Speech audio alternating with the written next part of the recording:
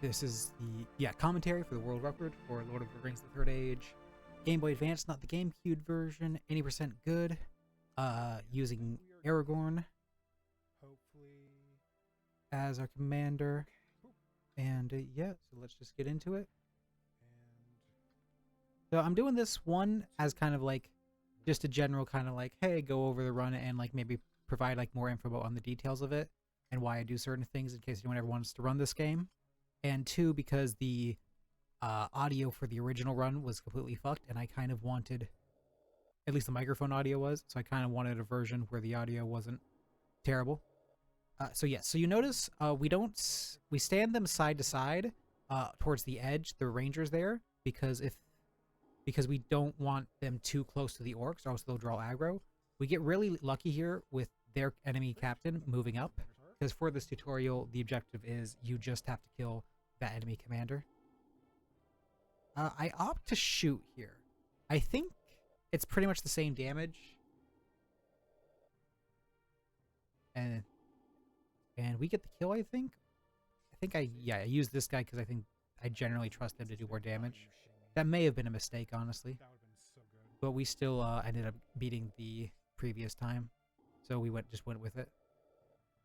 Got some really good movement rolls here, or command point rolls here. Alright, so this one, Mission from Rivendell. You have to reach the flag at the very end. And this is the only level we use Theoden because, like, and it's actually, like, with a purpose, not just because we're out of heroes. I don't think we end up using him anyways.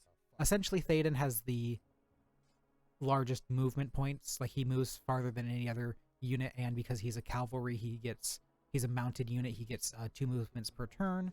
So we use him to get to the bridge the fastest. And we have the 2 blue guys on the side. And then the second objective for this level, and for the second and third level of this game, is get Aragorn as many points as possible. We used Legolas to shoot the middle to clear the way more for Theoden. Yes, because the entire pretty much main strategy of this run is abusing one of Aragorn's special abilities, which is the ability Curse of the Dead. So the way Curse of the Dead works is it deals a random amount of damage to a lot of people across the map. Let me see if I can actually pull up. I should probably have the specifics pulled up for that. Yes, so Curse of the Dead.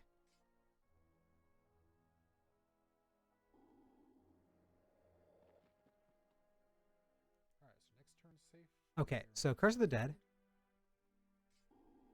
attacks 1 to 5 units on whatever Aragorn's flank is, and it's plus 1 unit per level. So, and there's the initial level, and then you get 2 more levels, which means it attacks 3 to 8. No, 3 to 7 units. There's no mention of the damage, but it deals decent damage. Because I think it can deal at least up to 5 points of damage, depending. And it's a random roll for each unit. So which means, at max rank, it has potential for about 35 points of damage across the entire flank. Which is a big deal, being able to deal 35 points of damage. Because most of the units in this game kind of are roughly around, like the basic units are around 10. Like, I don't think there's too many units that are in near the 30s. I think that's just the trolls. But yeah, you just rush Theoden up the middle. You use Legolas and the blue elves who are hit hard to give him coverage and to stun anyone in his way. This level, pretty much, main thing, you just want to kill him as quickly as possible, and you want to get Aragorn as much kills as possible.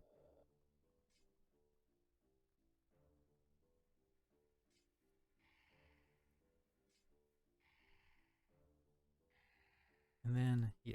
Let's go. See if I can find out.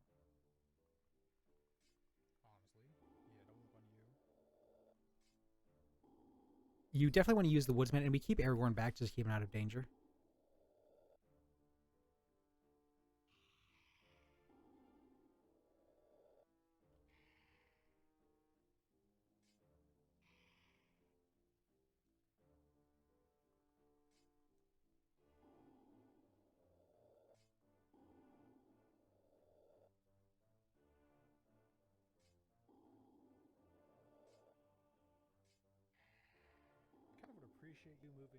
Okay, so it's 1 to 4.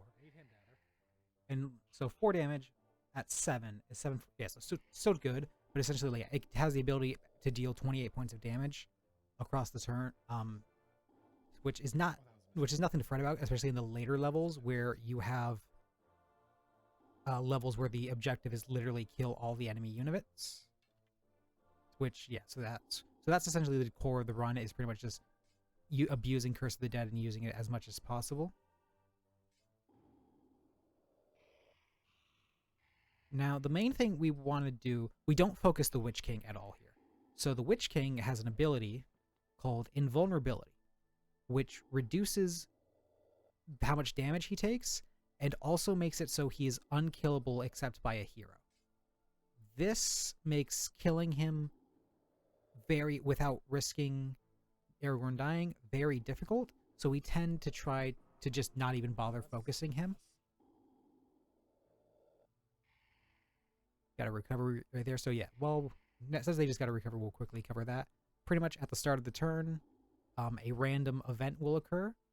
I think there's about 6 of them. There's free move, which is the most common one, where it's just you get an additional move on any flank.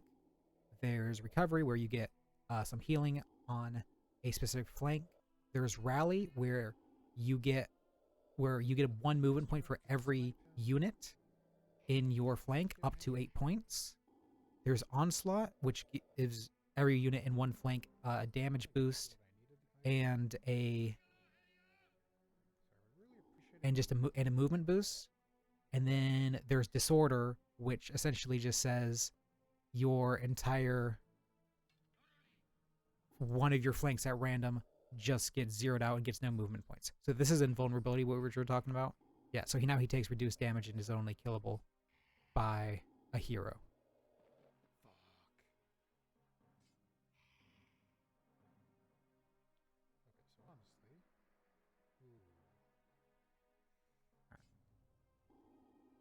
We're actually making... Yeah, this is a really good time.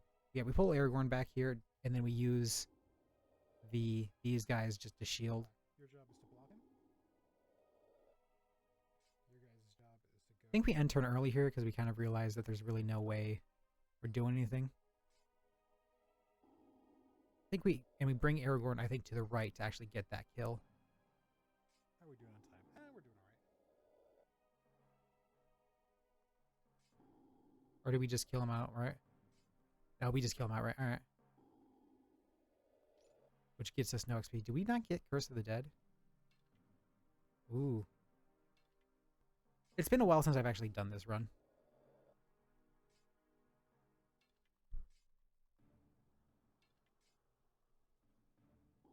Yeah, we're like not even attacking him because it's pointless.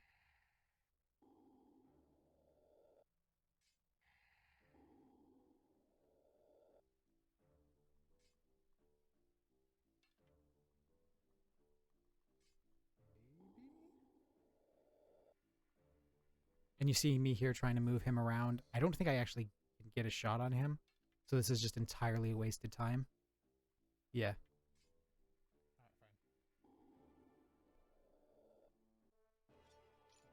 Do I don't think I get Curse of the Dead. Oh no, because that's right, it's only 20. So yeah, I do. Alright. Attack on Faragorn. Or Fangorn. We pick Legolas here. It's funny because since I've done this run, I kind of like have written down like and rerouted it a little bit, but I just haven't actually felt the need to actually redo it. Because I would actually use Eowyn here because I could use Curse of the Dead more. Because the mana or spirit point system in this game operates on each captain in your team has a certain amount of spirit points. Legolas has 11, and Aragorn at start has 8. So that's a total of 19, I believe.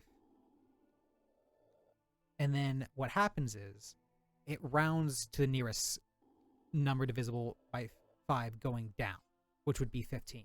And then it's divided by 5.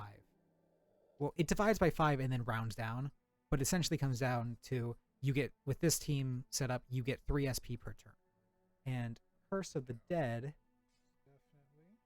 takes 7 to use, but you don't get any SP on your first turn. So we would take 3 turns. So we would be able to use it on turn 4. Is essentially the way that works. And yeah, the big thing for this level is pretty much your elves and the Ent are pretty much your best units. So pretty much just rush forward with them, rush forward with the Ent, and just apply pressure.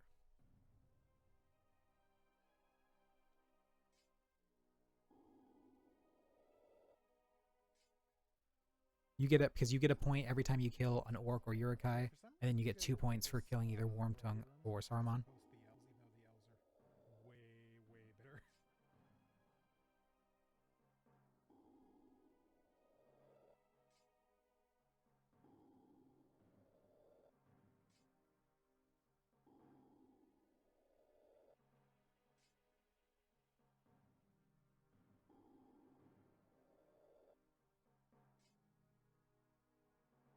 If I remember correctly, like Wormtongue behaves really weirdly on this map. He's like weirdly aggressive considering like how like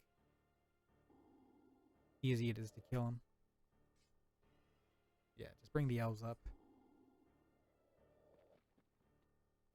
And as you can see, they're already doing numbers. And then, although, well, I do think Eowyn is better here. The fact that Legolas is probably one of the few characters that can actually out-damage Saruman at range also makes him a completely viable person to have over on that side of the map for this level.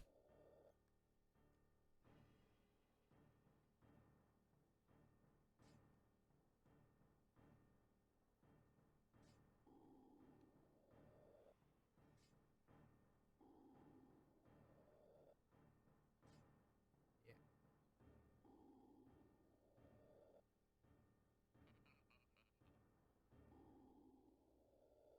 See Saruman moving because the units prioritize the captains and he's within range, which actually helps us out because it moves him to a more easier range to kill. We're only at turn 3, so we don't get Curse of the Dead yet. That goblin actually blocks me there.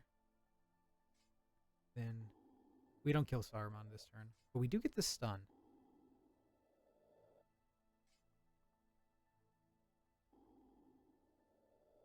Saruman's really weird. I feel like, because I don't think this is an ability he has, like when you play as him, and maybe I'm just like imagining things, but it really seems like he heals. If I remember correctly, he like almost heals.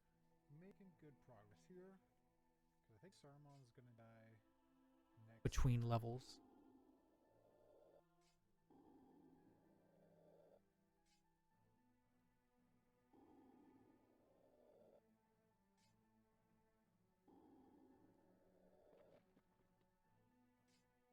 And they're marching a good move to the point where the orcs right to us.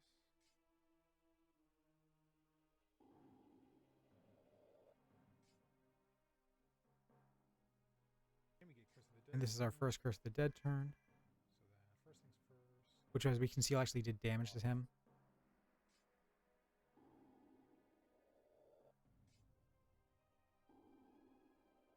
Probably should have tried to get that kill with Legolas to get him more XP. Yeah, we don't need you.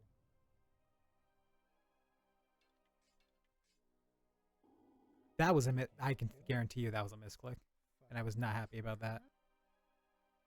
I remember that actually.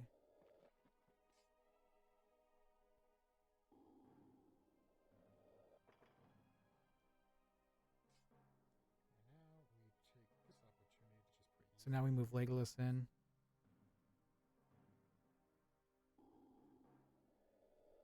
Yeah, and Wormtongue, as you can see, has moved up a lot, and I think he's about to move up even further. I don't know why he does this, but I kind of just feel like I just know he does this anytime I just don't attack, like try to aggressively attack him. So I kind of just let him do it because it just puts him in the range of the Ent. And then Legolas is saving the Ent from fire.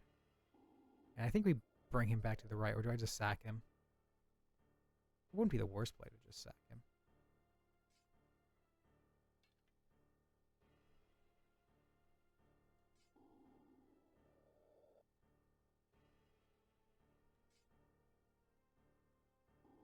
Yep, so I do that, so I can move the Ent.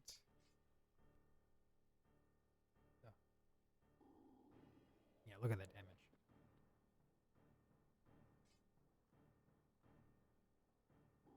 Do I get that kill? I do get that kill. And then I think I run you back, right? Oh, but I keep you in. That surprises me that I kept you actually in the flank. Yeah, there's nothing to do on the right flank right now. I could move another woodsman up. But I think Legolas might die here. Yeah, looking back at it, I definitely would have just moved him across the right flank.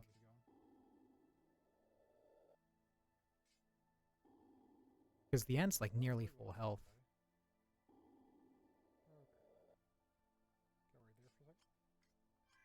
And so, yeah, so sometimes you get a chance to find an item anytime you get a kill. So I just got a kill there when I used Curse of the Dead.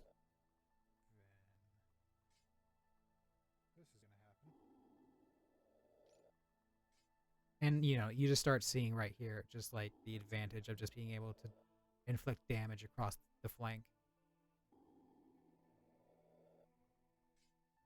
Alright, now I move him back. Now that Wormtongue's dead, I want to move him back.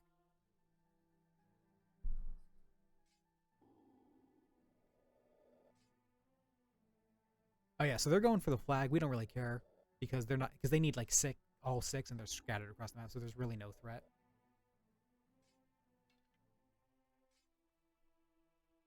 This is actually when I begin to move him over because now that both Wormtongue and Saruman are dead, pretty much essentially there's the amount of units in the middle flank is versus the left flank. You're more likely to be dealing more damage just across more units by going to the left flank with Curse of the Dead.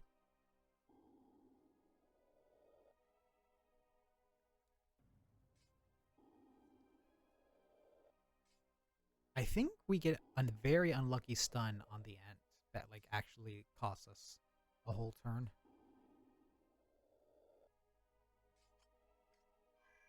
Yeah, so we could just kill that goblin there. I think, yeah, I get this kill here. Because I think I pop an Ent Water. Oh, no, I don't. Do I get this kill, though? Bro, I just missed that kill.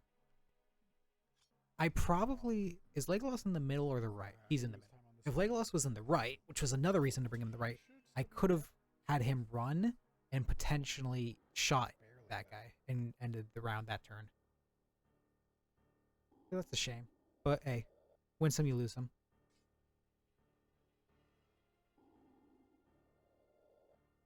And we literally just kill him because that's all we need to do to win. So, you know. Yeah, so I was trying to be consistent about splitting, not until I clicked on the next level. So I use Gimli and Legolas here. I would not use that combo today. I would have Legolas in the middle, and I would have Eowyn in the right. Yeah.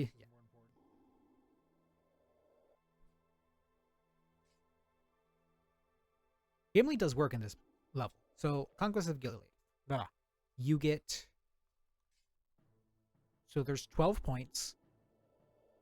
You get... No. It has to be 10. Hold on. Let me pull them up here.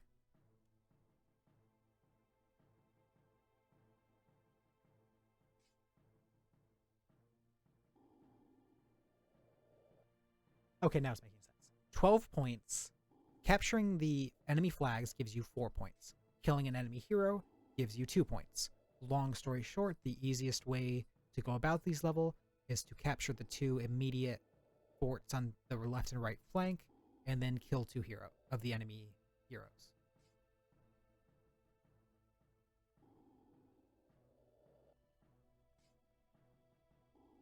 So pretty much we just have Gimli capture this. We have Legolas give them support with his because of his range in the middle, and then Aragorn gets the left, and then we run this knight up the middle to kill the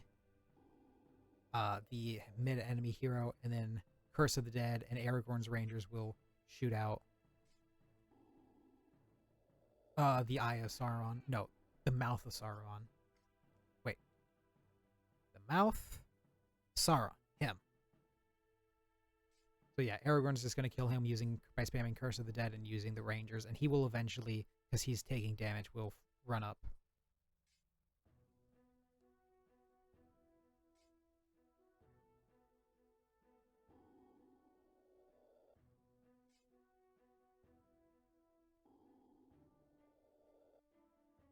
One thing is, you don't want to capture that fortress too quickly, because if you leave it uncaptured, the enemy will still act as if to defend it, which is why he runs up, because he's trying to defend his fortress. But if you had hypothetically already taken it before he moves up, he's like, that fortress has already been taken, it's lost, so I'm not going to move up. So we get our first Curse of the Dead.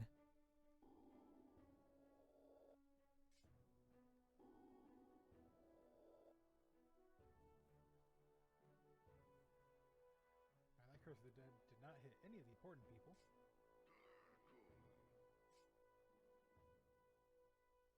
Yeah. The mounted soldiers got to deal with a lot of stuff. I'm pretty much going to intermittently refer to that, any like of the mounted knights, as either knights, mounted soldiers, horse riders. I'm just like, I don't really have a set name for them.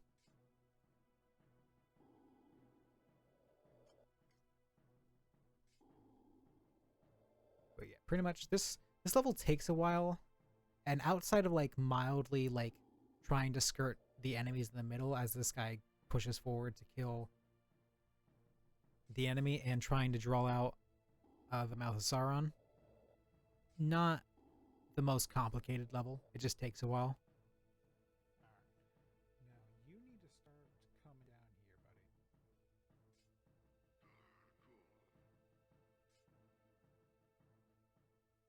I don't know why they're not targeting the horse. That's literally the first thing I do when I play evil on this map, is just kill that horse as quickly as possible.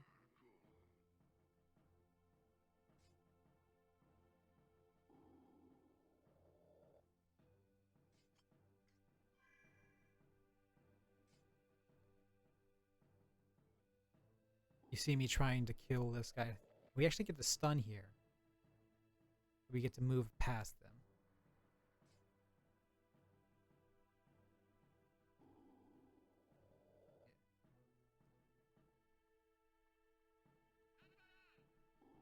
And I think I better be using one of the Rangers to, yeah, I do. Okay. That's what I should be using the Rangers for at that point. Alright. Yeah. And so now, yeah. For some reason, they don't target the horse. So now we pretty much have a clear route to their captain.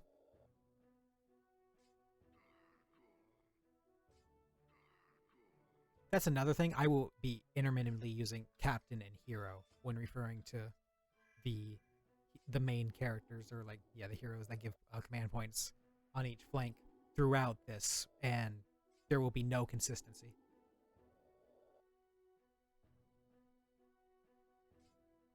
I frown on consistency.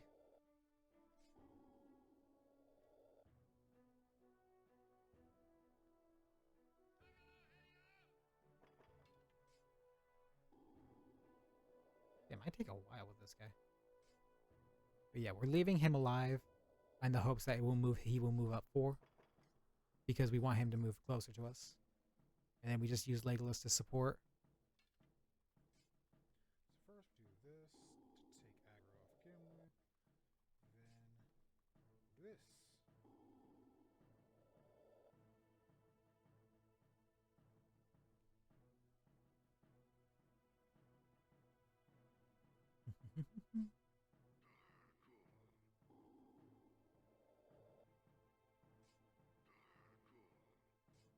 Yeah, these trolls are going to become a problem. But they are really weird. Depending on where your captain is, they will go around the long way. Over the top, as opposed to like down, like just all the way to the right. They'll go across and head toward the middle. Like, I'll see if I end up doing that right now.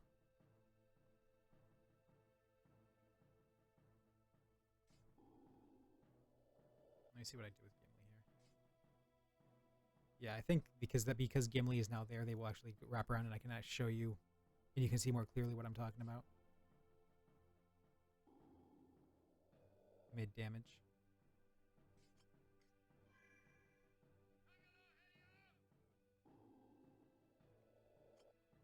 We get another item, and we just steal. And they will really just let you do this. Like that captain will not move because it will. I think it's because of the proximity to our, because the game prioritizes commanders.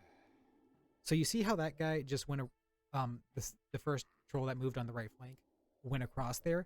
That's because I guess technically it's shorter steps to go around that way to reach Gimli. But really, all we want to do is keep them out of the base. Because if they're not in the base, we can capture it. So it's more beneficial to us for them to go around that way.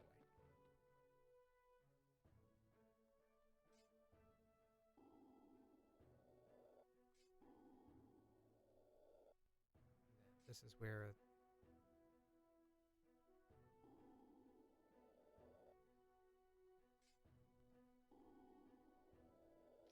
Yep. And this is pretty much where the level kind of starts coming together here. Because we've got both commanders are down below half health. We've captured one fort and the other fort's about to fall. So yeah, he's going that way, and because he considers that, but yeah, they're doing that same thing. I don't know what it does. I don't know why. Because Gimli's in the fort, so it doesn't even make sense that it's easier to get to Gimli at this point. But it seems to be related on if your commander is over on that, by that staircase right there, essentially, that they will go over there. I don't know why it is. It doesn't really make sense to me, but it's just something that they have consistently done and that I have been able to exploit. And then at this point, I think we just do a one-off because that's all we got. Oh, and we get the stun too, which is... Oh yeah, this is the part where I forget about the fucking horse about to kill the captain, which is fucking 10 out of 10 IQ. Oh my god. I might lose off that. And the game likes to, just bring me to the captain to remind me, dumbass, you could have killed him. Yeah, so like, I don't know what the fuck these idiots are doing right now. But I guarantee you, if you just had Gimli just over in the, like, all the way in that right, like, kind of in that narrow passage on the far right of the map, they 100% would just be running at him and killing him. Second things first. Yeah, this is I try to use ant water to win this turn, which does not work. You almost die. Finn, you die. So Legolas doesn't die. Fuck you. And do we use Curse the Dead? We do.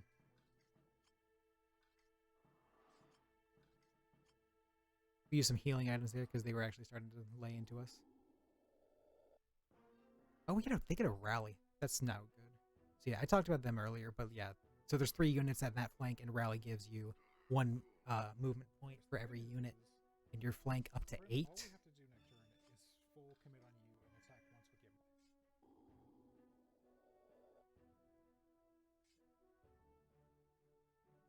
Still not. Yeah, still just leaving the horse alone.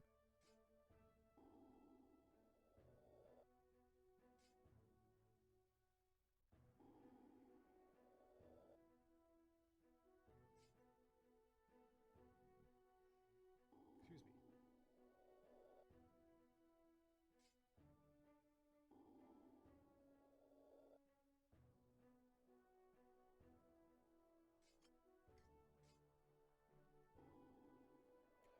I was like, yeah, I should have attacked with the ranger first to get Aragorn the kill. But at this point, it's literally just, yeah, kill him, and then we end the turn immediately because we've won the... Yep. We also get the upgrade, which is actually very important. Let's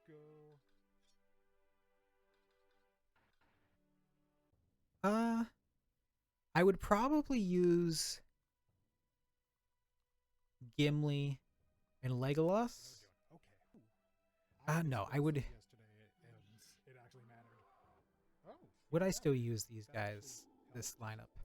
Pretty much the question always is, it's pretty much always comes down to, is it worth losing Eowyn? Is it worth losing Gimli or Legolas, who are better heroes, for Eowyn, who gives more mana?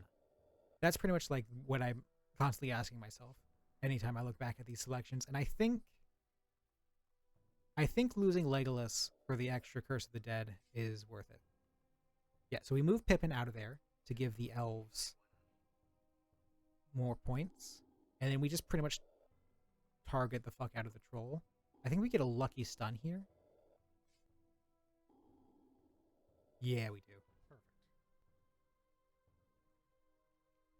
But so the way this map works, let me pull up the official.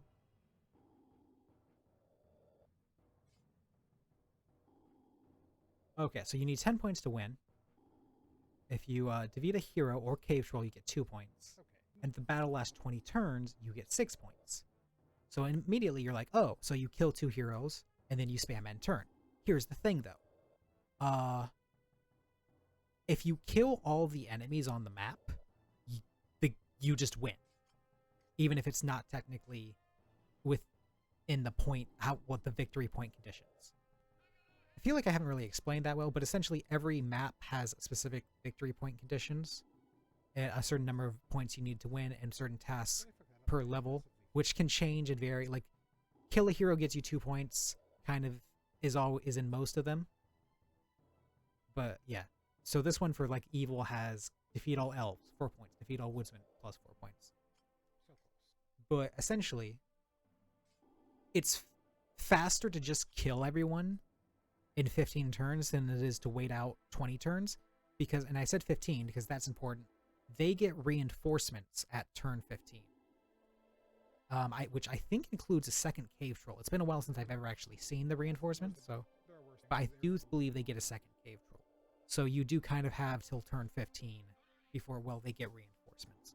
So you really just use your free move on the right to just deal damage. And meanwhile, yeah, like you're seeing Curse of the Dead right now, just like really just doing that mass damage, which when the objective of this map is, for us, is literally kill everyone. You know, Curse of the Dead really starts picking up, especially since we've upgraded it now. So it affects a minimum of 2 people and up to 6. And then we just push with the elves. The elves are, yeah. We don't really focus much on the right.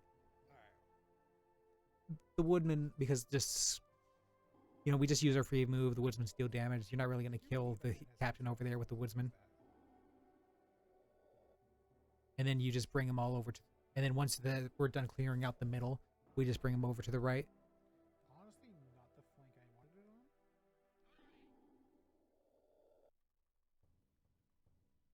It would actually be optimal if they could, like, die, but unfortunately, like, realistically, the enemy is so shit over there that they're not going to kill all the woodsmen, because if they killed the woodsmen, they would just start moving to the middle.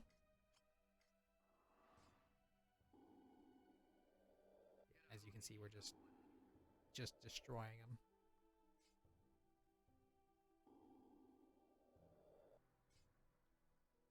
I'm fairly certain Gimli... Does Gimli die here? I want to say Gimli dies. Not here, but on this level. But then, no, there's no way I got Aim on Helm what I did without Gimli. Maybe I did, but if I did, he's got to fall back, like, right now.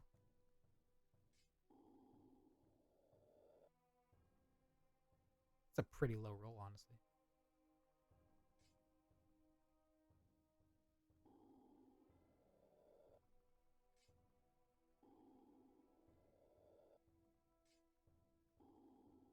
Yeah, and then I switch him.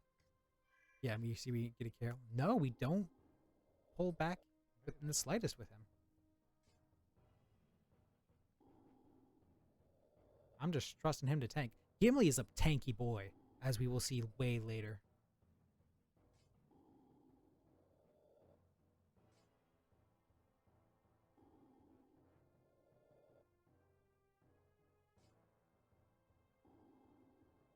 No, okay, no, we do lose Gimli. Okay, so I do Aim on Helm without Gimli. Yeah, you would definitely not want to lose Gimli here. And we get Unlucky Disorder.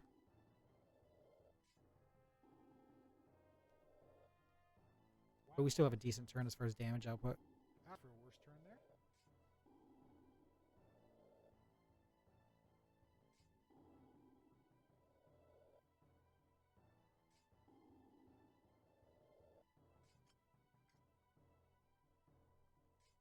Yeah, yeah, he dies this turn. We kill him now. Yep.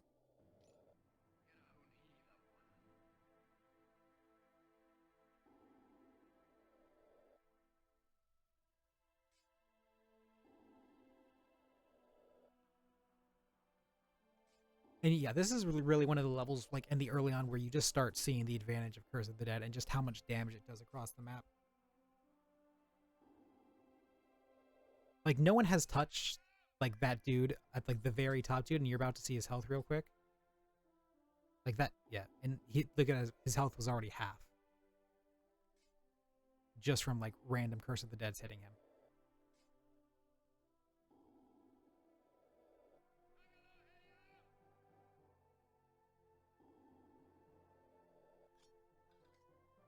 And now we're just transitioning, yeah, to go over there because we're... Really?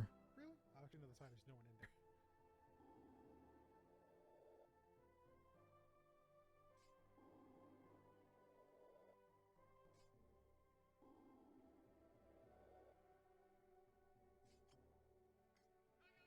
We used... That was actually... No, we don't... Because we didn't actually use Curse of the Dead. Yeah, that wall is annoying.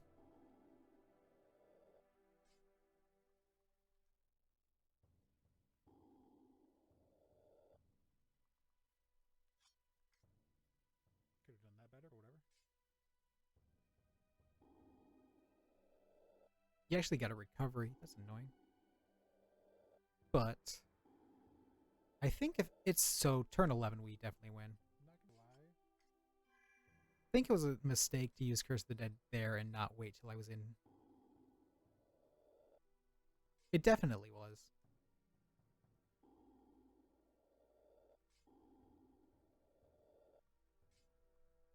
And then, yeah, that I was about to say, if I did that, I had to undo that. The fact we lost Gimli is actually kind of a big deal that I'm not 100% certain how to deal with.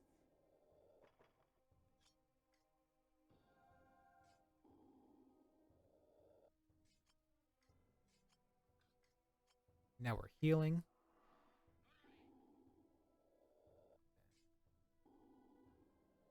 Perfect amount of health to make sure I get the credit. And then it's literally these... Oh, do we really... Yeah, so we waste a whole nother turn trying to kill that goblin.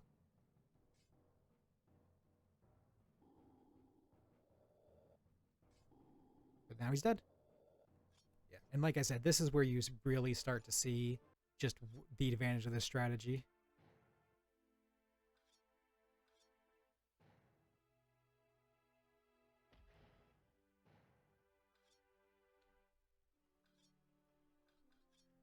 Okay. All right, so aim on hell. I'm gonna use you two. You get 4 heroes and 2 hobbits, which essentially, and because I was talking about earlier about the spirit points, how each hero gives out a certain amount of spirit points, you essentially, starting from turn 2 on, get to use Curse of the Dead every turn. And the requirements for this level, I believe it's 12? Just don't bullying that guy. Yeah, so you need 12 points, and defeating a hero is 2 points, standard, and defeating a Urukai is 1 point. So essentially, you need to kill 10 Urukai and the hero. And you're about to, and with Curse of the Dead, every single fucking turn, this becomes very, very easy.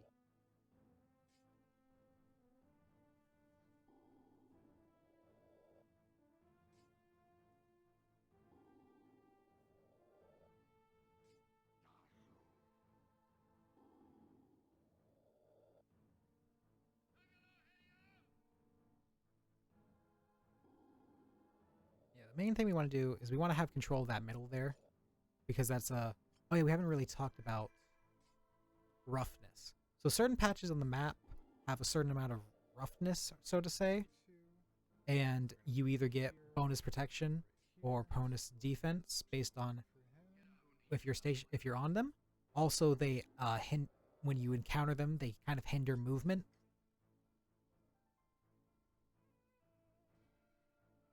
Now, normally, if he doesn't die, we would have Gimli where Boromir is. Boromir would still be on the map, but he would just be taking the place of Faramir. You actually stick pretty close to canon on this map. Yeah, and as you can see, yeah, we've already getting kills from just random Curse of the Deads, and they just start adding up so fast. And then you pretty much use the hobbits as kind of a screen for Legolas or just any other important characters.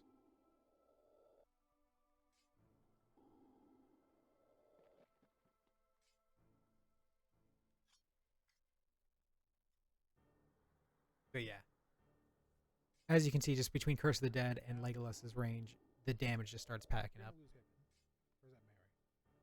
That's Mary. Excuse me.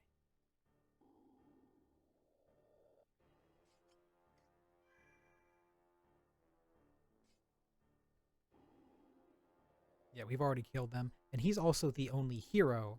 So now their command points are completely random, and are usually only one or two.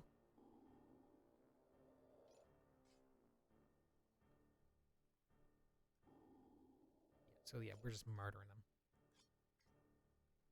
So you're about to see their command points are about to be 100 because they don't have a commander. And then the hobbits run screen for us. Curse the Dead every turn. And now at this point, they're just so fucked that we can just actually pressure them. Did we lose a hobbit? No, we did.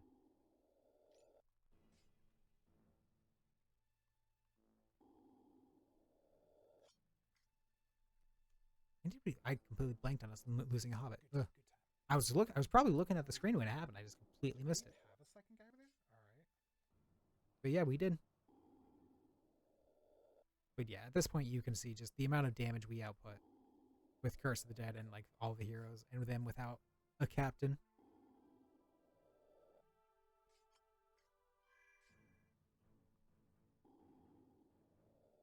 That's actually the fact that was a kill is very nice.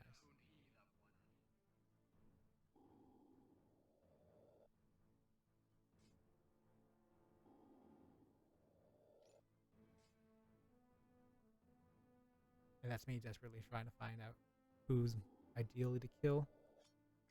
But yeah. Alright, next turn. Yeah, we won't lose any time on this split. We'll gain some.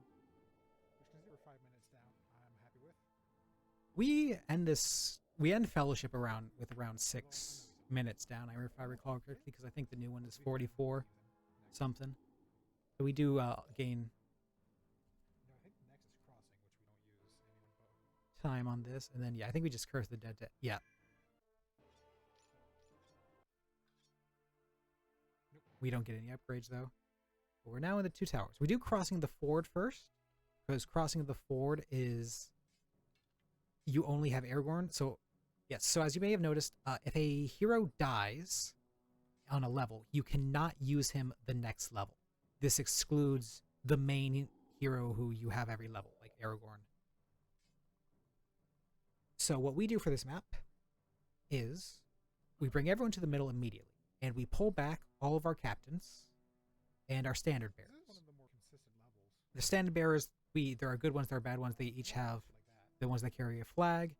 They give 1 command point per flank they're on, and you just pull back all of your heroes, and then you use all of your command points on your cavalry, who pretty much bum rush down the middle of this map. Because this map, the objective is you want to get to that flag you just saw right there.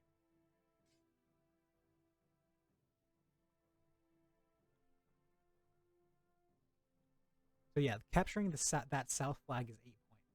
So you essentially want to kill one of the enemy heroes and capture that south flag. Thankfully, there is an enemy hero on the way there. So you pretty much just run down your cavalry and kill him.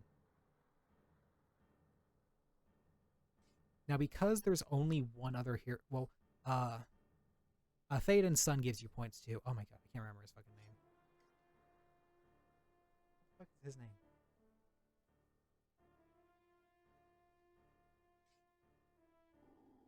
Oh, probably should have pulled you back more. Theodred. Yes, so Theodred does give you some spirit points to use Curse of the Dead, but really, but it turns out to just pretty much be, you get 2 SP per turn, you take 7, you don't get any on the first turn, so you don't really get to start using Curse of the Dead until about turn 5. And we're on turn 3 right now. So as you can see, at this point, we're just trying to open up so we can get the cavalry through. And there's the enemy hero we want to go kill.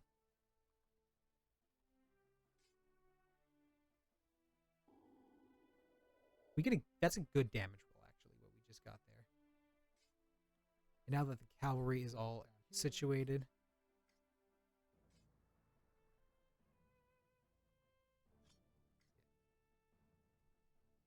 so yeah, so now we have 2 standard bearers, Aragorn and Theodred, all in the middle, which means we get a ton of command points. Except you die right now. Which, to be fair, is part of the strategy. We have...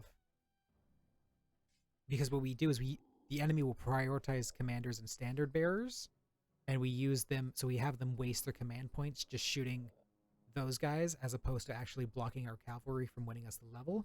Although preferably, we would have them do that on the standard bearers, and we would not have them be taking out Theodred, who actually gives us spirit points. And as you can see here, so I made the choice to go for the Berserker there, because the idea was if I killed the Berserker, then I would be able to move farther up in the map. But but that did not work. So now I just end up fucking investing like 3 fucking... Jesus. I could have still killed him. But yeah, I just invested a lot. That whole turn was kind of a wash. They only have like 6 or 7 health too. So it's like, it's legitimately possible for the riders to kill them in one shot. But as you can see, they're targeting the standard bearer now. So yeah. So Theodred's loss is kind of like acceptable because, you know, that's his job, is to draw fire and have them waste their command points. But we definitely would prefer to lose the standard bearers before him.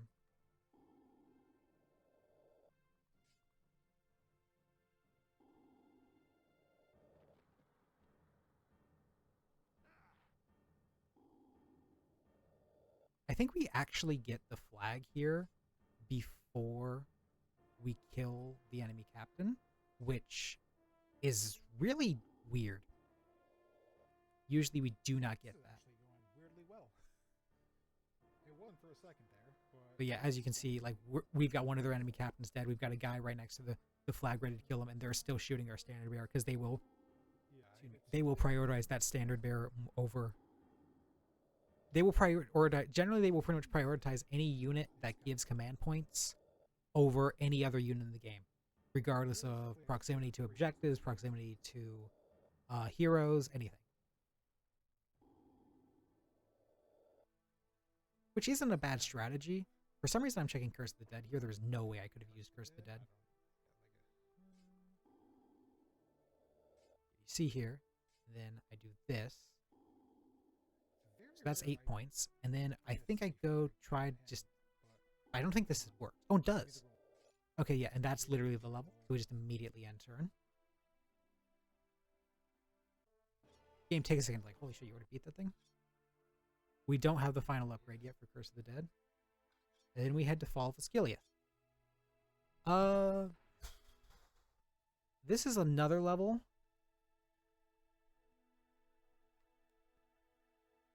That I think, with the benefit of hindsight, I would probably have Eowyn in I would have Eowyn in Gimli's spot. definitely for this level. which is a mild problem, but I think The way this level works is it's 12 points, and you get 1 point every time you beat an enemy unit that is not a hero, so just one of the basic orcs, and you get 2 points every time you kill a hero. So essentially, you just go kill crazy. And with Curse of the Dead, this kind of comes real easy.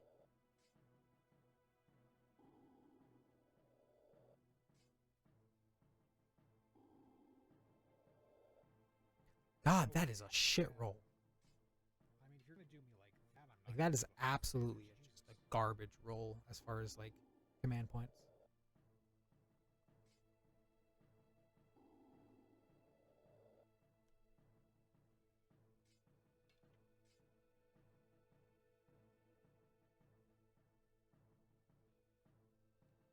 Yeah, we just put a soldier on each of the flags over there just to delay them, because that's what they're trying to do, is just capture the flags.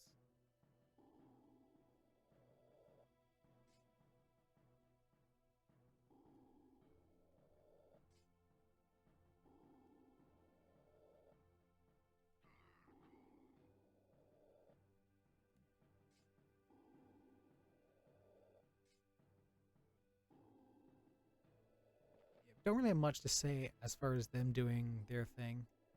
Oh god, that was such a bad roll. Do we get those all mapped? No, there's no way. Oh, Jesus Christ. Yeah, so you'll see me targeting just the normal orcs as opposed to like the standard bears or the captains, just because they're so light. I think that was a mistake there, because what I should have done is I should have had Legolas shoot over in the left flank and actually kill that guy.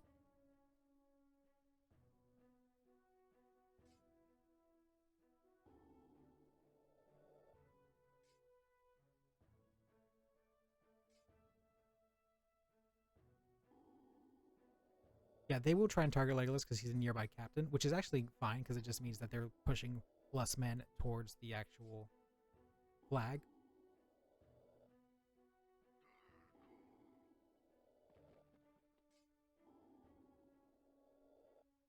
Okay, finally a fucking decent roll. Decent one. Yeah, that's what I should have done last turn.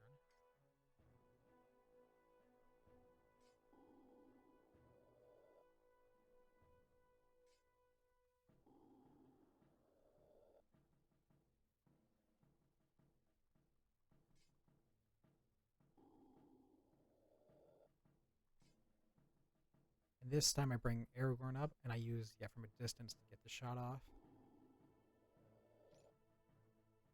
I forgot Curse of I the Dead. may have had, I don't think I had Curse of the Dead, but I definitely will this turn.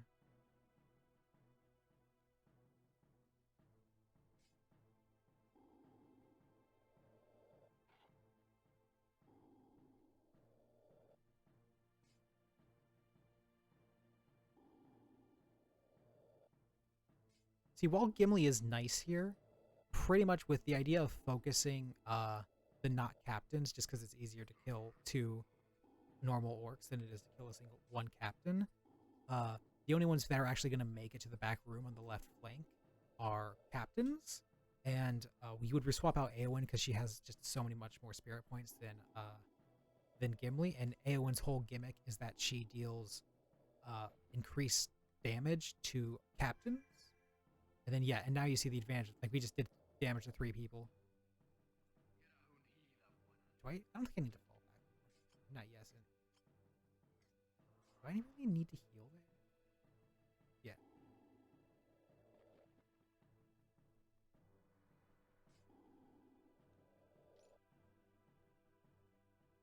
And you see now how we use Legolas to support the left flank more than anything, and that's actually great. That literally alone makes up for the 2 bad rolls I had starting off. You'll love to see it. Oh, I forgot.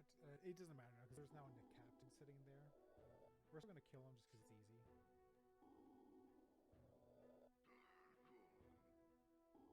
They're like, oh yeah, that guy's alive.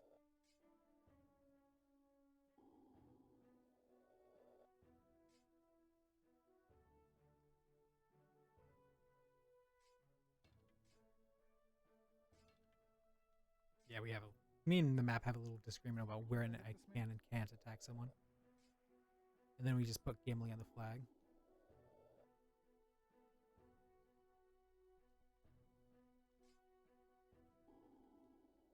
And this is when things really just start going our way here. Because I think I use Curse of the Dead again here. Which really just starts bringing the damage.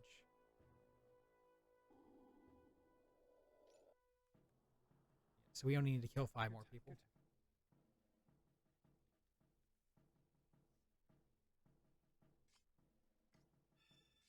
That's less good.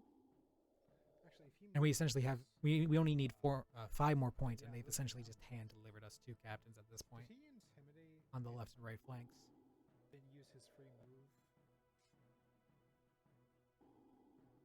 We should, if I don't, I definitely should be healing Legolas this turn, just because he's finally taken enough damage. Oh boy.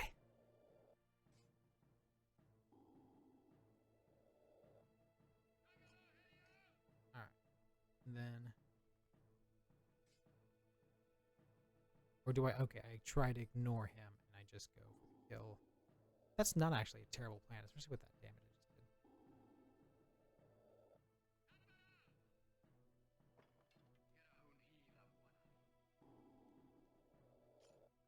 Okay, and I immediately healed. Yep.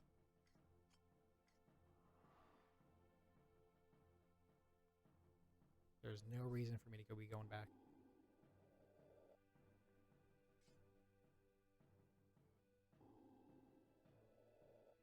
And we get a Curse of the Dead the next turn. Just going to start doing an extremely lot of... Yeah, so at this point, what do I do at this point? Actually, with him right there, I probably just target... I don't think I kill Gothmog here. No, I don't think I ever kill Gothmog.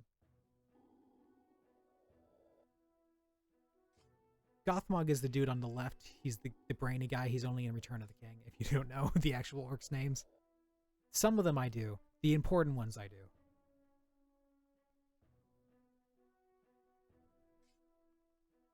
No, yeah, I just stick to... Yep. Which means I probably... Yeah, I definitely don't win this turn. I just keep him there as a brick.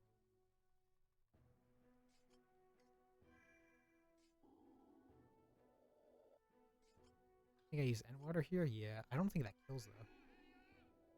Oh no, it does. Goddamn. Alright, we win next turn. Did we lose time here? If we were 7, 50, it's close if we do. If we don't, it's very close.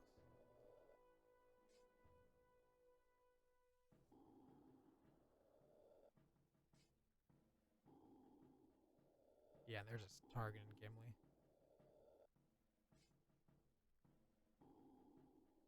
Oh, but that can... Oh, no, never mind. I was about to say him staying alive is really good, and then he's just immediately going to die to him.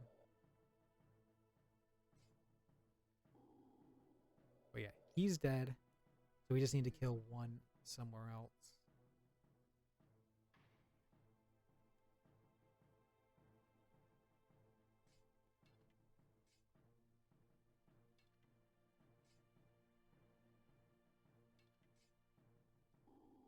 Oh yeah, which literally, yep. And there we go. Done. And then we get, I think we get, yeah, we do. We get Curse level 3. And we get extra damage buff on Gimli. And we get a range buff? Yep.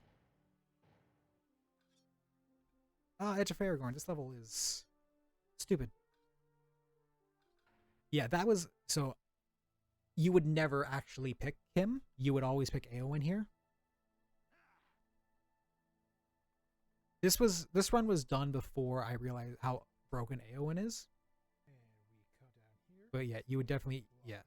I don't think I think she makes 1 appearance in this whole level. Oh, that was really I mean, this whole run. Alright, so you need 15 points to win. Every time we kill an evil unit, we get 1 point. So long story short, we have mostly cavalry, we have Curse of the Dead. Pretty much the gist of it is we bring long term, we bring all the heroes in the middle, we just use our cavalry numbers, we just kill everyone, swarm with Curse of the Dead. Now, that's our win objectives. There's also our lose conditions. Fucking killing the hobbits gives them 5 points. So we need to keep the hobbits alive. Which, once you get to turn, if you can keep the hobbits alive to turn 3, you're kind of alright.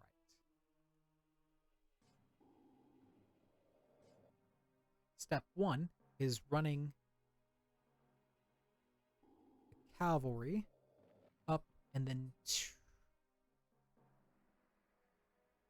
we bring him up here because we're hoping his presence as another captain will hopefully draw some amount of fire, and then we bring him over here to body block to prevent people from moving up to be closer to them. Now, if we lose one, it's all right, but if we lose both, things start getting real sweaty.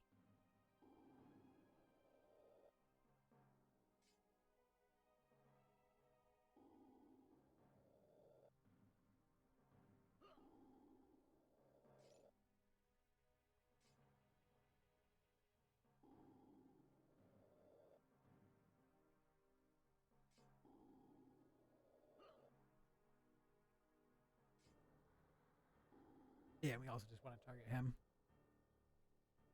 And then, boom. It might be better to bring him to the rough, honestly.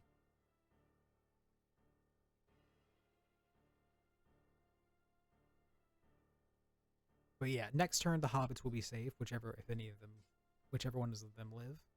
And then once the hobbits are kind of safely stashed away, it's like I pretty much said, you just merge all the captains in the middle, you rush them down, and then you just rush the cavalry down and spam Curse of the Dead, and pretty much the cavalry units do so much damage, and Curse of the Dead is sprinkling damage everywhere, that you just really quickly just rip through the whole of their forces. But yeah.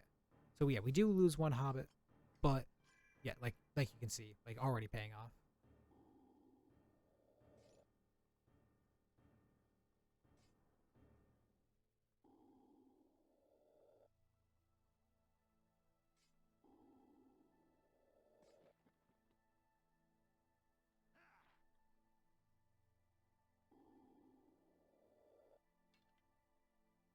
And then yeah, so yeah, he's all the way over there on rough. And then we move this guy into the middle so that we can use more command points where we have more cavalry. We do have like some scattered cavalry in the left, but like, I don't really care for him. Don't really need him. It's a flank I don't have to worry about pretty much.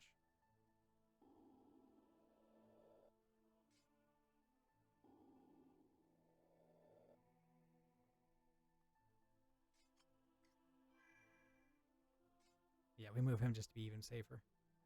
Then this is where, yeah, you just saw that dude's health.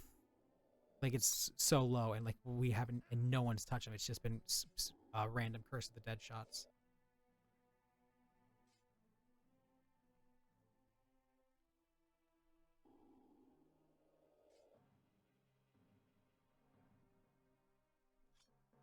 Yeah, the second I see that was a left flank, I just immediately end turn.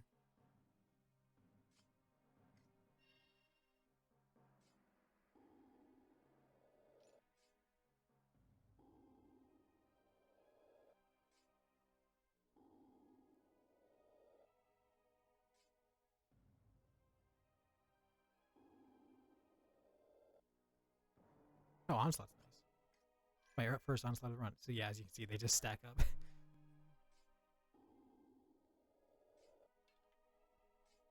I don't think we kill him this turn, though. Yeah, he's a fucking tanky dude.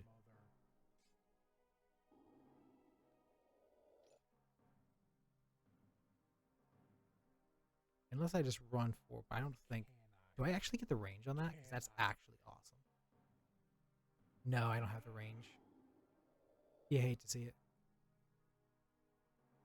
It's too good. But yeah, that was the first onslaught I think we got, at least one that was relevant. What's this guy doing? But yeah, as you can see, it boosts our damage up and it increases our movement. Oh no, they're moving. Okay. Drag right hand. Yep. Perfect.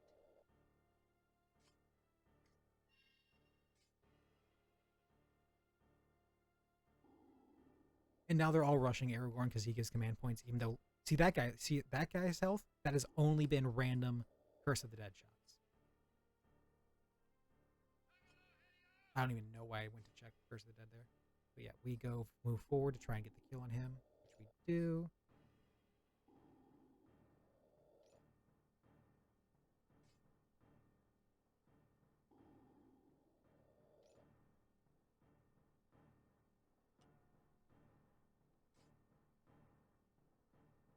And now we're targeting their other commander.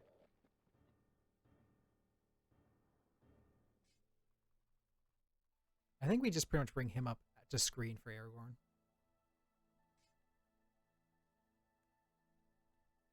How are we doing? We're good.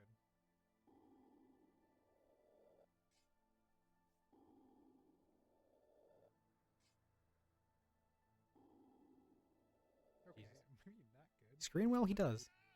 Yeah, see, just dropping. Just dropping.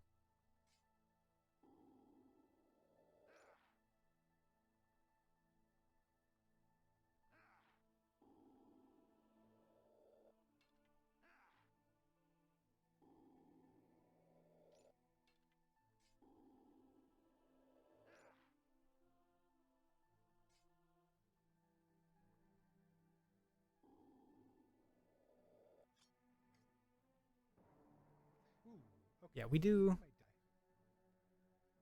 We do lose Aomir here, but we don't really need him. Like I was saying, like Next turn, though. realistically, like you would never actually use him. You would just use Aowen, I'm and it was a fine mistake. if it takes Or do they target? Oh, I was about to say like it was not out of the question for them to target. Yeah. So if they had killed both hobbits, we would have just lost there. But they only killed one.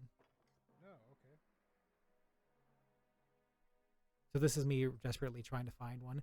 Looking back, I now realize the dude in the left flank has like no health, but and I could have definitely done that with only 2 actions. But oh well. But check the upgrade. See, there's nothing worth upgrading.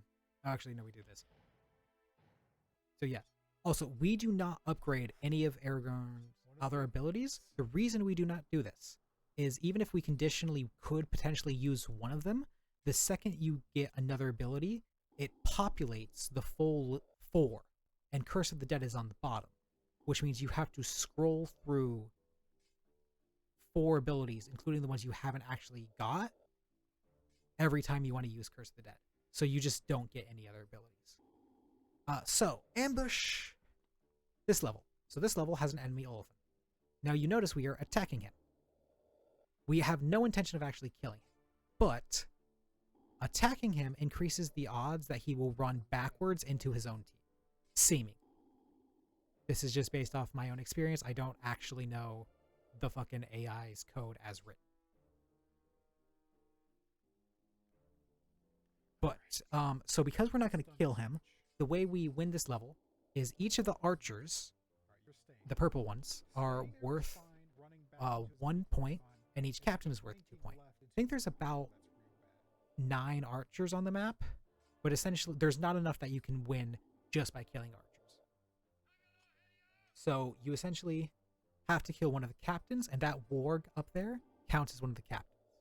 So you pretty much just lay into him with everything you got, and like use pop shots at the Oliphant with the hope that they will run back. Now, one of the reasons you want the Oliphant to run back is because anytime he tramples someone or comes into contact while moving, he stuns them. And if he runs you against the outside of the map and you can't move, he just automatically kills you. And it is possible, I don't believe I do it in this, but it is 100% possible to get him to trample that warg captain and force him outside the map, which automatically kills him. And he will do it before you would kill him, just by using your captains up there. Also, every time they kill a Gondorian soldier, that's a point for them. So this is actually like one of the more sweaty maps because it. All right, see, Taking this. that's what I'm talking about. This. Doing damage to his own people, stunning his own people. You'll love to see it. Yeah, and as you can see, so that guy couldn't move anywhere, so he just killed one of his own units for us, which is fantastic. Okay, so where to begin? You kind of don't have anything.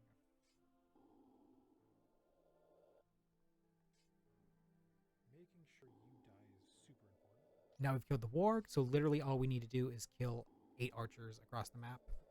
And we've already gotten a few down.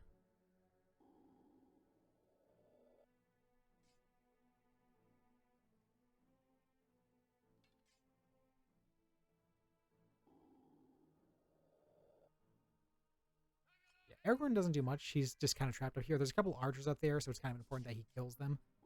But for the most part, it's just kill them whenever however quickly as he can, and then just try and snipe. Alright, where is the elephant? That is once again good. I'm liking that movement.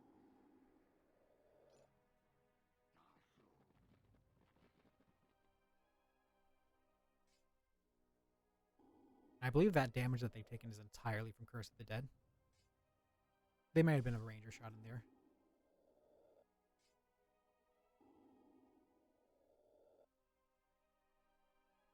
We're actually going to take you.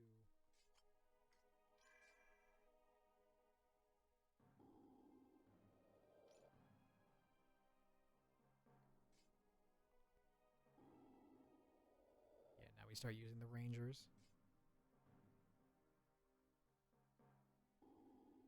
That was not intentional, obvious. I think it was pretty obvious that I wanted to do the one on the other flank.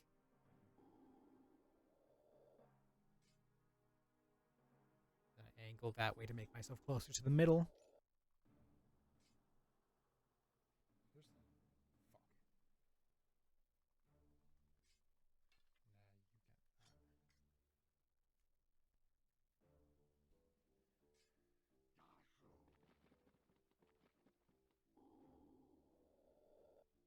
The fact that that didn't stun that captain is actually a big deal.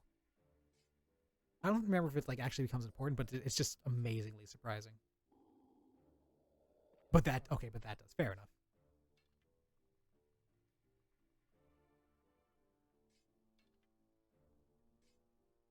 This is where I start getting sweaty because I kind of realize that like where my people aren't positioned, at least in the middle flank, isn't actually optimal to actually reaching them. But then I just start murdering people, and then I remember I have one more here.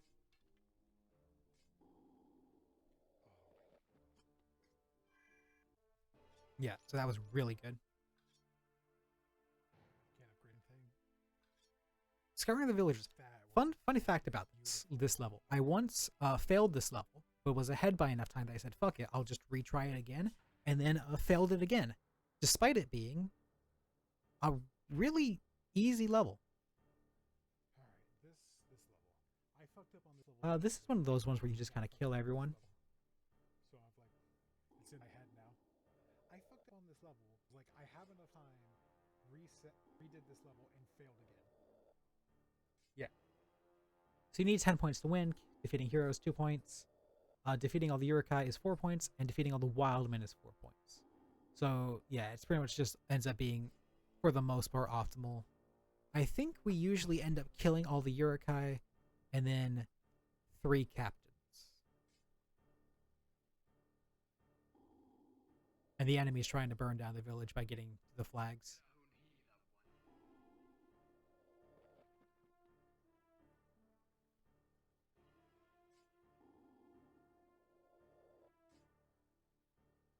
Yeah, as you can see, I think.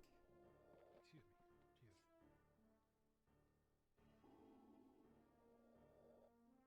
I think what I do for this level is I keep Aragorn in the right, and I just mass Curse of the Dead all the Wildmen. I know at one point I was doing that, and I know that is not what you want to do.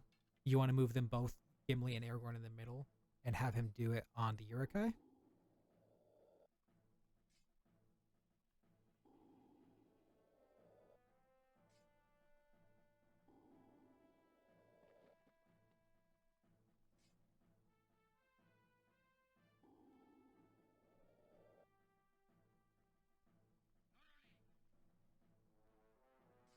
Okay, no, I do move him over here. Good. At one point, I was doing that, and it was not. That is not what you want to do on this map.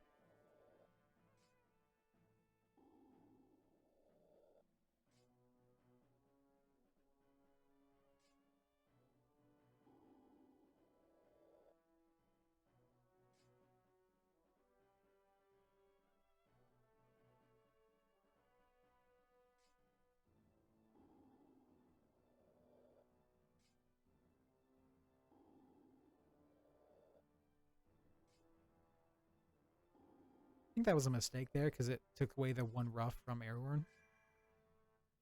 So I have to use that one, which I can't shoot certain people from.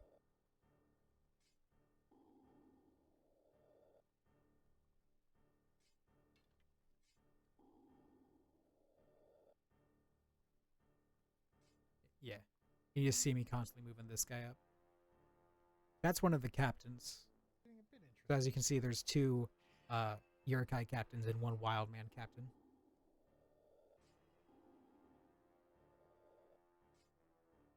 Who counts separately from the kill all Wildman, kill all Urukai thing. Yeah, dude, I just did so much damage there.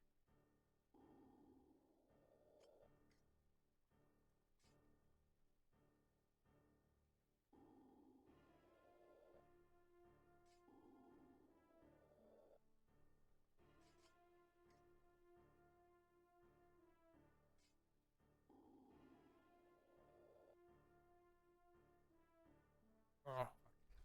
That'll just force me ways to move because it's technically a captain being attacked. I feel like you should have more health loss after Curse of the Dead. You know, what do I know?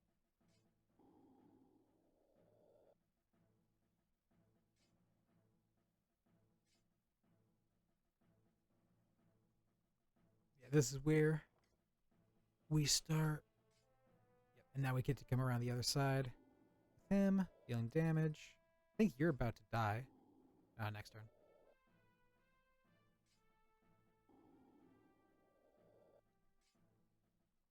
Do I? I don't think I have. No, I decide not to because I don't have any healing. No, okay.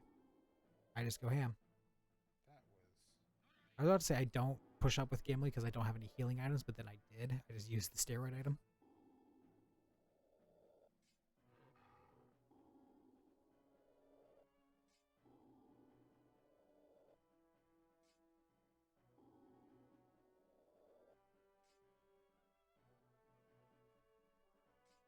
He dies. Curse happens. Oh, we just killed someone. Yeah, at that point I go, oh, there's only 4 people in my flank.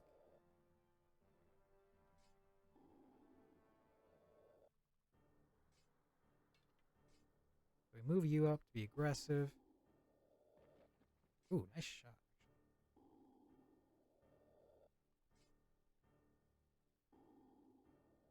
Yeah, and as you can see, it's just kind of all coming together here.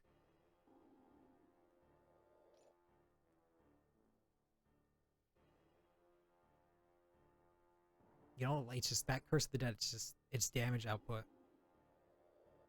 It kind of really can't be beat. Did we lose? That was an insanely lucky low roll on our part. An amazingly bad roll. That was probably a mistake to curse there. We were probably just better waiting until we get to the other flank, just because he was the only unit in the on the team. I mean, on that flank.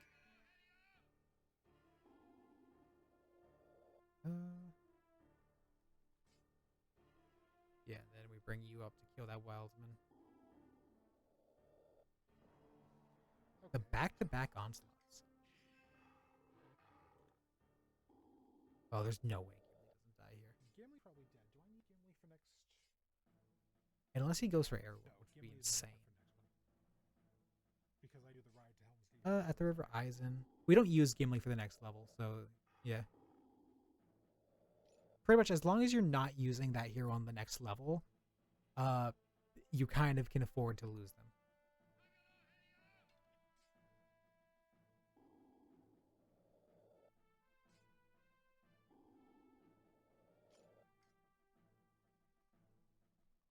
And this is me just trying to hunt him down.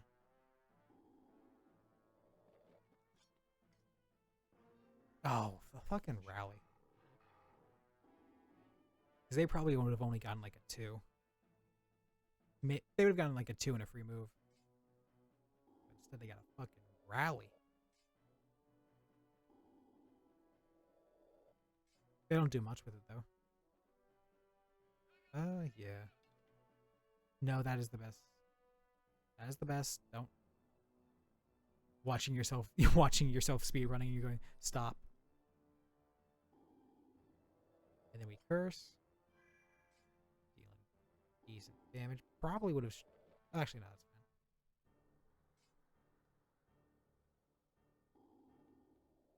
Dude. Why would I? Yeah, I was about to say, why the fuck would I end turn? I have a guy right there. Suboptimal.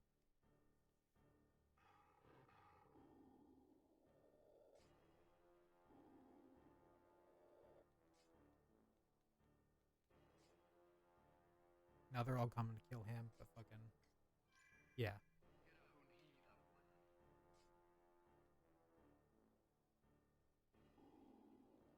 Dude.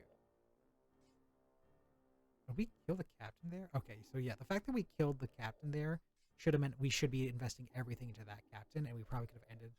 Yeah, Legolas should have 100% shot him because Curse of the Dead killed their captain, and if we had, we would have literally won. Just literally, yep. Target him, and we win. We literally just won. Thank you. Yep. We also should have killed him with Aragorn for the upgrades.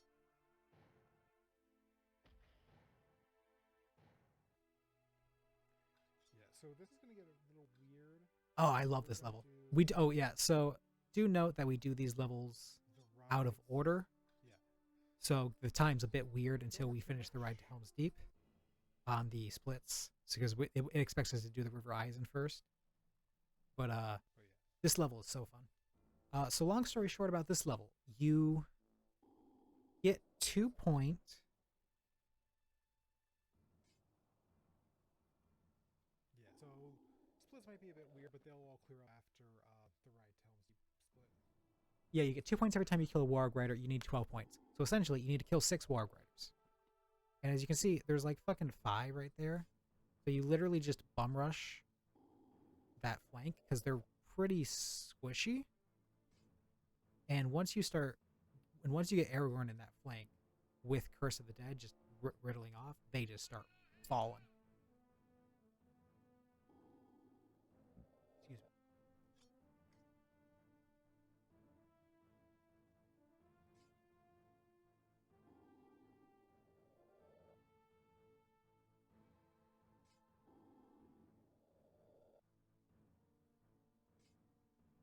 Kind of underestimated just how much damage Boromir was to take there.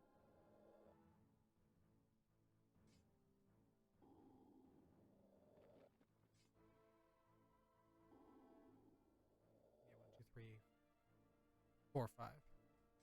So you just need to kill 1 more when they come in, because they will spawn at the north and south of the map. After a couple turns, they get reinforcements, and you just got to kill 1 Warg from the reinforcements. Yeah, literally. Those guys come way quicker than I remember.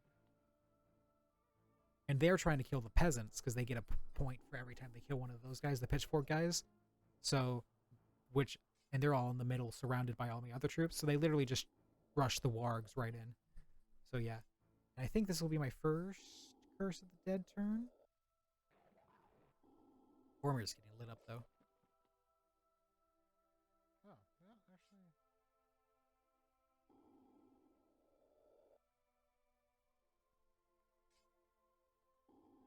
Yeah.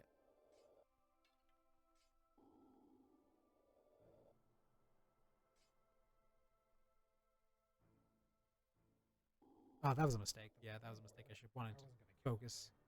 But yeah. Yep. And one of them's dead already.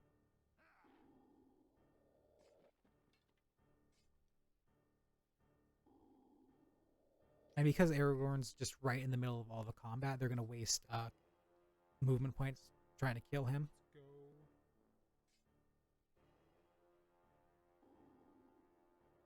Even though Boromir is going to be way more, is probably dead.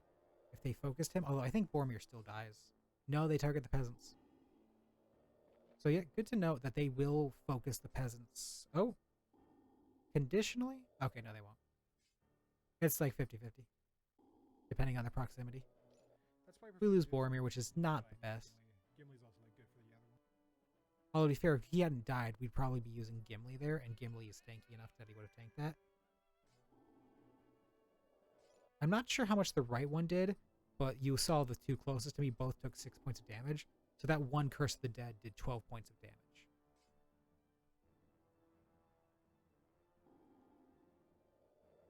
And then we kill literally the one warg we need in the middle, which means we only need to kill the remaining two on the right, and then we win. Which are easy for over there.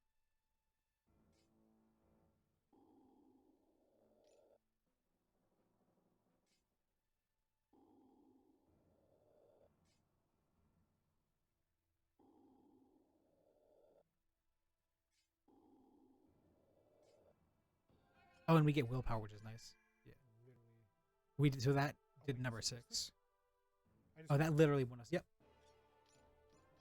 That's huge. Yeah. So yeah, like I mentioned, the split's fucked up here because I did them out of order. But you'll see. Okay, River Eisen, we use... This is another one where we would 100% be using Eowyn over Gimli. So this one's a lot of fun. Long story short, Huge. the Ents need to make it to the dam.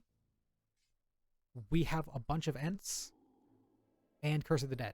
So we literally just rush up the mid and just destroy them all.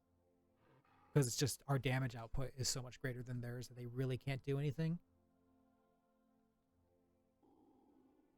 I wonder if that came across in the mic.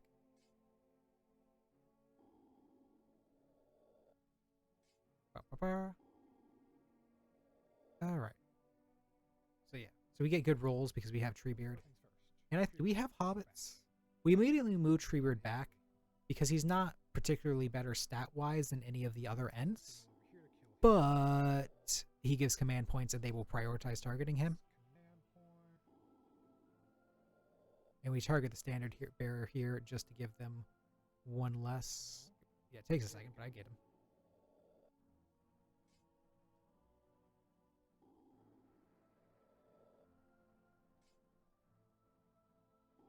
Yeah, we literally just, like, we just charge.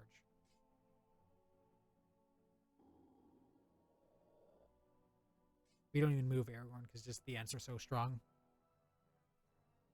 So strong.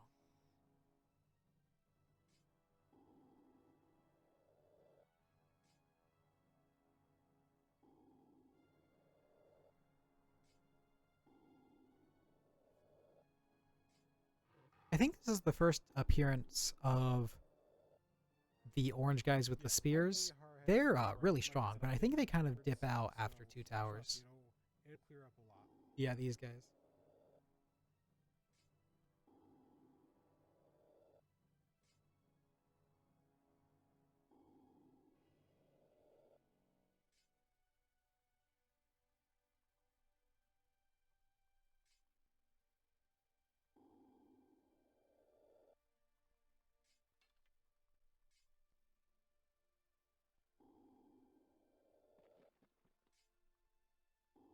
As you can see, we're just steamrolling up right up the mid.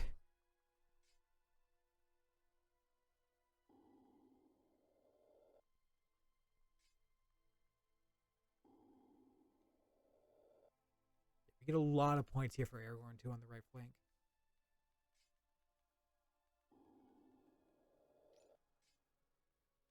And as long as you keep the heroes back, long story short, them killing 10 Ents with the amount of command points that you're going to be giving out just really isn't going to be happening.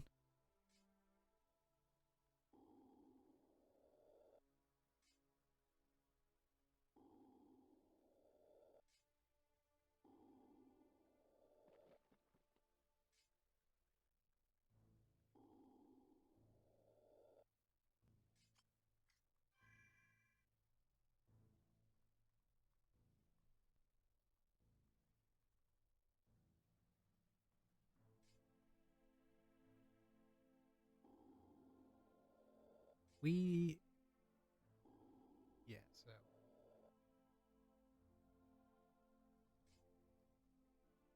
You know what? Yeah, I was about to say, like, probably not the best shop. Might as well.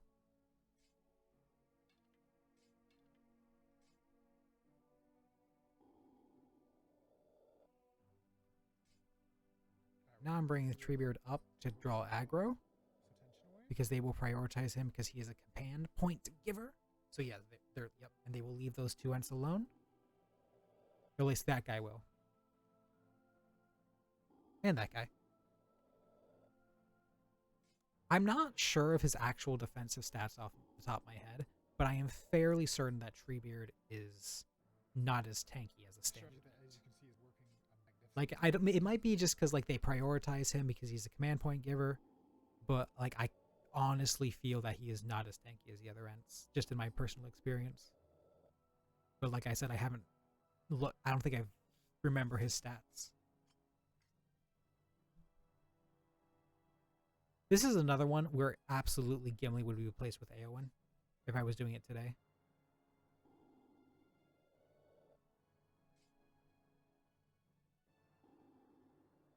And we just got our boys marching right up the middle, and then we run away with you.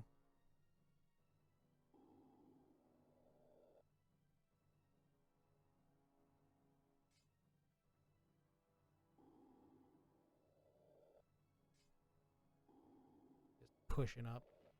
We don't even get to use Curse of the Dead much just because it takes so long before we get him rolling. And we're already just destroying.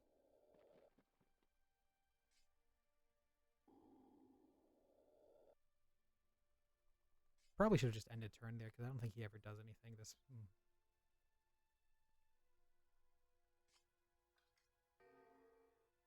Hate this ability. Terror, pretty much none of your units can move. I think it's like, it reduces your ability to move by a certain amount of range, so like high movement ones can actually still move, but it's like so reductive.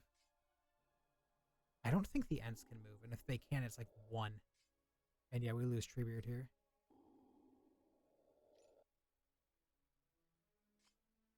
Yep, and then they do it again.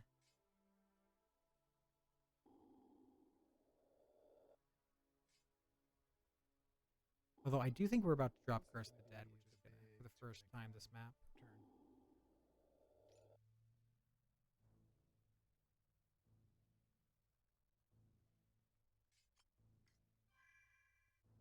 Yeah, and we get a kill from that too. Alright, so now. And we have 2 guys in the middle too.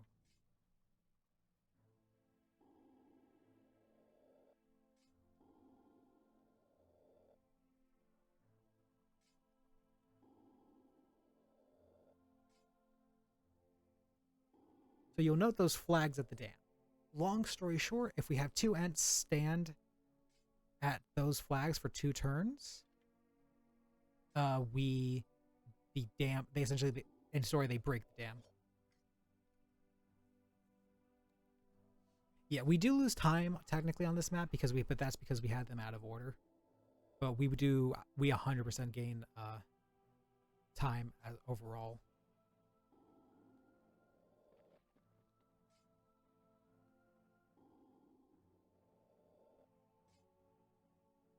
See, this guy is like, oh shit, they're about to win the. They're going all the way down for everyone. Meanwhile, we've got guys already pretty much almost winning the level. And that dude, all that damage is just from Curse of the Dead too. So, okay, so we've Curse of the Dead at least twice then.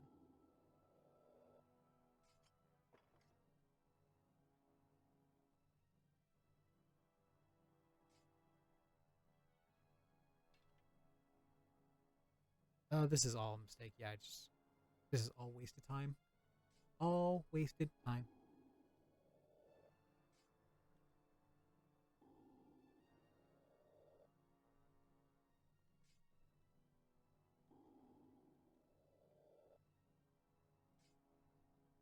This is one of those maps where it's like just killing everyone is kind of more optimal than actually doing the objectives. Oh wow, that was a great damage roll there. I was about to say I probably should have attacked the Yurikai right there just to kill him, but honestly, but then we actually rolled the kill.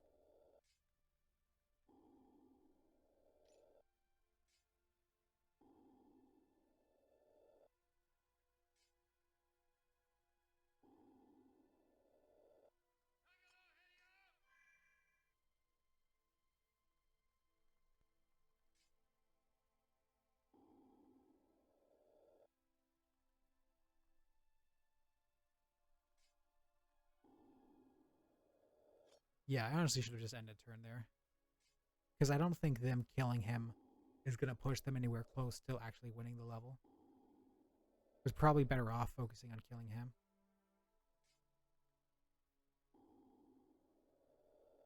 Yeah, no, we want to kill just that guy. Boom. Now we need to end. Thank you. Come on. I'm actually. Watching myself going, stop moving suboptimally. Oh my god.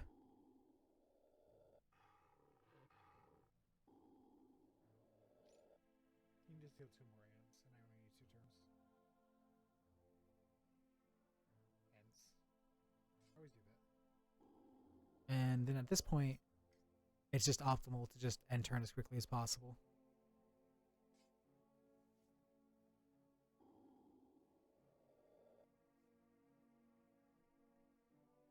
And then Isengard's usually pretty quick too.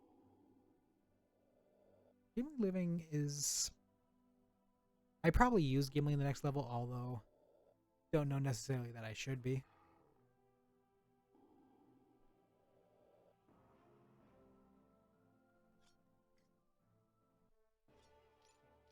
Alright. And ooh, yes. We get the big sword. Fall of Isengard. This is 100% AO1 level.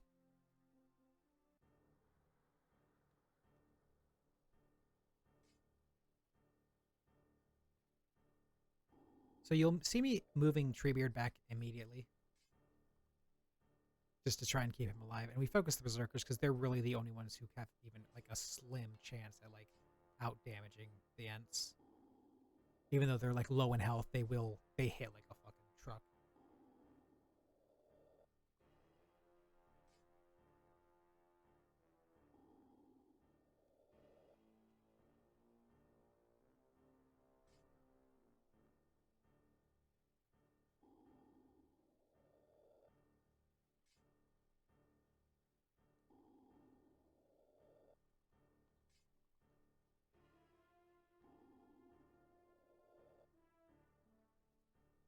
But you'll notice those flags in the back of the map. Let me pull it up here. I'm not. 10 points to win. An Ent reaching one of those flags is 2 points. Awesome, I can burst next turn. And then defeating a hero is 2 points. So leave him. So we essentially need to kill 4 heroes and reach 1 flag, which is I think what we end up doing. Which is actually way easier than you'd think it'd be, because I think Saruman will run forward aggressively to get in range of the Ents. Yep. Yeah. Well, in range for him to hit them, which also conversely puts him in range. And then there's 2 heroes on this right flank here. There's Wormtongue, and then there's one. I think there's Ugluk over here. Is there an Ugluk over here? Yeah, there's an Ugluk over here. So yeah, so we can just kill those guys with the Ents, and Saruman gets into our range, and then it's just pretty much killing the one hero in the mid.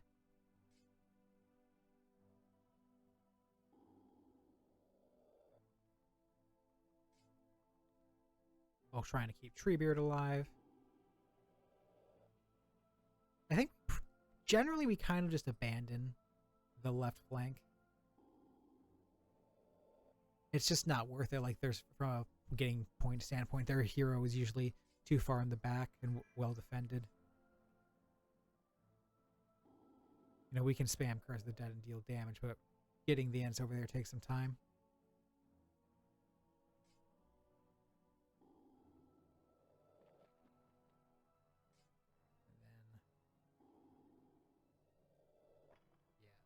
And Faramir Pippin combo just pretty much gives us enough command points that we really just destroy this flank too. Because Faramir is 1 to 3 every turn, and Pippin's just pretty much a guaranteed 1. So you pretty much get 2 to 4 every turn, and that's not without incorporating a free move over there if you opt to. Really?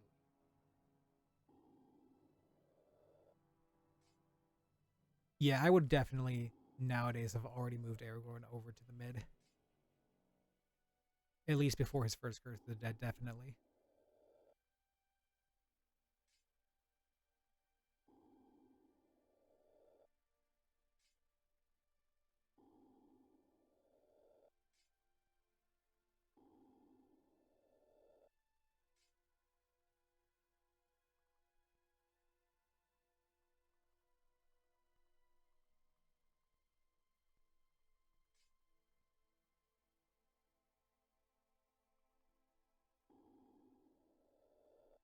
And this is me just trying to move the Ents up to kill Saruman.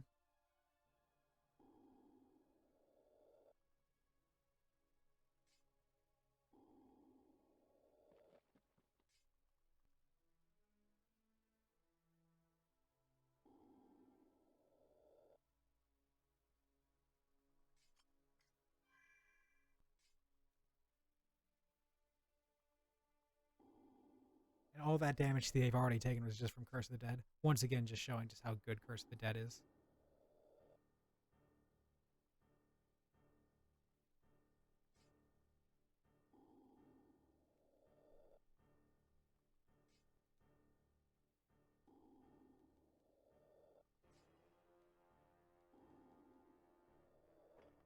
And yeah, these guys are just slowly moving up the right.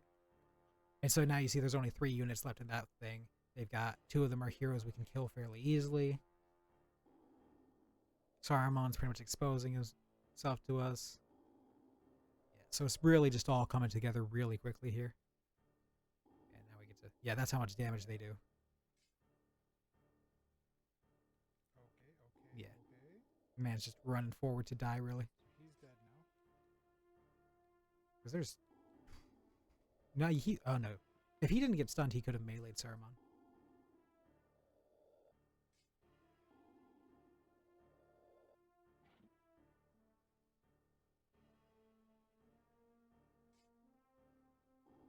He dies. That Ent dies here, yeah. But I think Wormtongue actually moves up. Yeah, which is crazy.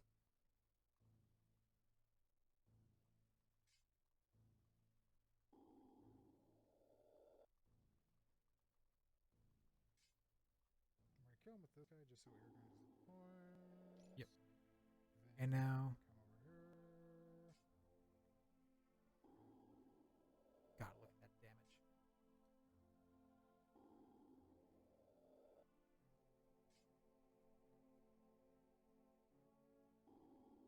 That dude doesn't have any range. Neither of those guys are ranged, so Faramir's in, like, no danger there.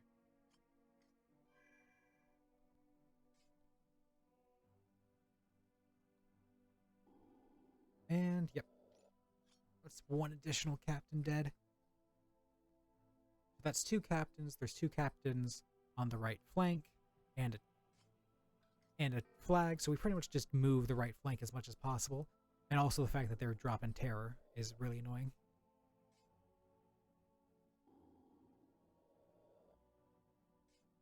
Okay.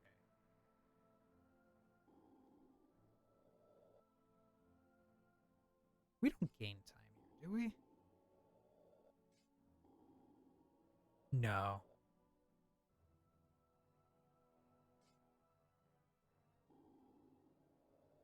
Do we? No, we don't lose time.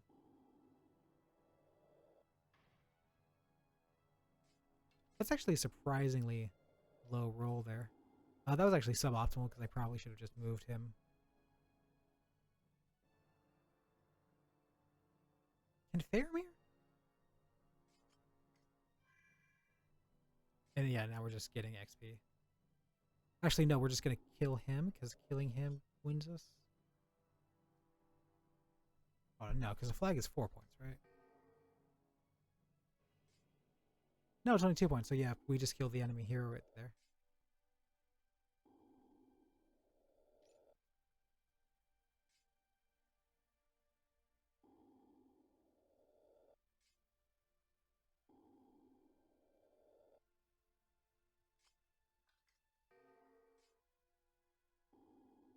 He might be dead. But we would if you didn't die. Yeah, your death though, and that pretty much we have to just go forward.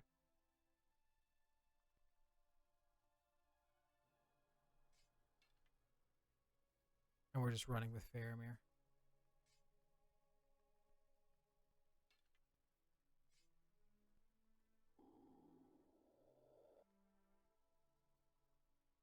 And this is me desperately trying to find any other way to hit him. But either way, I think it's over next turn. Odds-wise, I'll kill him next turn. We're making decent progress here. And we will gain.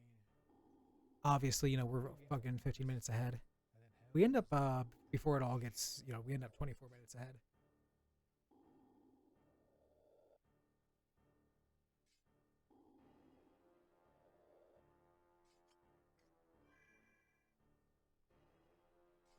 And then this is the end. Easy, easy, easy. Oh, right. So now we come to Helm's Deep Breach. This level is really boring. So unfortunately, this level has this level is 12 points to win. And if the battle lasts if the battle lasts 20 turns for good gets 10 points. So essentially, if you hold off the enemy for 20 turns, you get 10 points. And the only other way for good to get points is to kill a hero. And there's 12 points needed to win. This essentially makes, and essentially killing everyone while it is possible, technically, they do start getting reinforcements, and ultimately, I don't think it's the fastest strategy. So essentially, at a point here, once we kill our hero, one of the enemy heroes, we just assemble everyone in the middle, spam Curse of the Dead, and kind of like keep an eye on the enemy and kill them if they start getting too close to like actually potentially winning the fight. But pretty much we just literally spend about like 10 turns just ending turn, like using Curse of the Dead, and then ending turn as quickly as possible. We kill the captain on the left flank here because he is the easiest one to get to.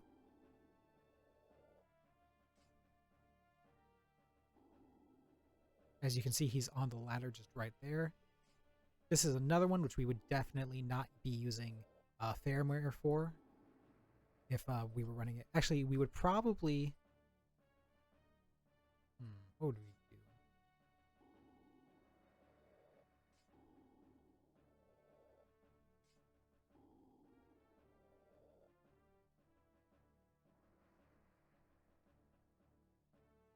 No, yeah, we would just have Eowyn instead of Faramir, and we would have everyone else the same. Yeah, they just like to charge out the middle. Yeah, once you kill the captain on the left and deal with the initial charge of the berserkers up mid, it literally just becomes just spamming end turn as quickly as possible.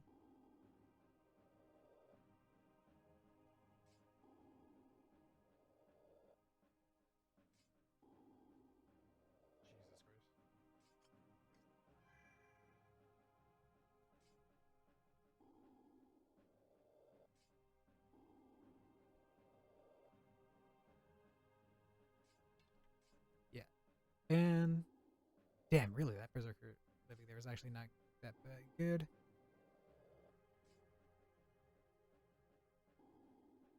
But yeah, so now we just start damaging him.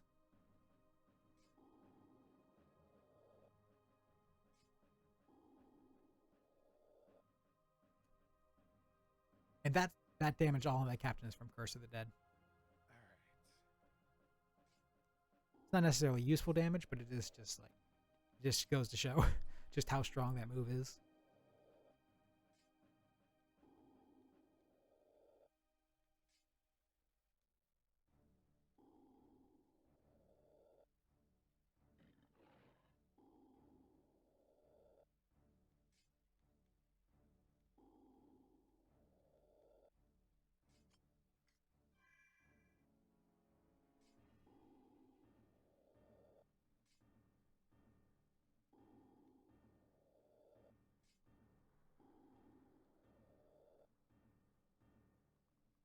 Oh, you killed him. Shit.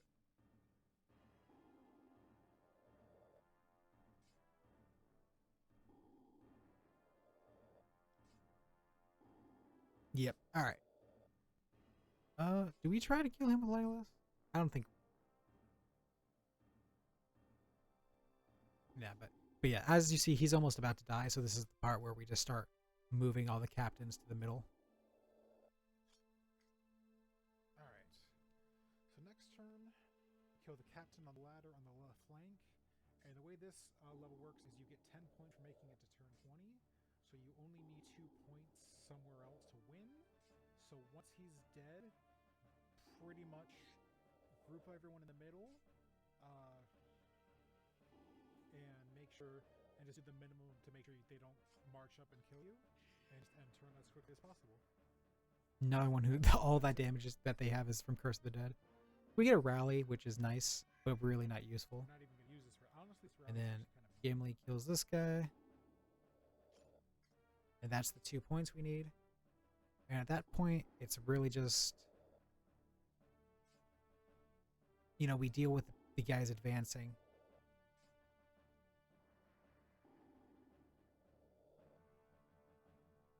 But pretty much at this point, we're already moving Aragorn over there.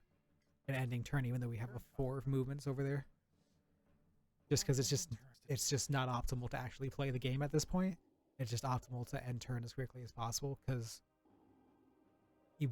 there's pretty much no way we can win the level until we get to 20 turns, and the fastest way to get there is just end turn as quickly as possible.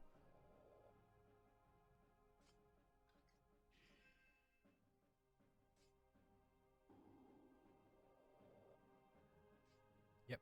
And now he's in here, and now we're cursing the dead in the middle. And now we bring him back, because so the reason we're being very conservative with our captains here is, so for evil, every time they reach a flag, they get 4 points, and every time they kill a hero, they get 2 points. And as you've kind of can realize, pretty much the left and right flags we're just giving them, and Gimli is gonna die. So if we lose a single other hero, they will win. So we do have to be mindful not to let them kill Faramir or Legolas or Aragorn. But yeah, Gimli we just kind of let die.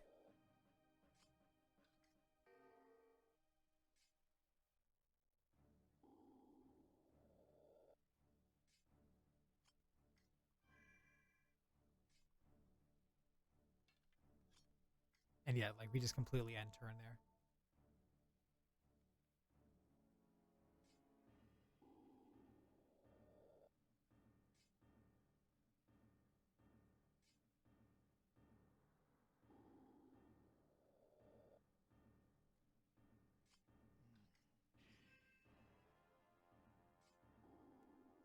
So yeah, so we're about to lose that flag. Oh, I can't move. You gotta love the double fucking terror.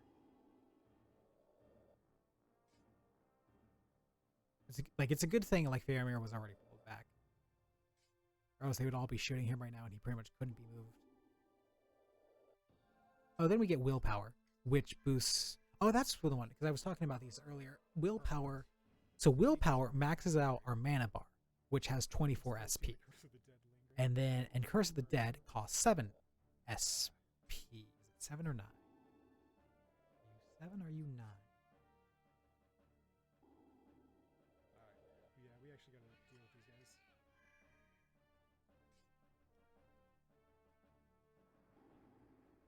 Okay, Curse of the Dead is 7. So that essentially means we get to use Curse of the Dead for 3 turns. And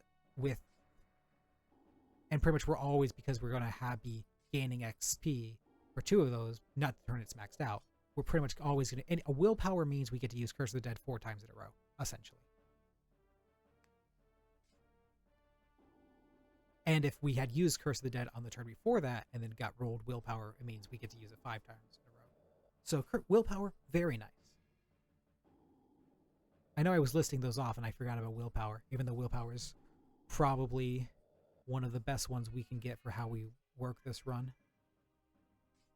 Yeah, and as you can see, these guys are getting close enough to where it's like they're actually threatening, so we will actually kill them.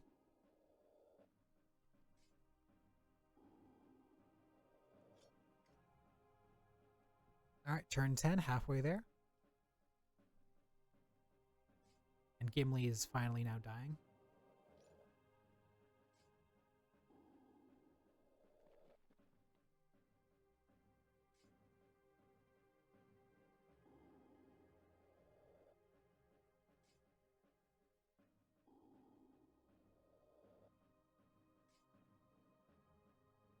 Yeah, we gotta move Faramir back.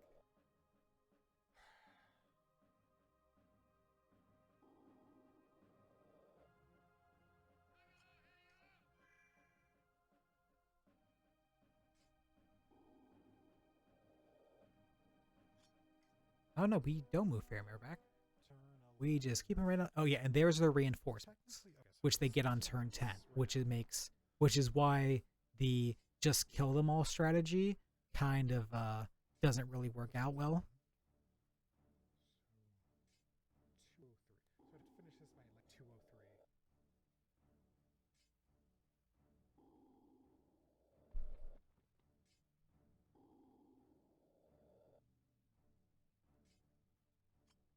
Just spam curse. Yeah, literally just spam curse of the dead and end.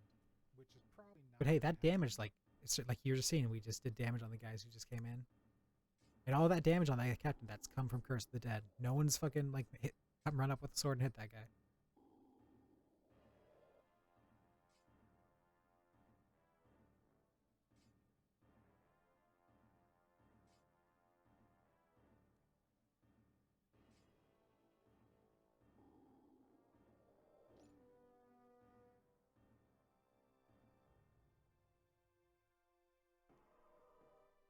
That wouldn't have even been a problem if it had been our middle flank, because we literally would just curse the dead. Do I finally move him back? Thank you. And yeah, and I move Legolas back too.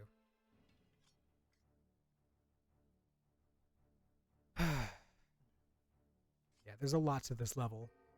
I mean, there's a lot of time spent on this level, but there's really not much to this level. Okay, so this is the part where we realize we got to start killing that guy. Might What's going? need to do Oh, some. do we get the two in the? Yeah. Oh, Okay, that's so he what a comes. perfect.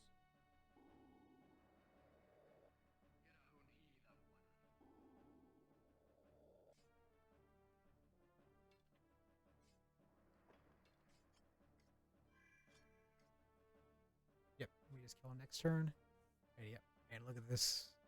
Yeah, like see, they get a fucking trebuchet.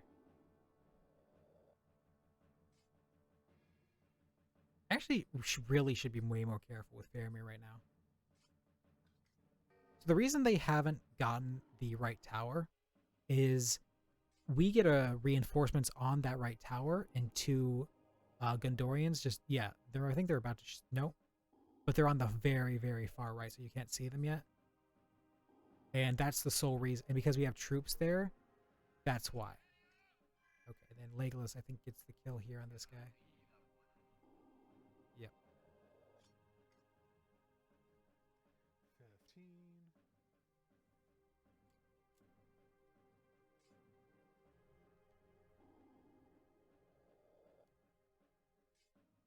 Oh my god.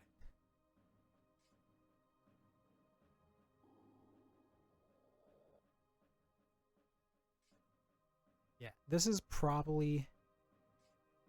one of the longest levels in the map.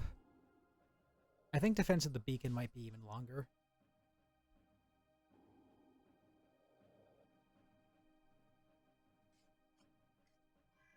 And this is, yeah, we definitely take the time to make sure this guy dies. We honestly probably should have done more damage that turn.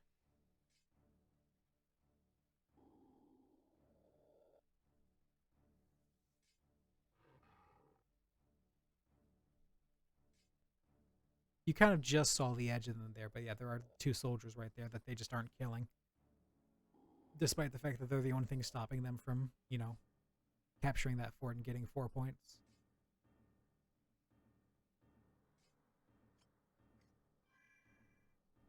And now you can see, because we've got a guy right there, we're actually doing... Why am I doing, like, nothing about him? All that damage from Curse of the Dead, by the way.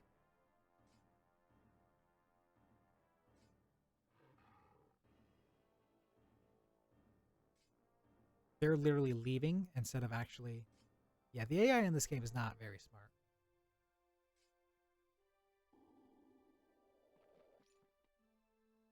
Oh shit. Okay. I did not realize. That is actually a big deal that just occurred. I try and heal him, but I don't have any healing items for him. I just attempted, like, kind of like Okay, we're push fine. him back in more. Oh Yeah, wow. all from... Yeah, I'm literally gonna... This I man's kill this broken. guy with just Curse of the Dead. From across the map.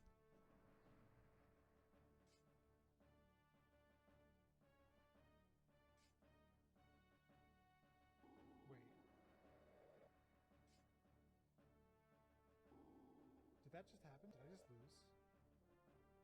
No. I thought they had already captured that. Hold on. Yeah, and that's why we don't have that fortress loss. Heal time now. I don't know what I'm doing at this point. Recovery. There you. What am I doing? Why am I? Yep, There's no reason for me to be doing this right now. just a little bit. Both of you really need to stay alive right now. Oh no, wait, no, hold on. Shit.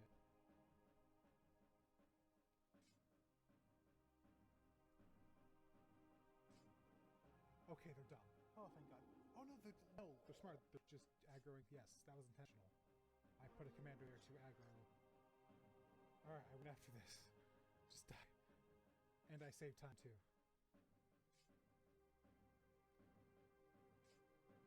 Did I fuck up here and not realize something? That's right. That's what I did. Okay, so yeah. Only listen. This is a long run, so I'm kind of not like. All right, but yeah. So yeah, so we did that, and now we go Ooh, to the last level of the 2 towers. that was almost. What is this called? This is like. Really bad.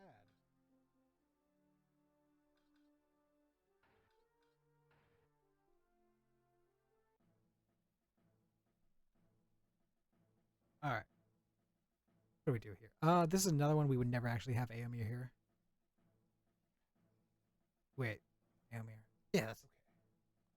took me a second. But this one, we need 8 points to win. Kill a hero, kill a or one of their ballistas gets us 2 points. So the main pretty much goal is pretty much just charge forth as quickly as we can with our cavalry to reach their ballistas and just start wailing away. Because their ballistas are our biggest threat to our captains.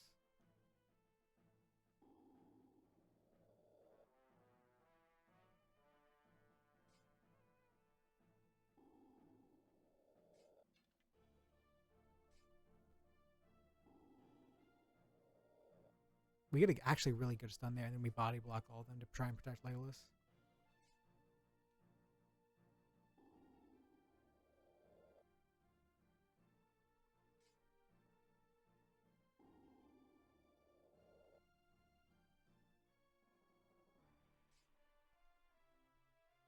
Yeah, pretty much protecting our heroes is until they can really start popping off with Curse of the Dead is really the main thing. But yeah. Thing about these guys is they're wildly inaccurate. So you're usually pretty good. Their inaccuracy comes into be a big play fair in a 3rd level in the Return of the King once we get to that chapter.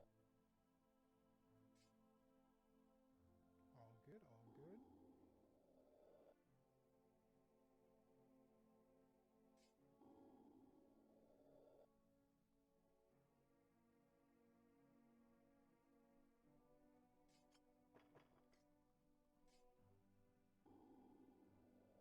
Decent damage roll there, actually getting the kill, which we appreciate.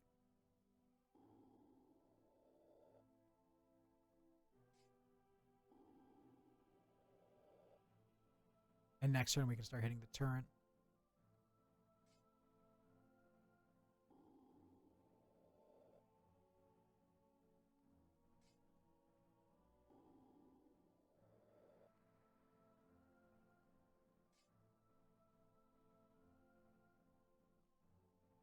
A little indecisive, but we finally figured out we should be just killing that captain.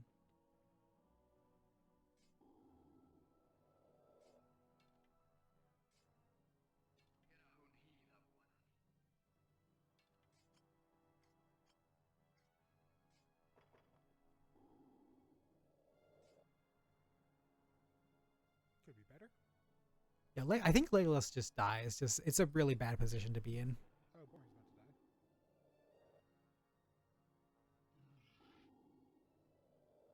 Like even at point blank, there's potential to miss. Yeah, excuse me. Appreciate you not dying, buddy.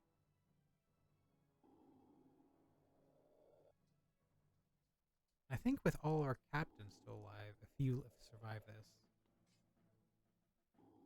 Yeah, we definitely get Curse of the Dead this turn.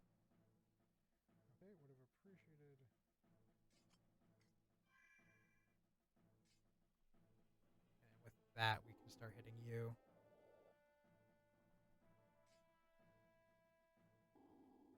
And we don't move away from him because we want to block the shot on Boromir.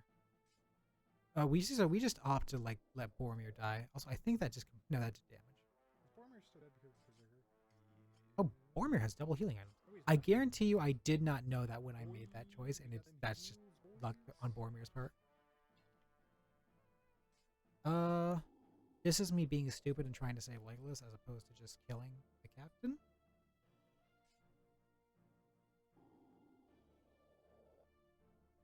Although, it appears I succeed in doing both. Yep, and then yep. All right. This is actually going great.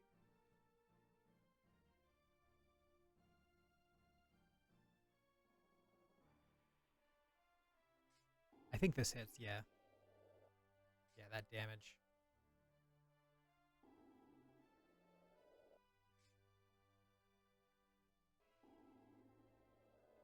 Yep, I'm just gonna fire right through you, and the Berserker's gonna target.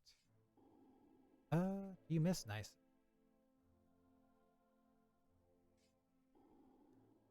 Perfect, perfect, perfect. We get a double hit on that. And then we're already angling to start dealing damage to the enemy captain.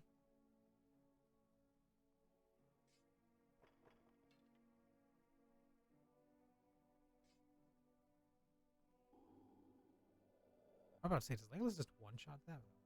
Crazy.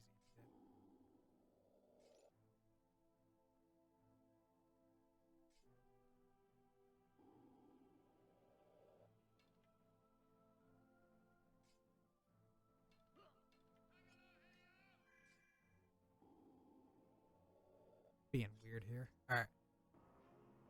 Oh, Recovery is no fun. but all right. But I bet, yeah. But the Ballista's definitely dead next turn.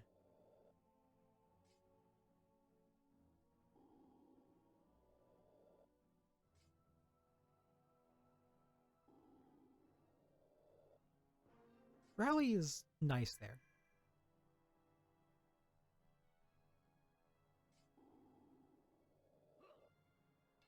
Yeah, I do use Legolas because that is the optimal move there to get more damage towards the captain. Okay, who's lower health right now? Hard to say. You should be, because you should have been getting cursed.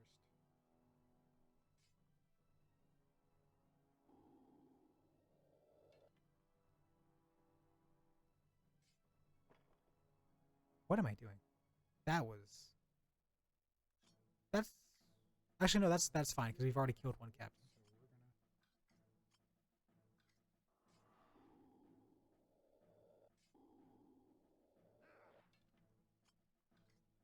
And then yeah, we double heal just in case. How am I losing time? Come on now. Yeah, so next turn I he thought you did dies. this with 20 minutes ahead. We just ended up getting better rolls on him. We lose Boromir, but that's not an issue.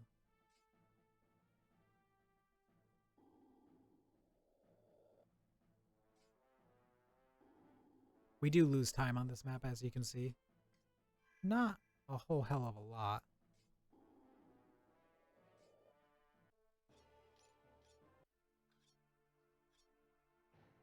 Yeah, at this point, the only thing we buy for Aragorn is just spare items.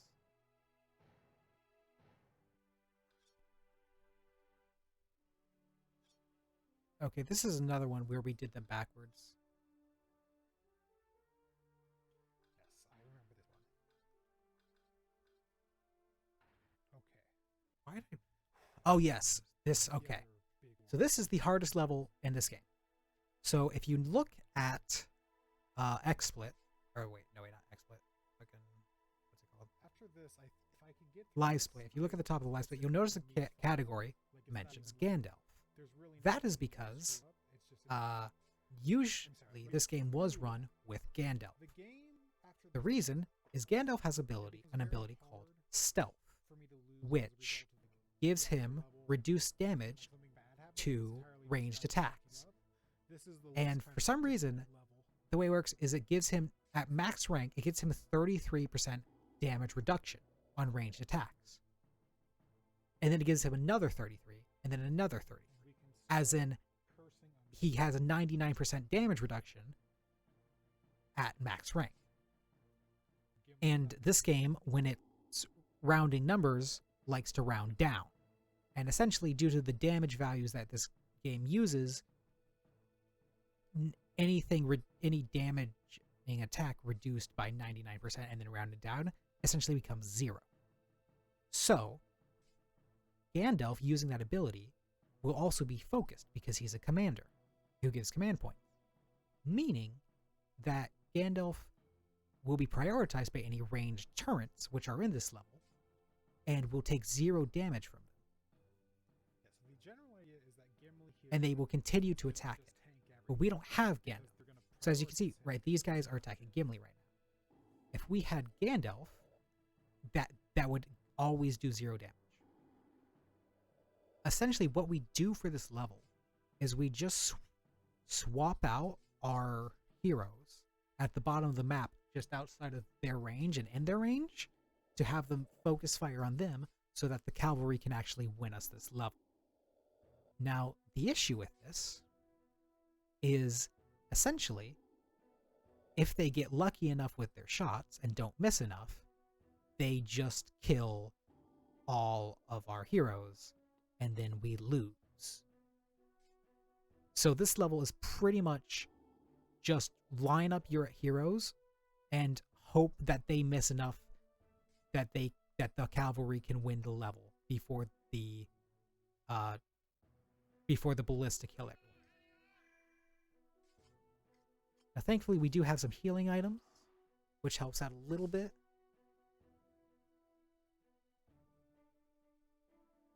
But yeah, no fun. No fun. This is unquestionably the level I've wiped the most on.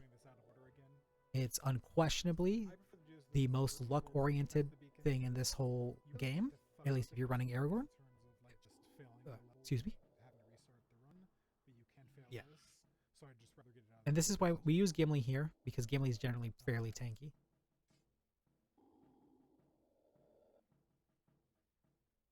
But yeah, but right now, like, we're just rolling a dice on whether or not this makes it.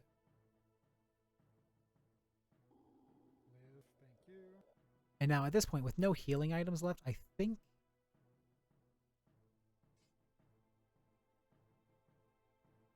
So yeah, we need to get both back flags back there, and we need to kill an enemy.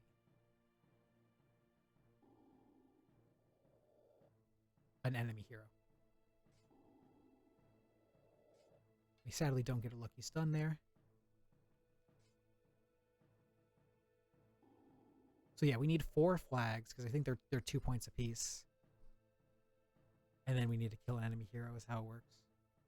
So yeah, at this point, we bring Aragorn into range and Gimli out of range, so that they will focus him. And yeah, and obviously, as you can see, just the whole part of this is merging people in the middle.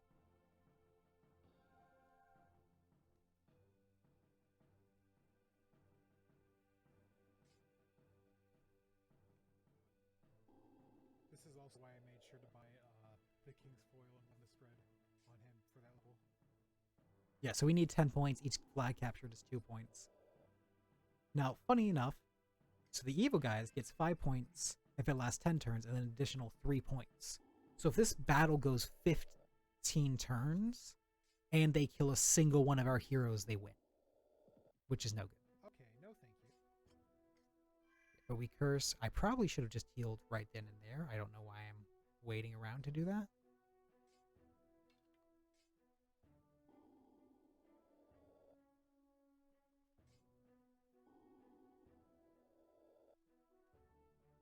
That was actually a really good damage roll. That really helped out a lot.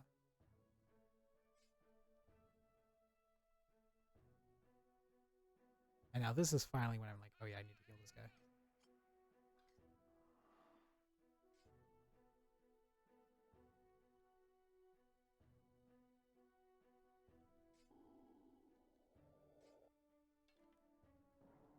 They get... honestly, it's not terrible here. Because you're going to see they're going to use both those into him. If this were to hit, we would literally lose Aragorn in pretty much the level here. but we are lucky. And then I think at this point, this is where we just throw Theoden out to die. Yeah, I'm fine with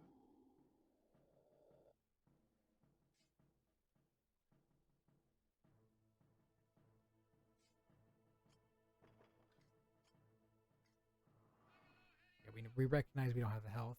Or do we throw Gimli out to die? Oh, we just leave our cavalry open, do we now? To be fair, we're literally about to get 2 flags here. I think one of these we get like a really good stun. No, it's not that one. And we return him to the middle because that's where all of our commanders are.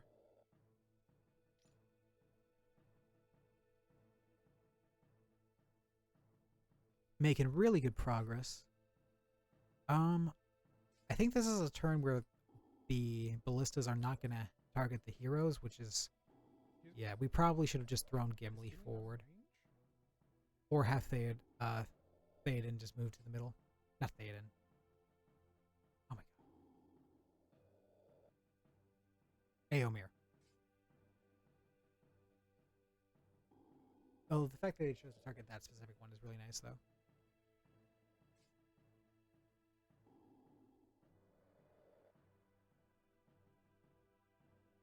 I think this is when I start being smart. I may have just remembered that I do actually need to kill a captain, which is not...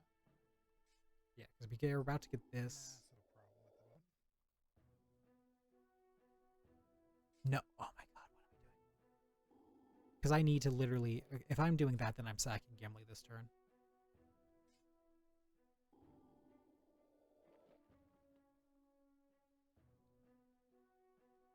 I am sacking Gimli this turn.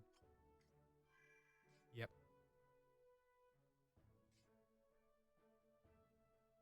It would have been much better to just move Alright, Gimli's back in range, which will stay off Eomer over. them.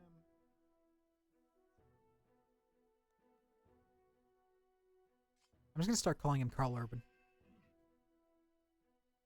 Give you fucker. Ooh. Fuck you. Yep, there goes Gimli.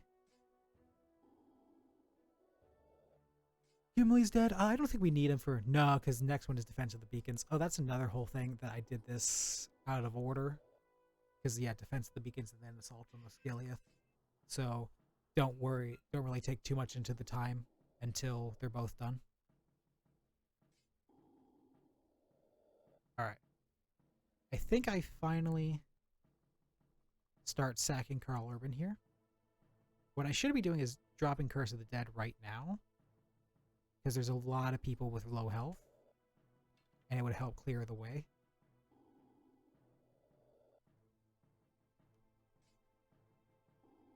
Definitely should have cursed there first. And I think I do have it. Yes, yes. Move him up. Now you go So he can tank. center Very good. Very good. to draw aggro.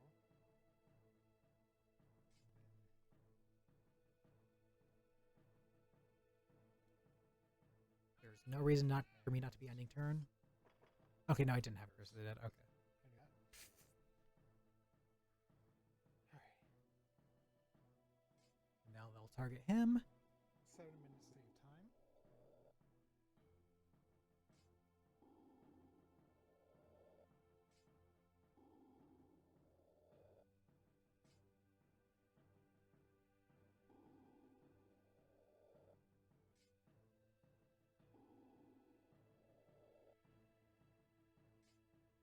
And he's just tanking it like a boss. Nice. Yeah, we definitely could have saved Gimli. Which would have maximized how many more Curse of the Deads we could have done. Alright. And then... Yeah. So you see me moving over to the left flank because I've realized that that's going to be important to have command points over there. But I just blew Curse of the Dead. So what I probably should have done is just let Curse of the Dead... is saved Curse of the Dead till I moved over there. Alright. Because now we just need to kill one of those commanders and then we win. Also, friendly reminder, if we get to turn 15, Oh, we do just lose because we have already lost the commander. not a problem. I don't think that's. I don't know exactly what turn we're on though. I'm not sure how much of a problem that is.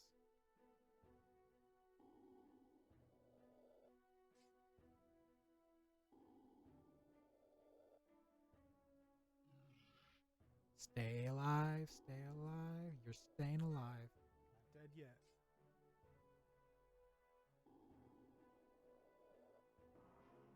The cavalry is actually terrible here. Really not what I needed.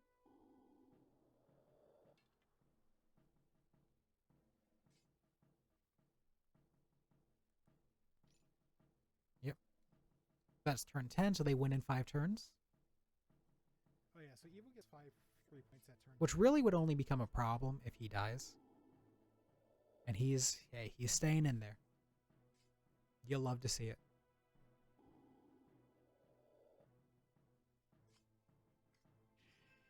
Because yeah, they're gonna literally shoot. Because like, even though there's 2 people Still like standing. right next to him killing one of his captains, which would end the game, they are still prioritizing the commander. Stunned. And I should have curse next turn. And between the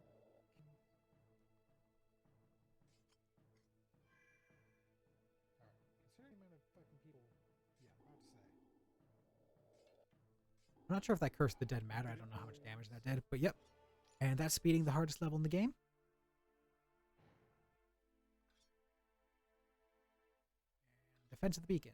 This is one of the more annoying levels in the game. This is another one where we just pretty much have to wait it out. I also can't curse till like turn 5 on this one. Alright, we need 10 points. We can defeat a hero for 2 points, and the battle can last 20 turns for 8 points. And so yeah, this is one of those another ones where we just pretty much we kill one hero on the enemy team, and then we just spam end turn while trying not to lose. Also, Aragorn is the only commander, so the amount of SP points we get are very limited.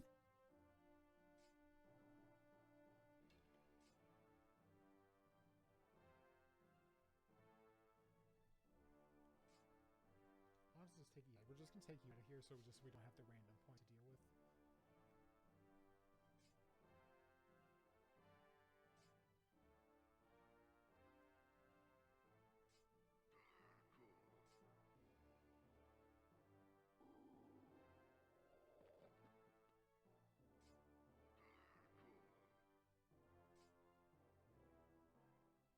Oh, that's right. I also forgot that we reversed those times again.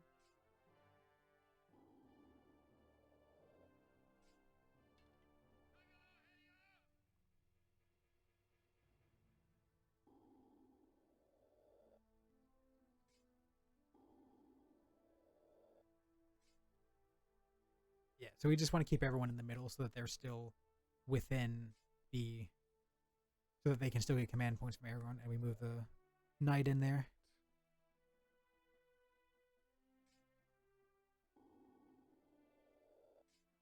Once you deal with these guys, Oh, I've done dumb things. geez, they hit hard. They're kind of the main threat. And similarly, like to the last time we had a level where the Witch King was relevant, pretty much he has invulnerability, which makes killing him a hassle. I think we're about to get really lucky here.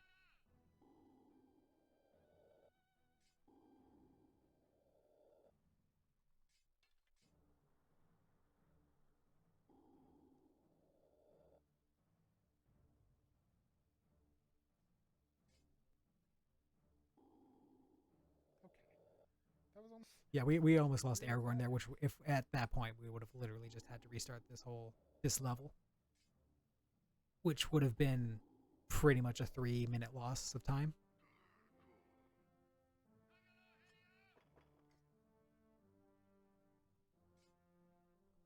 For safety, we're just gonna run away from you. Yeah, we just run away from him. Oh, we get a lucky stun. Okay. And all this time we've not been attacking them. They've just been slowly marching up to our door. Oh, They get a disorder, but it's in the right flank, so which doesn't affect them at all. Which is usually what happens with disorders. They just go. I don't know if there's like a. if that's part of like a balancing thing of disorders, but like they just seem more often than not to go to places that have a that already were going to be 0. First Curse of the Dead.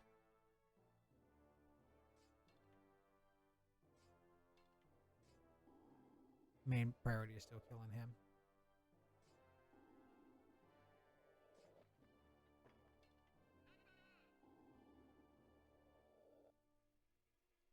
Yeah, so we just need to kill one general, and then we. Yeah, so it's pretty much just we kill enough guys until Gothmog manages to actually get in range. Just terror every turn. And then and he likes to spam terror, which is just so much fun. I don't know why I'm tricking Curse of the Dead here.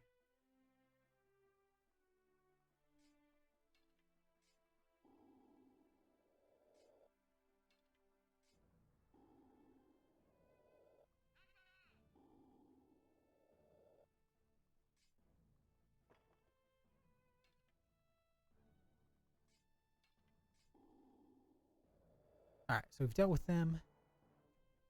That guy is also a captain, but the problem is he just stays over there.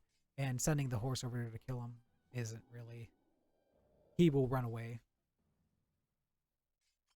Stop checking Curse of the Dead when you know it's not going to be there.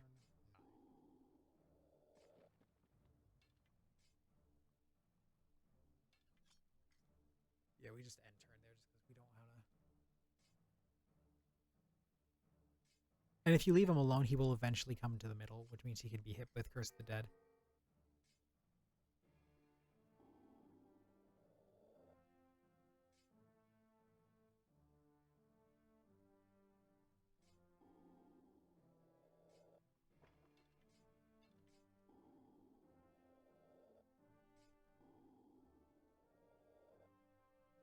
I think that ranger... Yeah, there we go. That ranger back in the kill. They will send a captain through here, and then we just murder him. Also, then moving that guy into where he can get Curse of the Dead is also really nice. So yeah, pretty much it's just literally we just kill as many of them as we can, and eventually they will march a captain in that narrow way where we have everyone. And then once that happens, it's just spam and turn. While being like mindful that they don't win.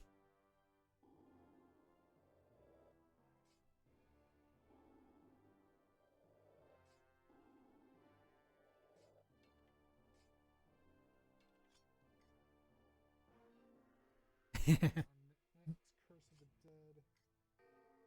They really love Terror.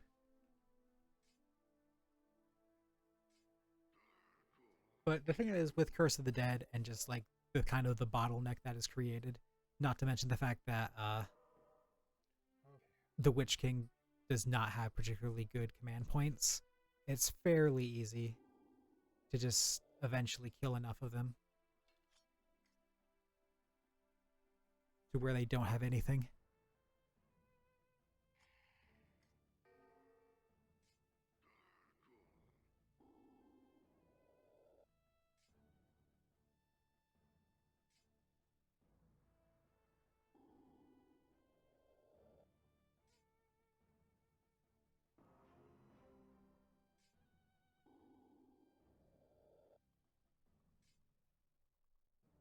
We just hang out in the back there.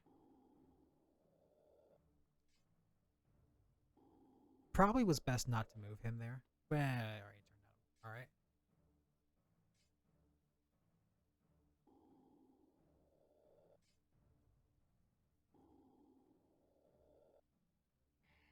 Very good.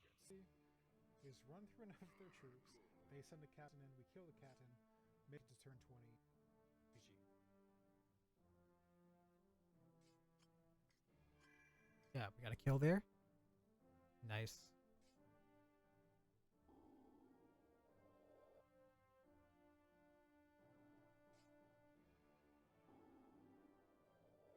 The problem is with Terror restricting our movement, it becomes really hard to replenish the troops in there. And then what eventually ends up happening is before they will actually send in a captain, we just run out of troops in there.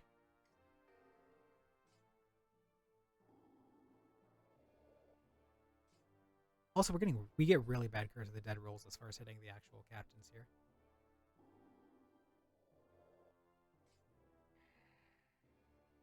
It's really hard to be aggressive when like they get periods of times where there are multiple periods where they just spam terror back to back.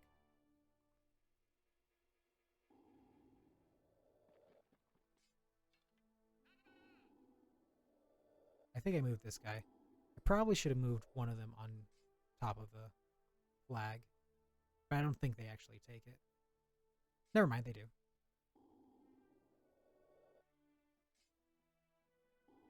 But yeah, definitely should have moved one of those rangers up top there. That's all from Curse of the Dead, baby. Yeah, they get 4 for each flag, and then they get 2 when they kill Aragorn. Now, the nice thing about this level, as opposed to Helm's Deep, is actually killing the captain is like legitimately annoying, or it's actually a challenge. So it's not like, I killed you on turn 5 and now I have 15 turns of just ending turn. I actually have to play the game for a bit.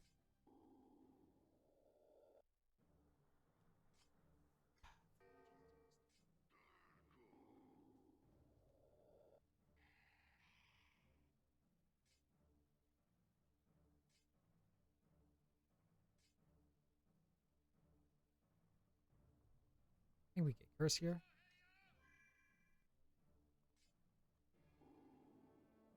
And we're finally starting to hit captains. Because there's no one else to hit. Yeah, and we literally just end with 2 additional points because it's just like, what else were we going to do?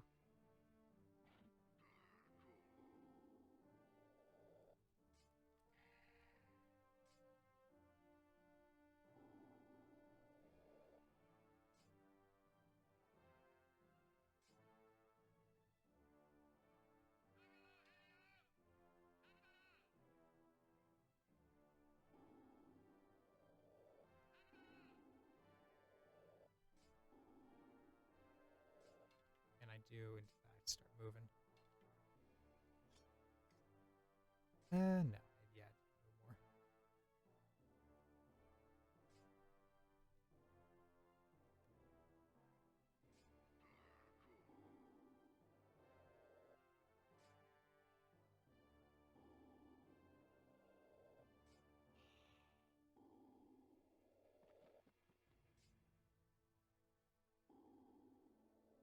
Oh, Oh, come on. yeah, that stun actually really hurts a lot.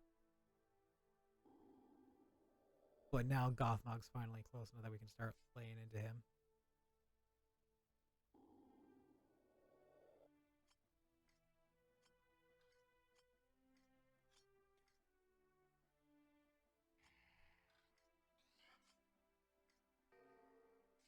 They're fucking focusing him, which we don't mind. Because, yeah, we get a 3 hit. Oh, no, we only get a 2 hit because he kills that guy.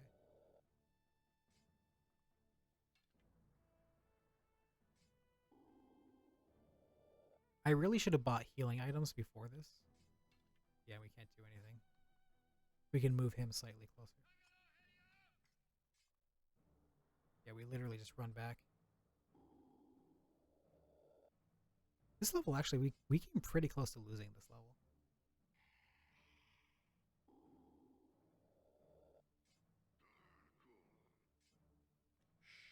Did I just lose? No. That damage roll, legitimately, if he had hit me, would have killed me. For safety, I bring him over. And yeah. Yep, and this is turn 20. Yes. Oh, So yeah, this level actually was really close. I didn't remember how close this was until I was watching it back. I swear to God, earlier in this run, I said this level's nearly unlosable, and fucking here I go. All right, so yeah, it looks like we lost 3 minutes, but I mentioned earlier that Defense of the Beacons and Assault and Skill for Switch. So we actually, between the 2 of those levels, we gained 20. We gained about 47 seconds. Oh, this one. Okay, this one's cute. This is a cute level. There's a flag at the very end of the map going north. Pretty much, we have to escort Pippin to it.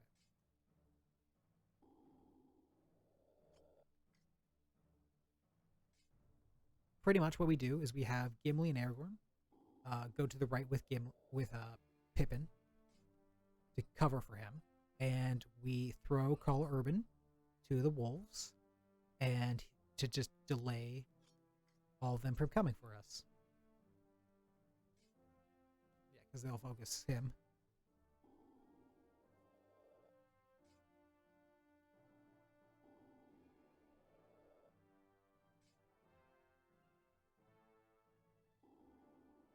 Okay, stop going. Okay, we're good now.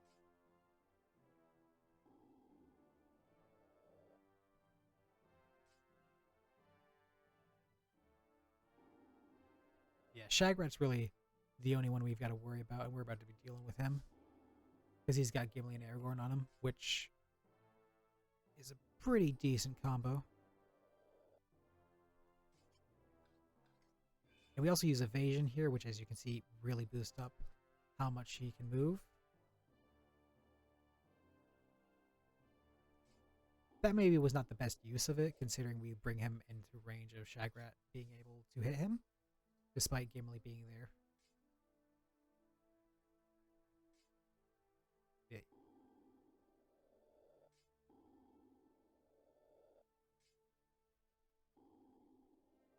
That damage roll actually also helped out a big deal. So yeah, as you can see, that was not the best.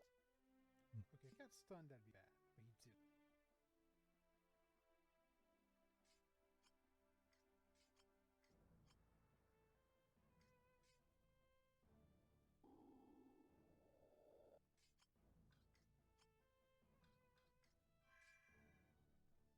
No. Ooh, thank God that's a feature in this game.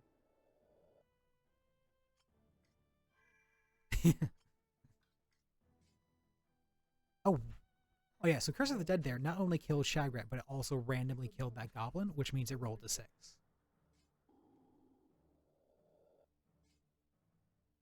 Oh yeah. So okay. So I don't know where I read earlier that it maxes at 4 because I've been rolling 6s all game, and it mentions it can hit 1 to 5 units. So yeah, that thing. So yeah, Curse of the Dead at max rank 100% can do up to 30 damage per flank.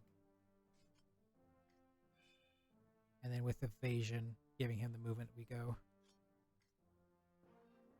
We do actually just lose time on this, I think. Yeah. Like, I don't know what to tell you. Like, I played this level. This level, I got luck on this level. I got fucking good damage rolls.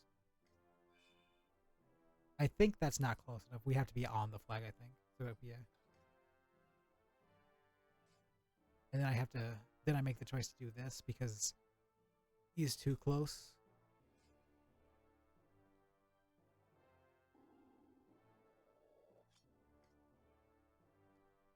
Is there none?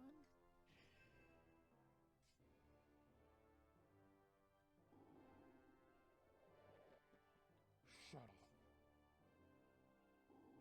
That's really bad. Oh boy. Do I lose this and redo it? No. There's no way. I might.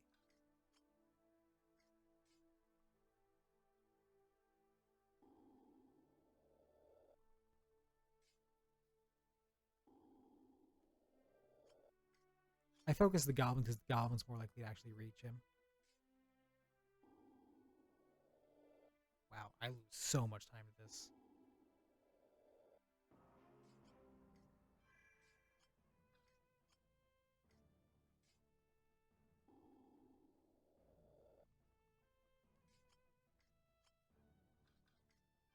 And then we're just dealing as much damage as we can to him because we want him to stay away from Pippin.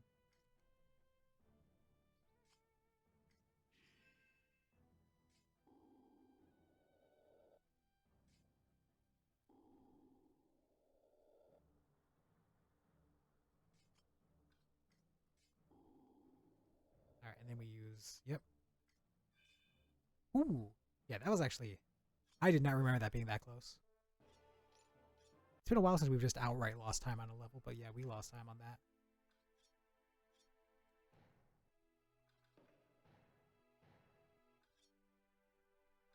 Ah, this one. Okay.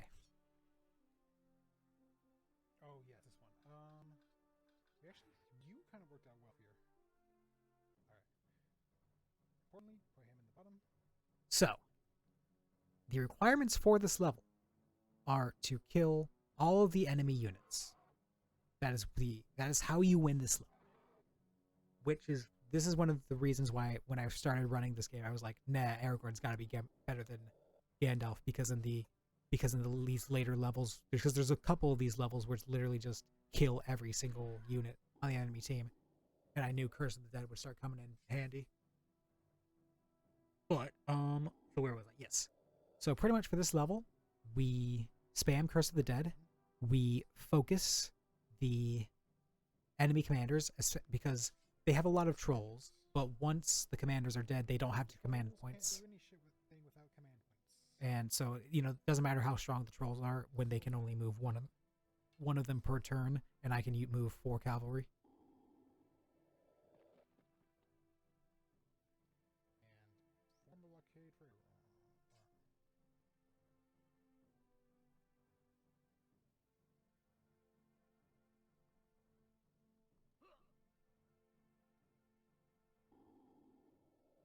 That was a terrible roll.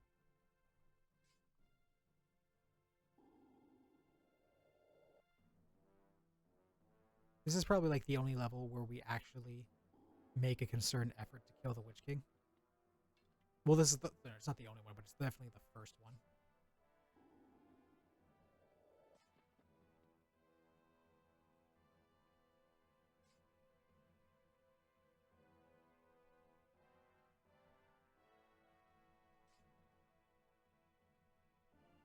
Okay. Whew.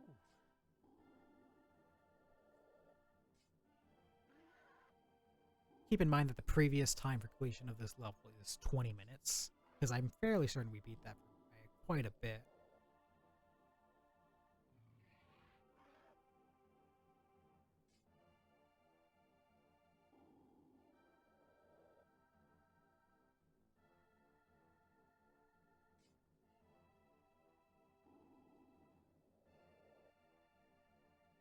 Get some game stuttering here. It's not as apparent on the Game Boy Player, but let me tell you, on the Game Boy SP, this game, on the last level of the game, there are some frame rate issues. So like when I was doing testing, it was real bad. But on the Game Boy Player, it's not as apparent.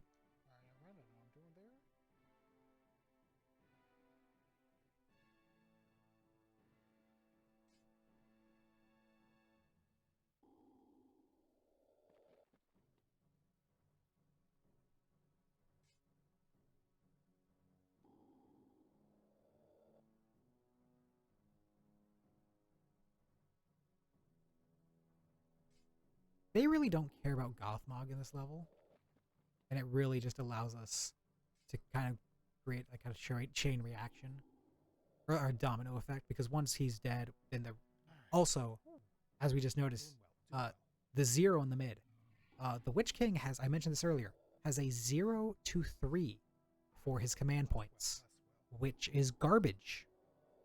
It's one of the reasons you don't run him when you do the evil category for this game. You run Saruman.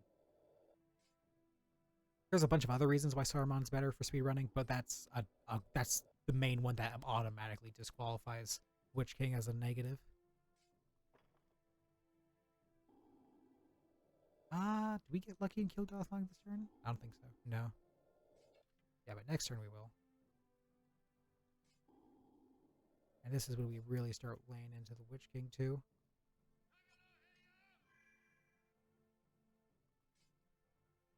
Oh, because that kill there, yeah, it gives us a direct line of its. That's actually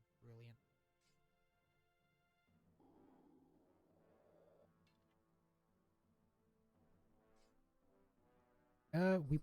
Why am I doing that? Oh, to try and kill Gothmog. And now I'm going to cancel out, and because I'm out of units. Oh, no, never mind. I honestly thought I might have it. So yeah, I moved him forward to try and see if I could kill Gothmog. I'm amazed I didn't get the kill there. 2 captains dead this turn.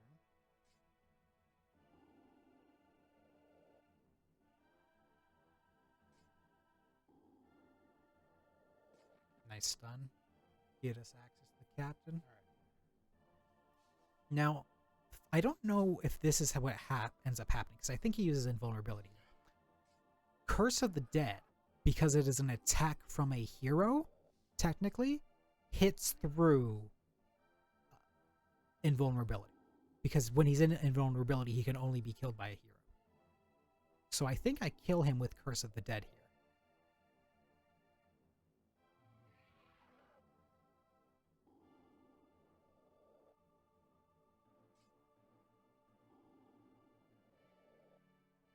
Okay, yeah, we definitely take...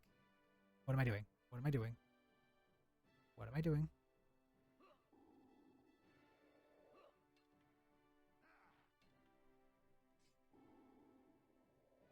Okay, he literally cannot die. Yes.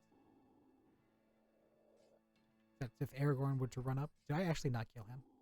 God damn it.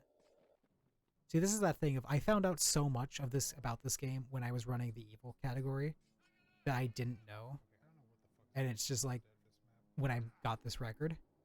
And I've kind of, and in theory, I should be able to apply everything I learned to get a better record in this game, in this category.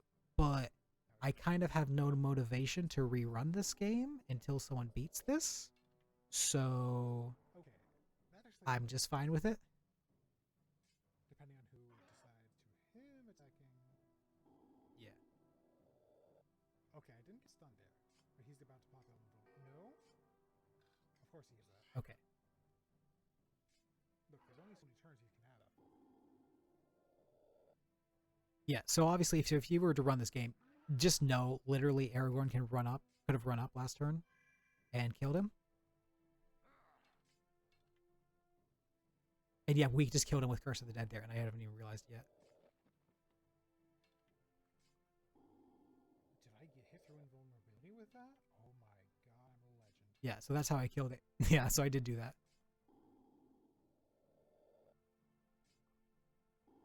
I think I move him forward there with the hope that he will attack him over Faramir.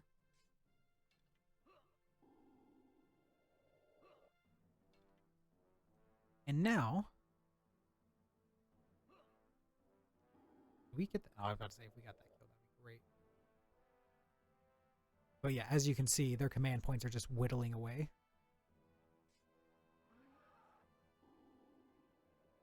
That would be scary if we didn't have all of my healing items and you had like no command points.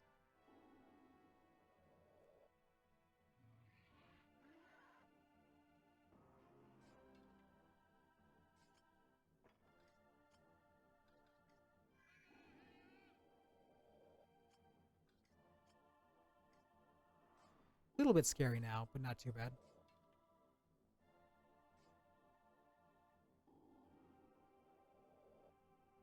But yeah, at this point we can just start bringing in troops from the other.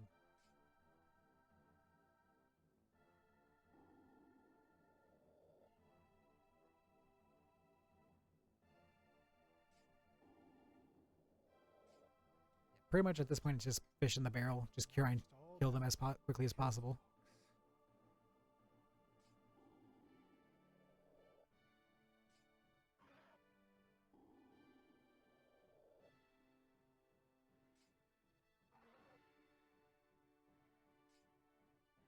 Yeah, it's a shame we didn't get to kill him here. Till Ugluk over there, but Excuse me. Okay. but overall this is doing quite well.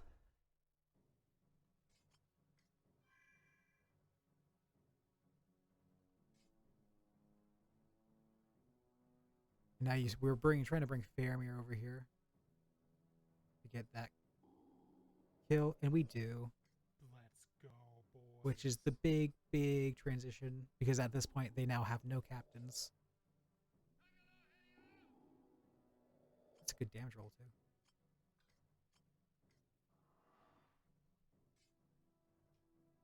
At this point it's just pretty much we fan out, like I said, fish in the barrel. They have no movement points, so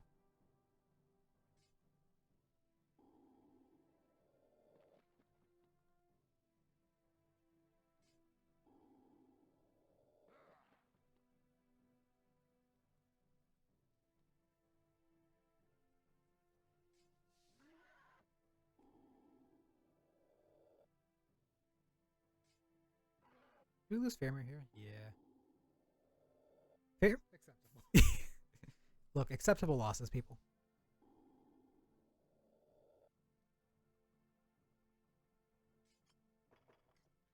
My notes on Curse of the Dead for this level are completely wrong.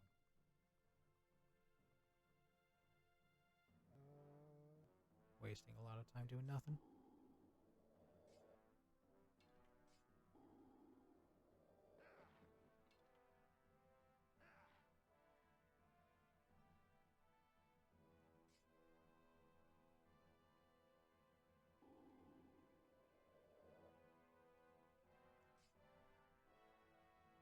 And we set them up like that to create a wall so that I can bring him in safely.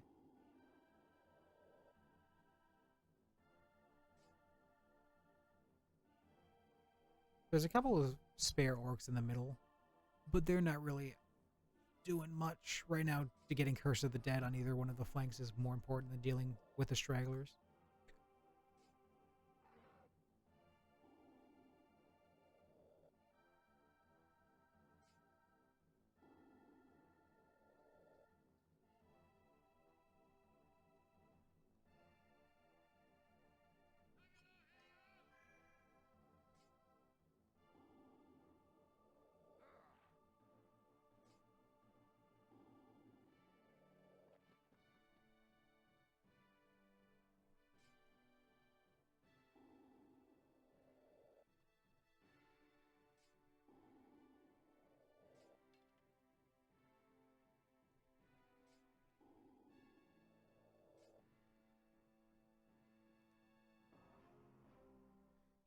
You hate to see Yeah, recovery is probably one of the things we probably most don't want to see at this point.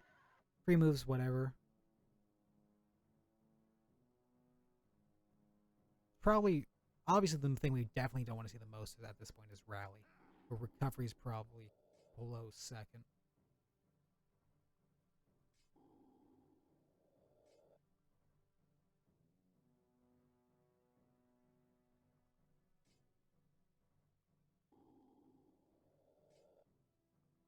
We're just keeping it up on him, shielding Aragorn. Yeah, like he healed all the damage he took from that cavalry last turn. We appreciate the stun though.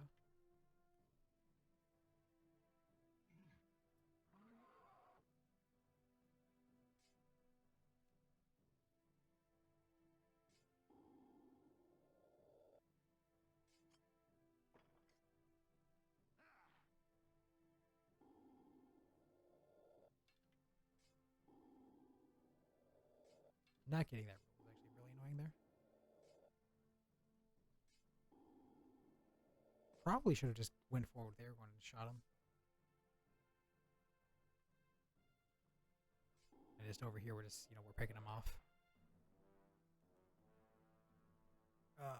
But here's the thing: at the end of the day, it doesn't matter. They just don't have the command points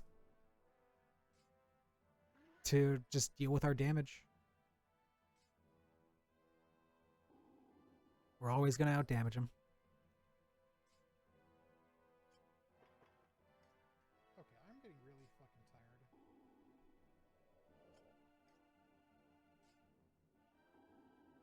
Of this move having no consistency.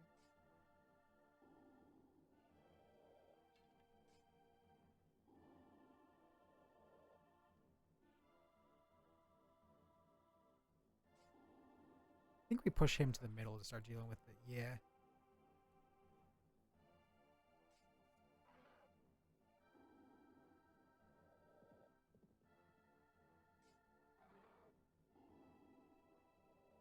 I thought I saved way more time on this. Oh, this is nice. On a curse. Yeah. Nice.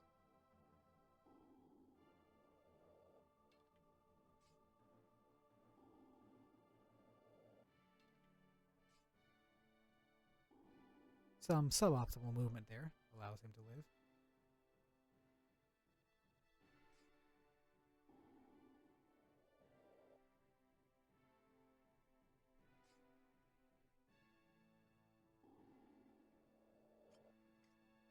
Now we got my boy in the fray. Oh, I don't know. That's fine.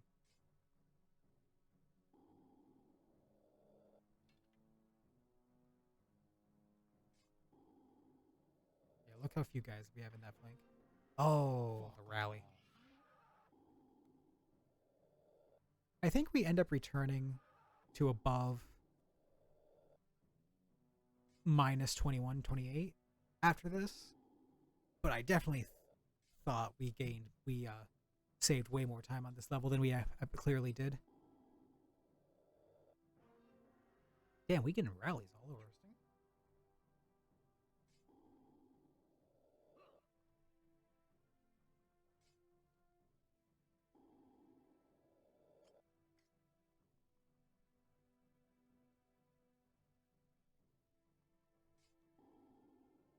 Dude, it's crazy to think we're already like, because Fellowship is literally so, because obviously, as you may have noticed, this game is segmented into the 3 movies. Fellowship is like 44 minutes. There is more than an hour left in this run, so we still have more than an hour of Return of the King. Shows just how much more difficult the levels get as this game gets later on, despite how many more abilities you get.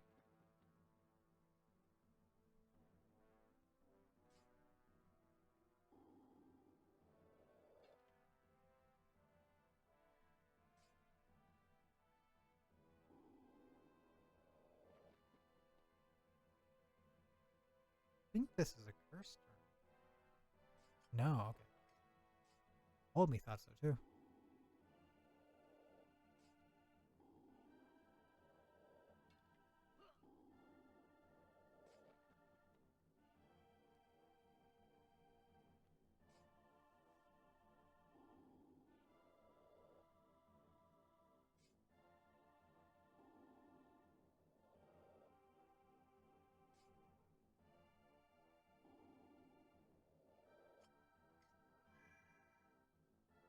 Oh, that Curse of the Dead did so much work there.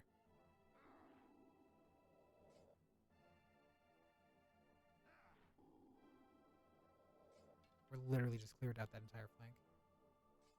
Did we win this turn? No, almost though.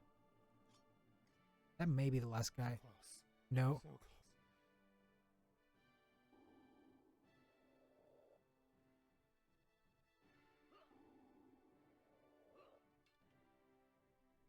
You get it? Oh my god, what are we doing? We're ensuring I get it, but I probably... That had to be it. Just end turn. Just end turn. Let's go. Where are they barking at? Oh god.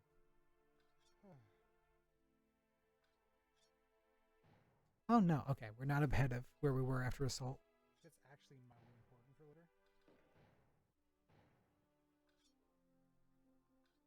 Is this? Oh, this level. Okay. This one. This is another annoying one. Okay. This one is a weird one. Hold on, I gotta go see what my dogs are barking at in the middle of the speedrun.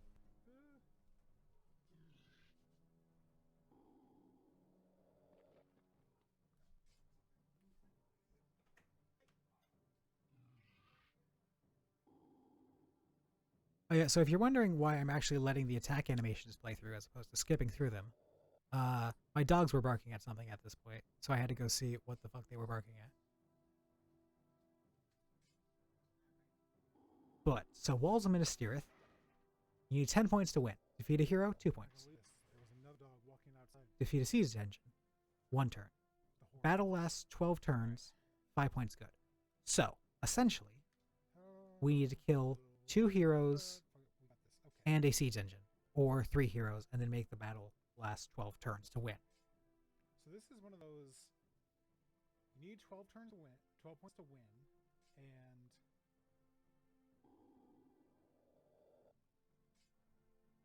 you get 10 for waiting till turn 20, which essentially just means you need to kill 1 captain, and the weakest captain is on the right. So what we do here is we pretty much just press forward to kill that guy, So once he's dead, because the default orc captains are the easiest to kill.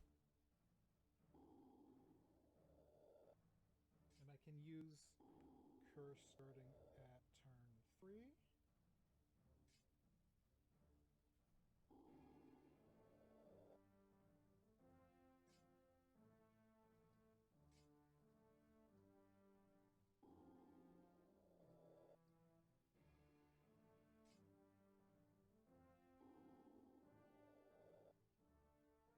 actually Mao you need to pay attention, because them not taking that flag is kind of important.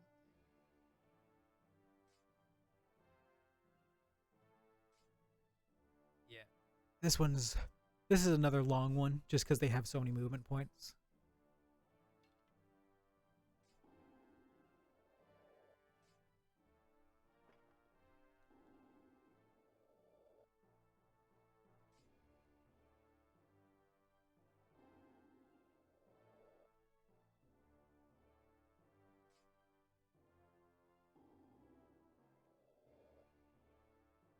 You pretty much just send forward these guys to attract the siege fire weapons.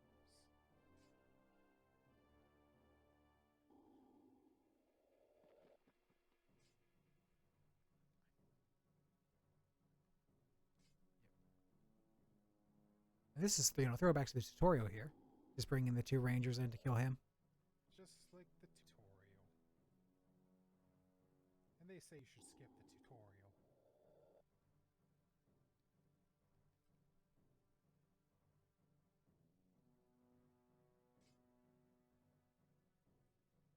Yeah, the siege weapons, but no, just like before, they're wildly inaccurate. They scared him. But they're more likely to just stun and deal no damage, because you can get stunned by even though they deal no damage, and they're far more likely to.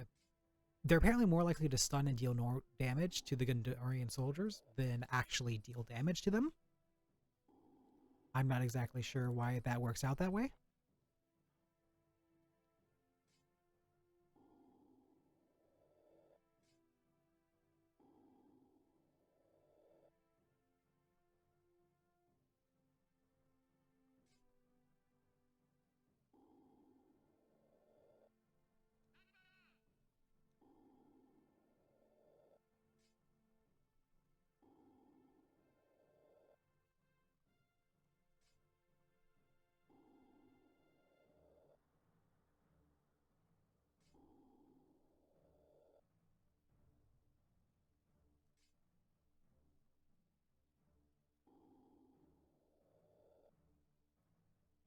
This is actually going pretty well. Now, the one thing I would say I did wrong here is I definitely... My kind of general idea was to just leave the left flank alone and then kind of deal with that after the right flank in terms of just like bring the guys in the middle in and also just see what damage happened with Gothmog and like who was the optimal champion to go after, because we need 2 captains dead. And at this point, obviously the right one's like really doing badly right now, but we really don't have a good lineup on any of the other captains.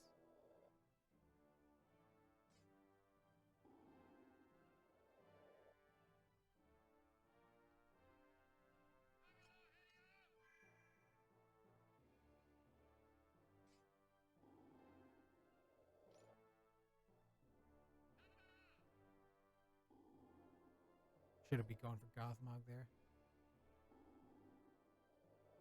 I'm gonna just make it take us here. Alright. 12 turns. Wait, 5 points good. Oh!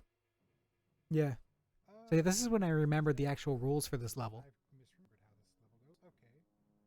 So we need a siege hero. Or a siege and another captain. Another captain spotted. But yeah, so this is when I focus Gothmog.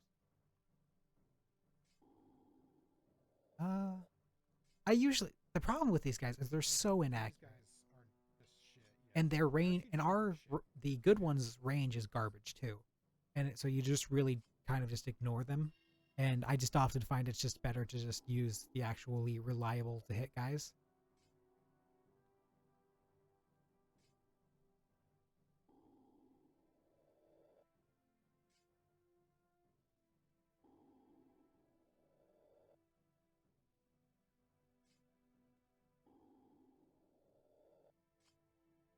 Jesus.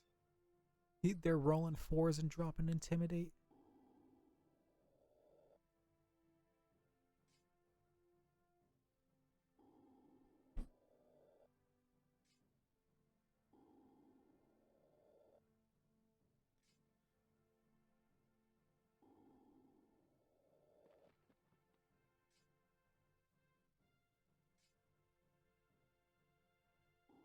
Although the fact that this is turn 12 and like how like much there is involved in this level means that despite there being an element of just wait till this turn to win, you are actually playing the game the entire time, which is nice. And so yeah, now you see me rushing forward with these guys to try and get to Gothmog.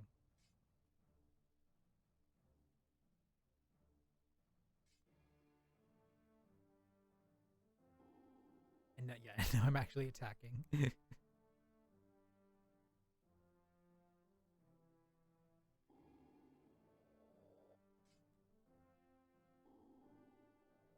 Now I should be dropping Curse of the Dead here. Yeah, to deal damage to the siege turret.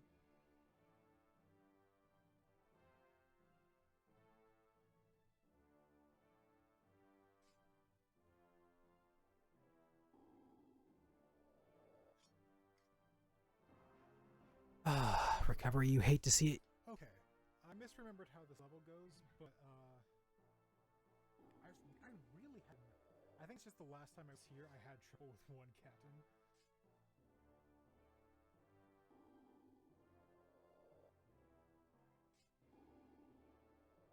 I can't save that much more time because I only end up saving like 24 minutes.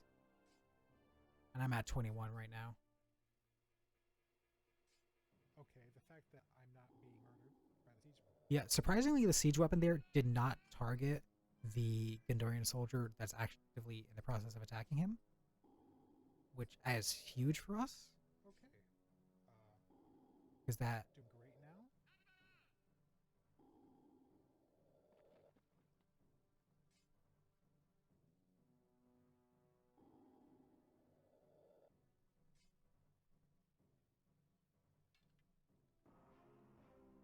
we don't care about that recovery. Good, So at this good. point, should be moving Aragorn to the middle.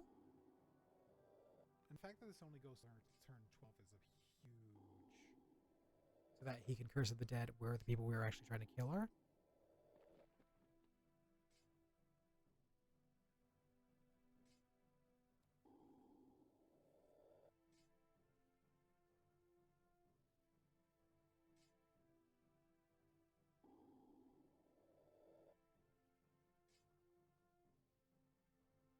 Yep, that's me moving here. Sadly, not all of him.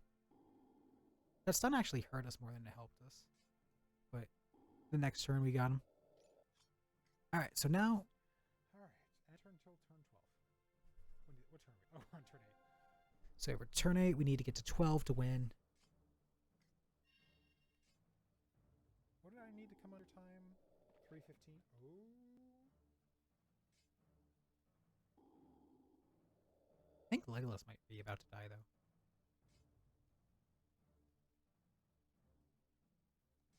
Oh, no? Okay. We escaped.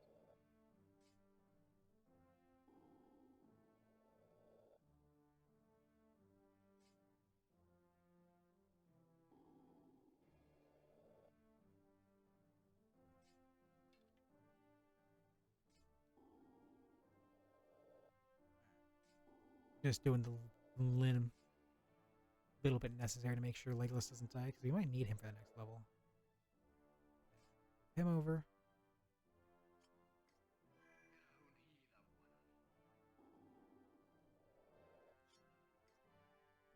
Alright. Okay. Let's go, let's go, let's go. Let's go, let's go, let's go. And from here on out, it's literally, because at turn 12 we get all the points we need.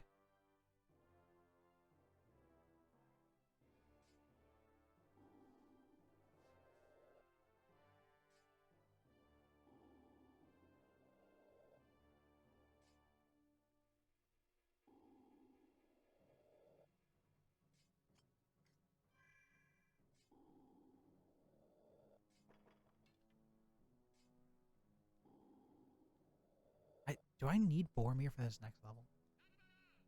I don't think I do, so I don't know why I'm not just ending. Yeah.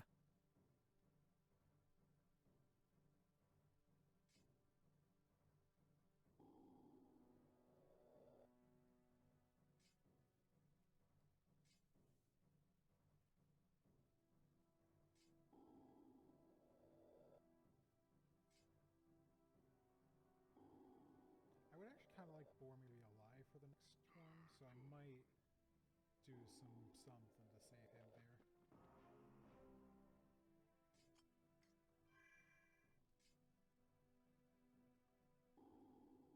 Get an item? Hell yeah. Yeah, I don't. Yeah, the next level is a single. Is literally we just use Aragorn, Let's go, let's go. so it doesn't matter about any of the other heroes.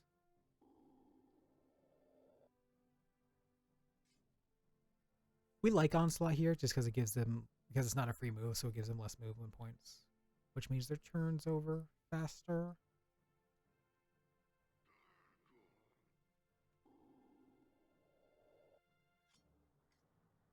Turn 12, baby. Next turn, baby.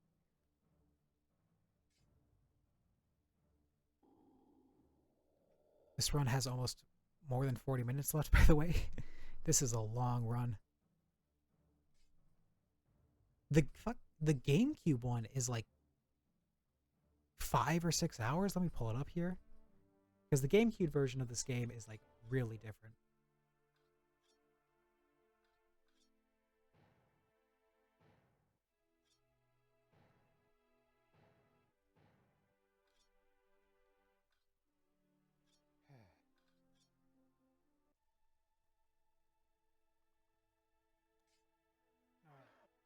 So for this first little bit, we just Okay, no, the GameCube one. Control.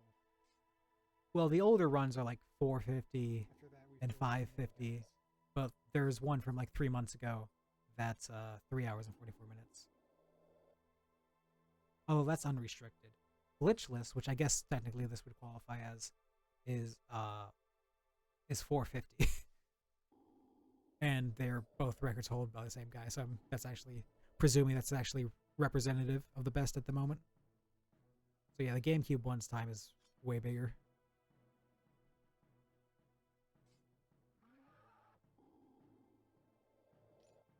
Oh yeah, so for this level, we get 5 points for killing the cave troll, I believe. Walls of... No, this is siege. Alright, 12 points to win. Defeat an defeat a unit on the other time is 1 point, and then we get 5 points for killing the cave troll. So, yeah, we just focus the cave troll pretty much.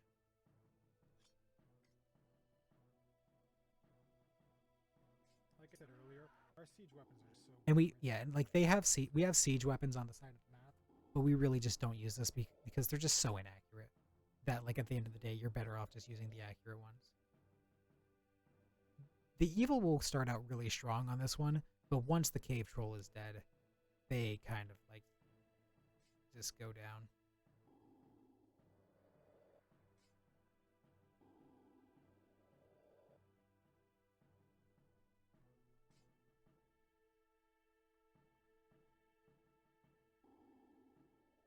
I think we move Pip into the middle here. If I don't, that's what I should be doing. Yeah. I'll do this. But To yeah, give us more command points in the mid. There's Gothmog coming in.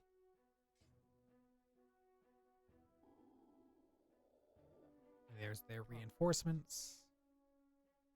Just in time for us to get Curse of the Dead. Maybe kill you? Do we? No. If we had dropped Endwater, we would have killed him.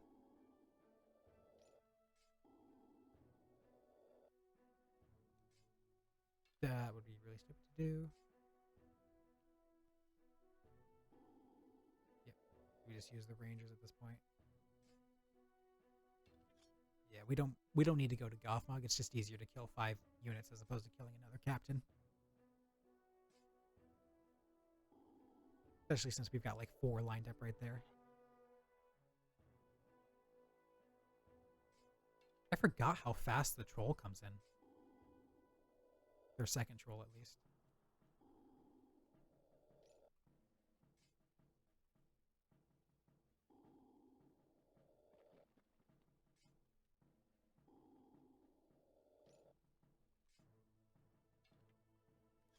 Yeah, we literally end turn just because us moving forward leads us to an opportunity where they just come in and attack us. So we just force them to come forward. Did we kill the troll?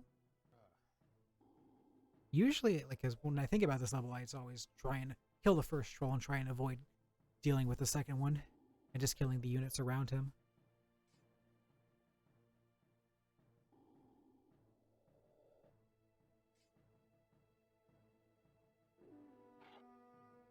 Those guys actually spawning in is really a help to us. That's nice.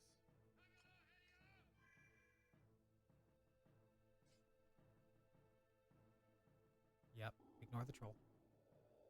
Ignore the troll.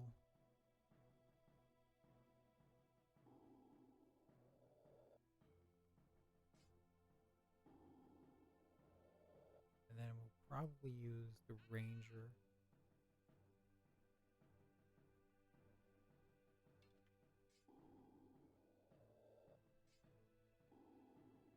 Nice kill there.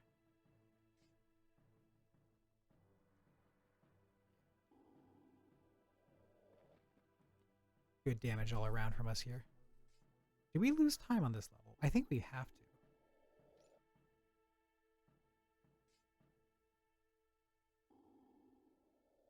I mean, we're going against a 536. Yeah, I don't think we win this in 36 seconds. Unless we get a hell of a person dead here.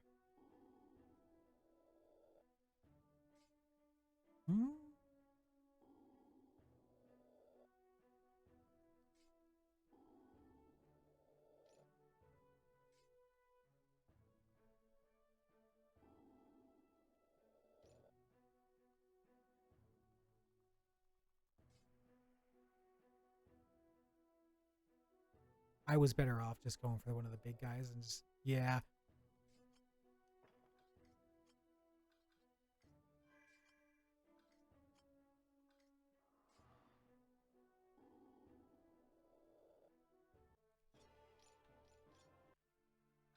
Alright, we lost couple. Yeah, we lost some time on that.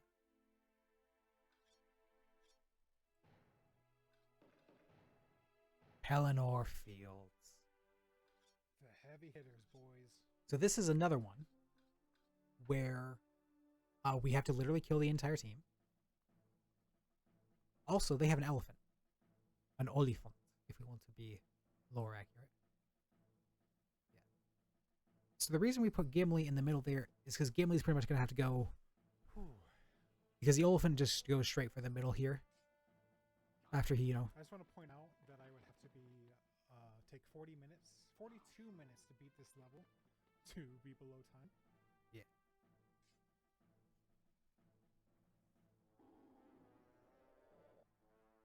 Yeah, so pretty much the first thing we want to do is just kill the elephant. And we'll keep as many of our heroes alive as possible. So we get reinforcements very early on in this level. And our reinforcements are really what will win us this level. Yeah, so we murder this fucking elephant, let me tell you.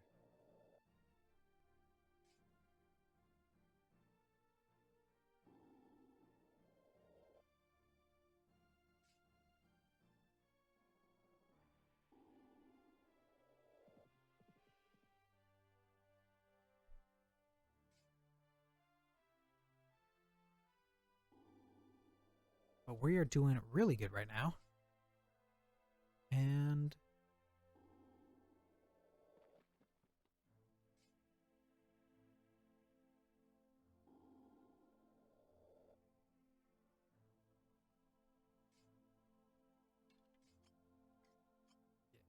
we were looking for ant water there because we weren't just... Are you shitting me right now? That was a complete misclick, by the way. I was so tilted by that, I forgot to skip the animation.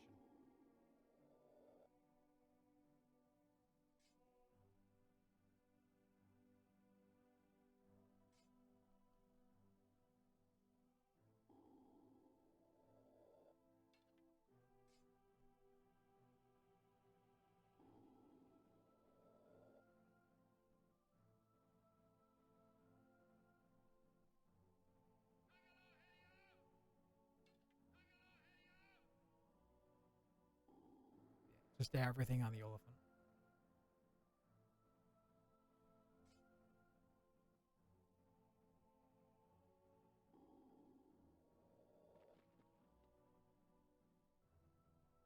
Pretty much just throwing him over there. Oh, Jesus Christ.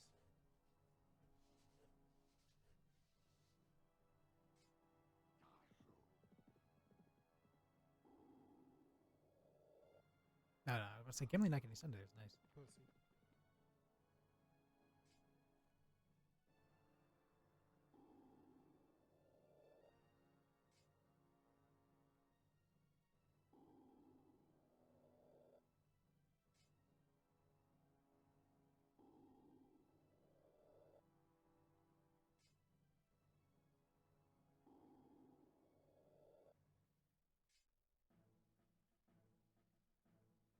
Yeah. They're just doing all their thing.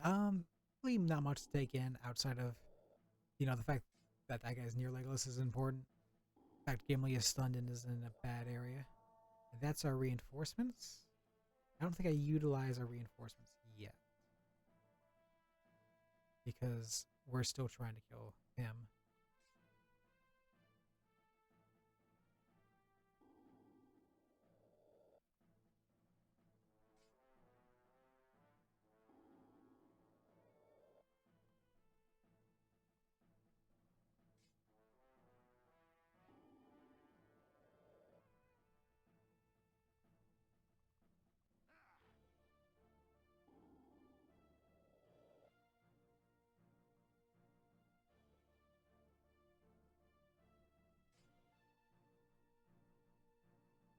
I was looking for a rough area.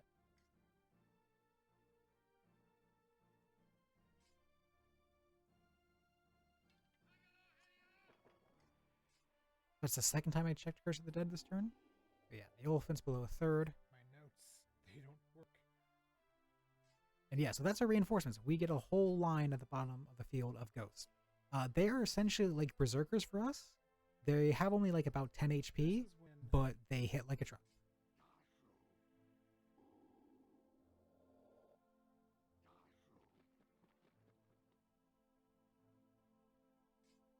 I don't think that guy had to die. I think that was just poor placement on my part.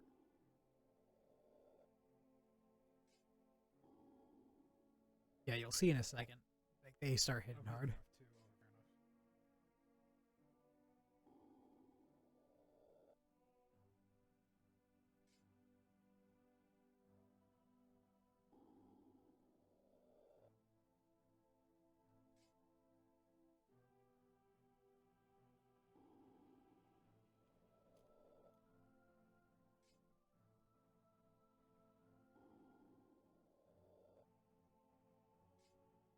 They have so many random captains on this level.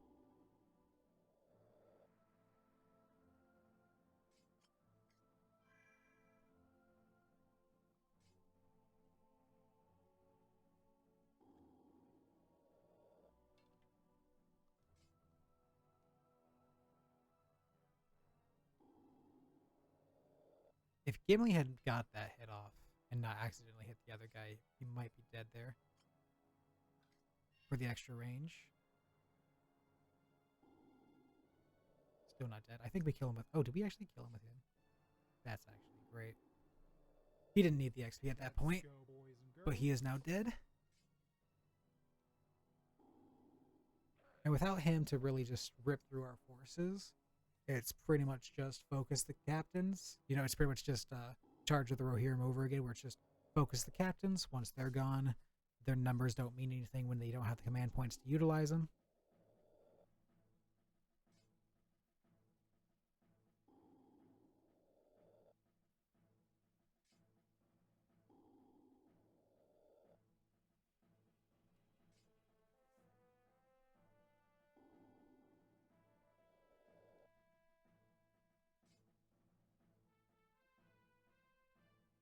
Goth's being weirdly aggressive.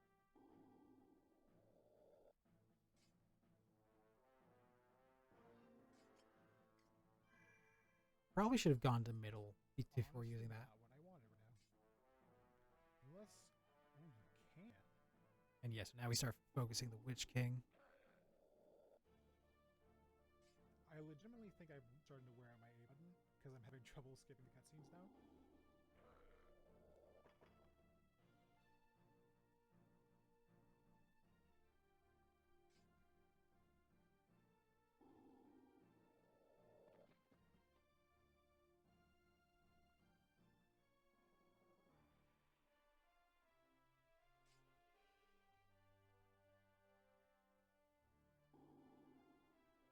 They hit so hard.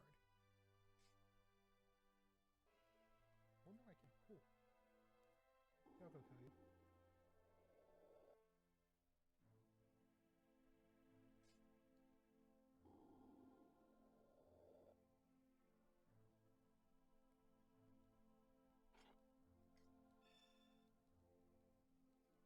Can I spam B and do it? No, it's gotta be A. They just have so many movement points. Pippin's still living. I mean, yeah, I was surprised Pippin lived this long, honestly. But there he finally goes. Yeah. The one major thing about if I were doing this run that I would definitely make adjustments to is I would not have Aragorn still in the left flank at this point. I would definitely have him in the middle.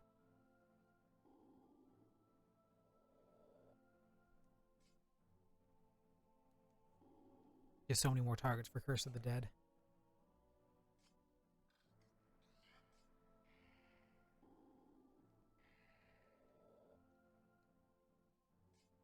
Yeah, we got him running scared just because of how much damage we do.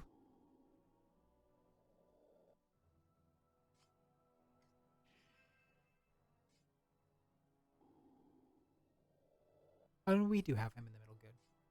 But I would have still moved him in like even sooner than I did here.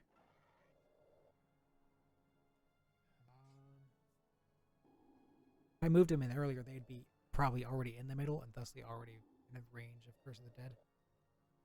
Which I don't think we get this turn, do we? Nope. Alright. So first off, we're gonna use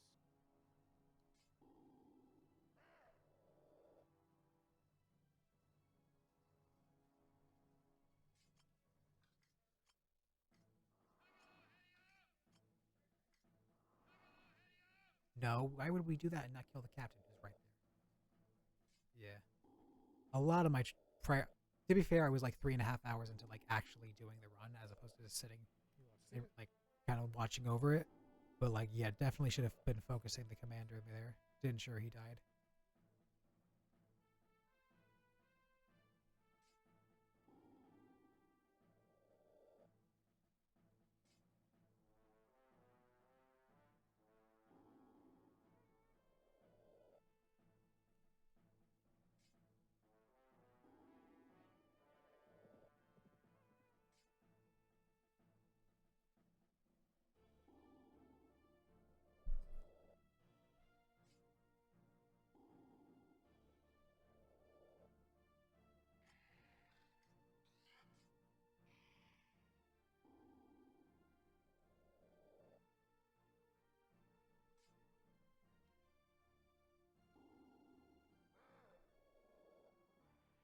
who's the one guy over here? Oh, are you Yeah, we get a one over there because of the stunned horse. Yep, and there's Curse of the Dead ripping through. Target the captains. Oh,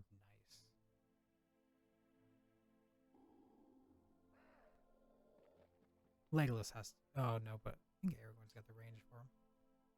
Hell yeah, we do. That reminded me, Gothmog existed.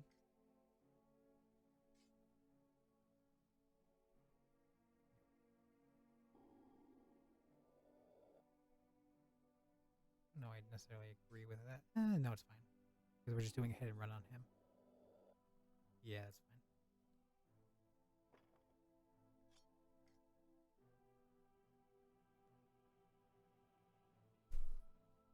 Yep, more people going in the middle. technically would have to finish this level at like 339 to not lose time, by the way. And if the Witch King doesn't use invulnerability this turn, we can really start laying into him. It's not impossible, but that'd be. I need some good damage rolls here. I need you not to fucking spam invincibility. Invulnerability, whatever it is.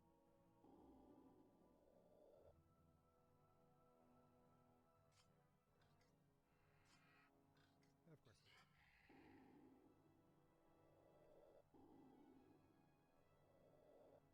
He's just wrecking those guys. It's just so hard to deal with him.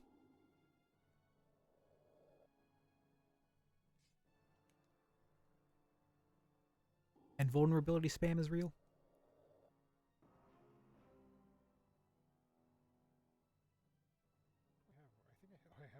literally the one random horse could.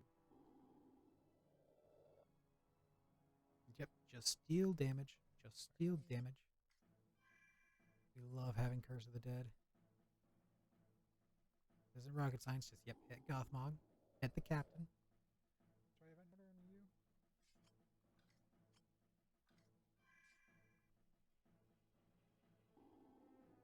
There we go. Get the item back we used. Start running it down.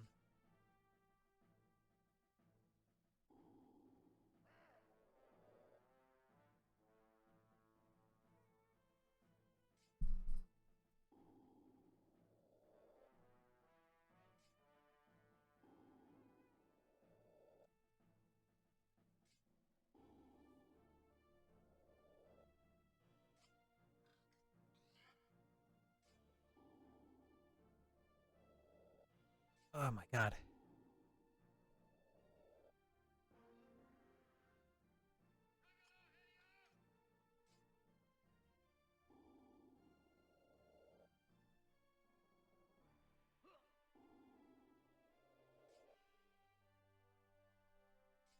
Yeah. And now we're just really just destroying because we got that rally.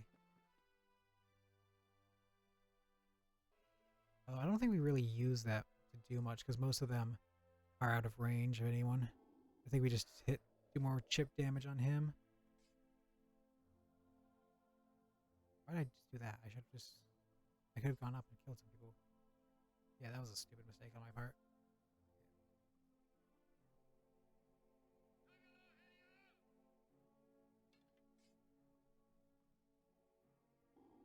I also leave everyone strangely unprotected right here.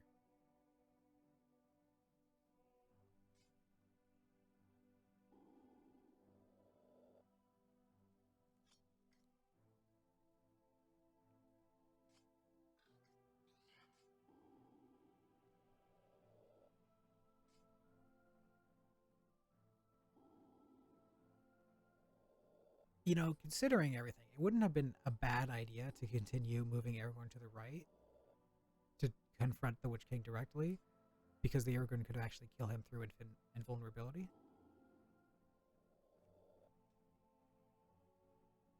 And now you've moved into the middle, which puts you where I can curse the dead. Yep.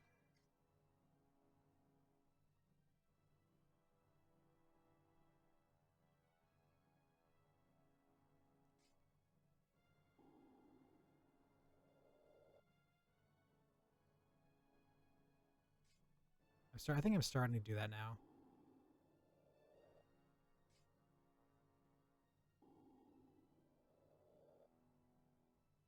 Ooh. Oh, that's gonna hurt. Onslaught.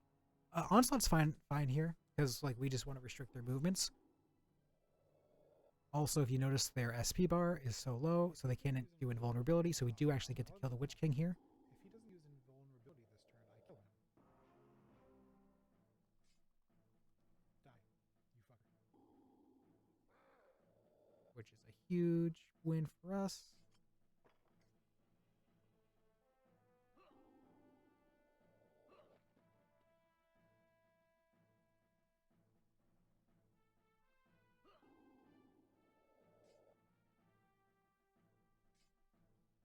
Don't know why I did that instead of going for the kill on the captain.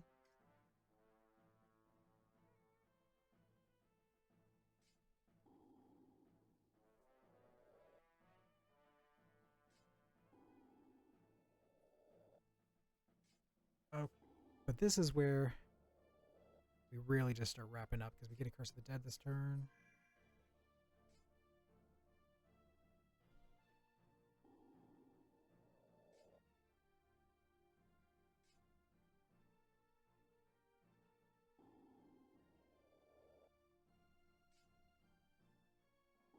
And we're so confident that these guys are just going to be able to pick it up.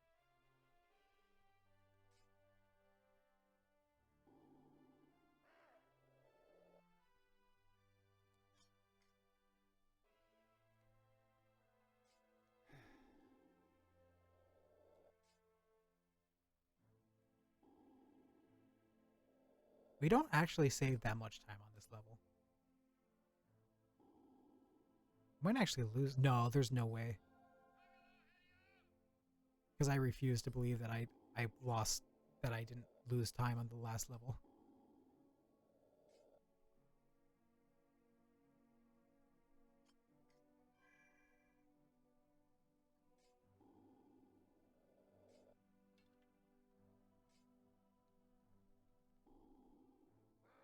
Come on.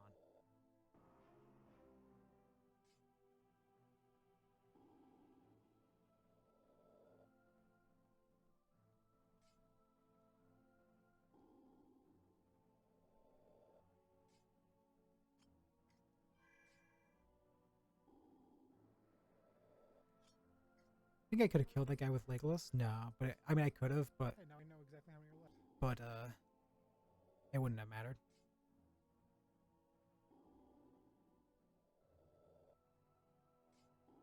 Now we curse the dead immediately, which kills this guy.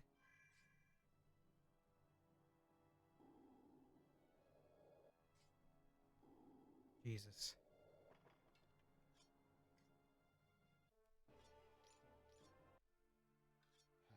Now the black gate's open.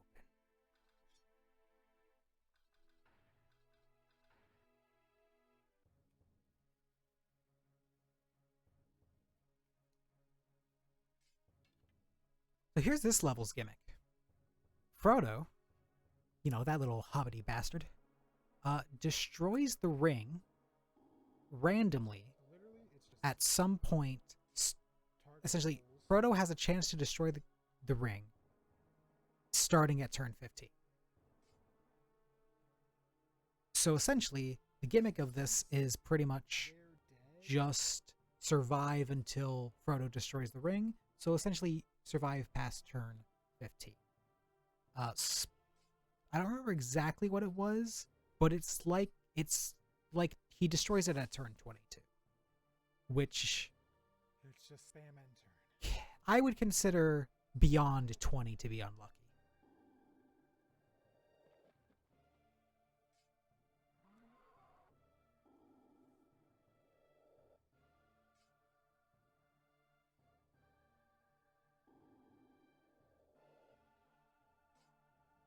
Also, I messed up with the it was all right. I was about to say you can probably arrange your soldiers so that the trolls can't actually reach them when they advance forward, but and to avoid them dying, but I don't think that it matters too greatly.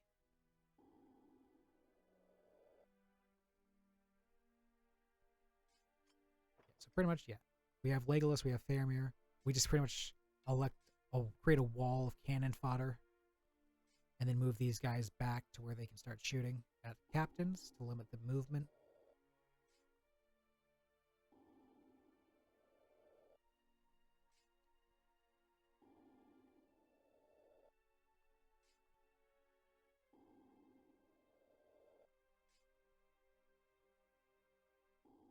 Yeah, once you kill these two trolls, the ability of the enemy to actually kill you just drastically goes down.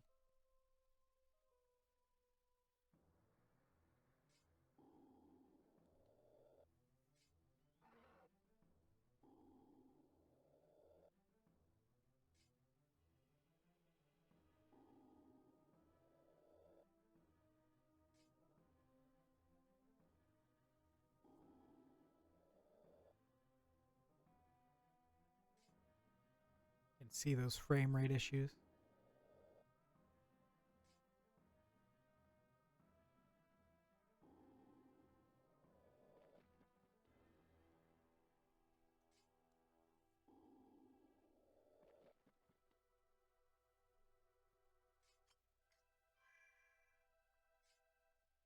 Yeah. Just lay it into the troll.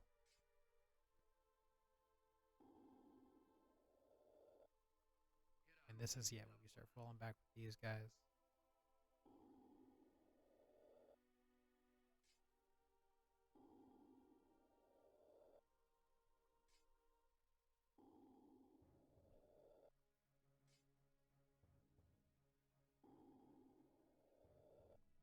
Yeah, Yeah, it's literally just throw cannon fodder.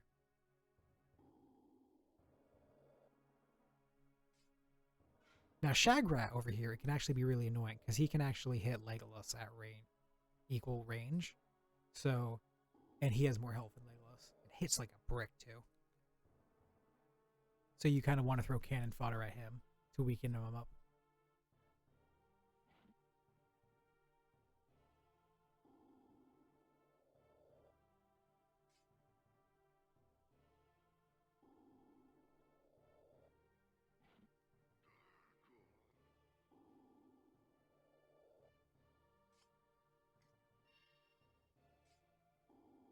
God damn, those trolls do so much damage.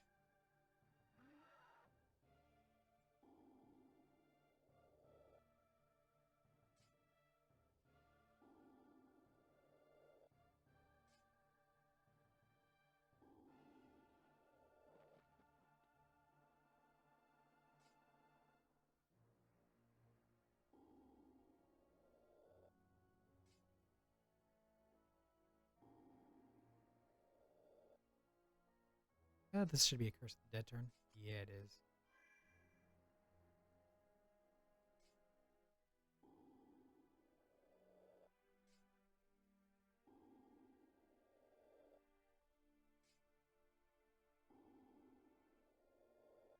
Say, not a big fan of just how...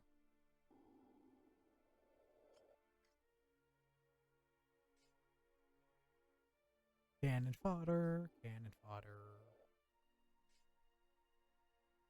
Protect the guys who carry this.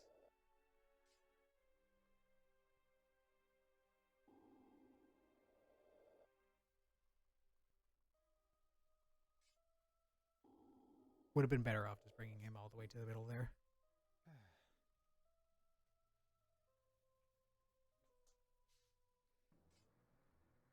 I'm so tired.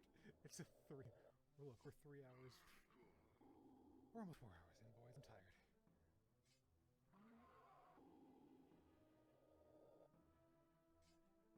But we should be able to use Curse next turn. And one of the trolls will die. Actually, no, we already killed that troll. That's right. That captain is dead, probably. See how the damage flies.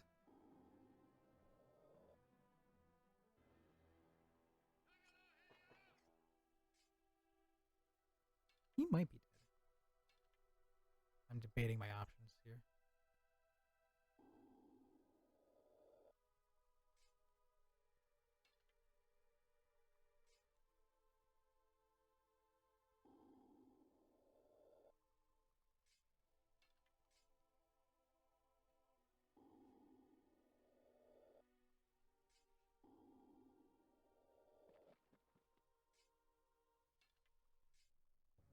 Should be going for the captain. Oh, okay, I corrected myself. There we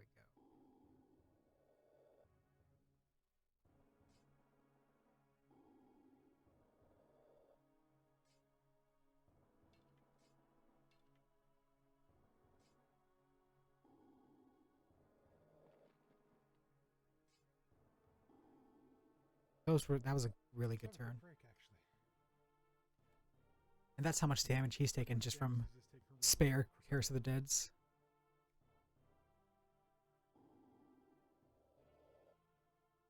And that's what I'm talking about with Shagrat. He's got range and damage. So it's good to throw cannon fodder at him. And have Legolas prioritize him once you deal with the initial trolls. They were way better about running down the middle.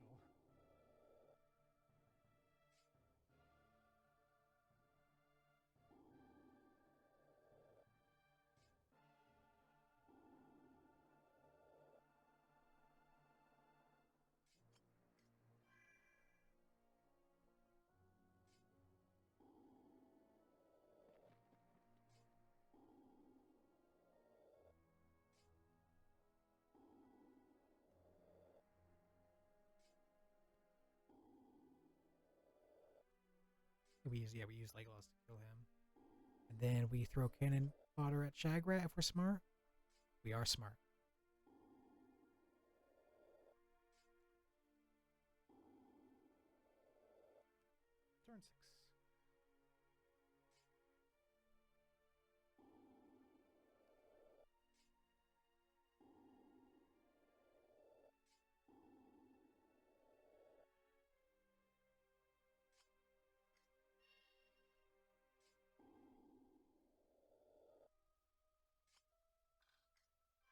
Intimidate. Play a lot of games where intimidate abilities are relevant.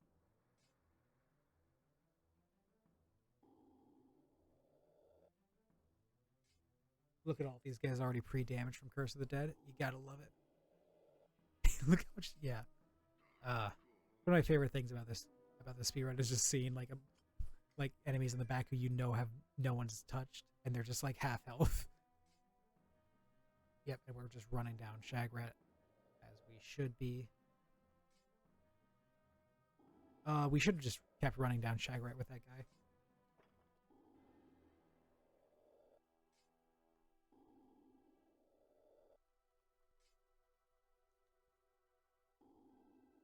Just keep applying pressure.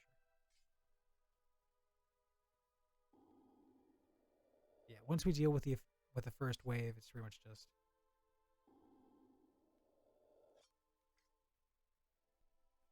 send our just spam Curse the Dead.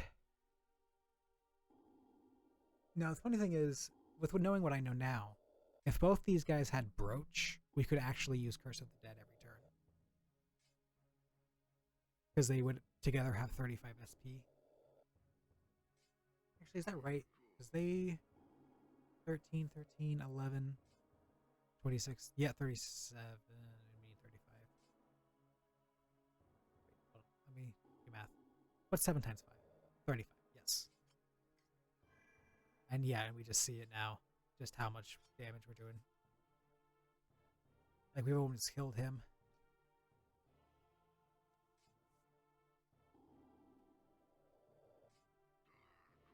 The only bad thing is just how many turns it takes for Frodo to destroy the ring. Because I think it was 22 or 23. And like I said, like, he can start doing it randomly at 15. And I kind of consider anything, once we get past 20, I consider that to be bad luck. Turn 15, 16, that's really good luck. And then, like, between that and 20 is like, yeah, that's whatever. That's pretty good. And then once we get past that, I don't even know why I'm checking for curse there.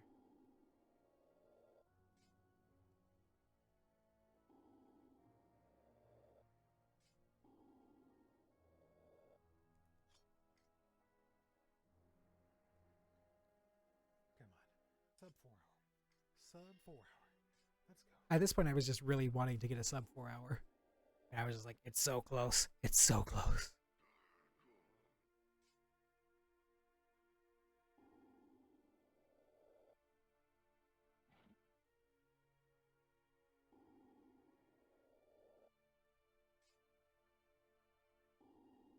I think Frodo takes so long that I actually, like, it starts looking like I might actually lose.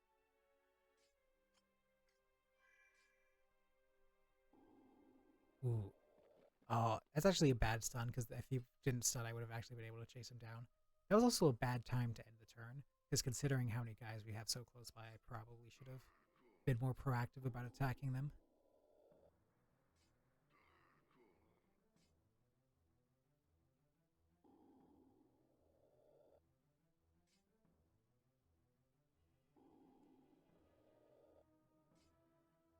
We have a commander right there, too.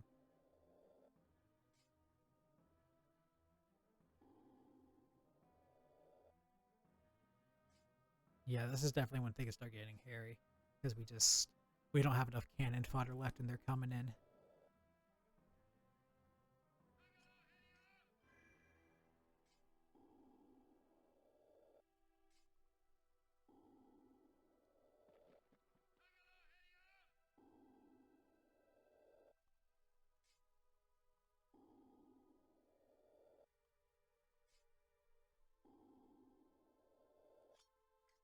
Should have moved the Gondorian Knights up more so that they could be more aggressive as opposed to ending turn there.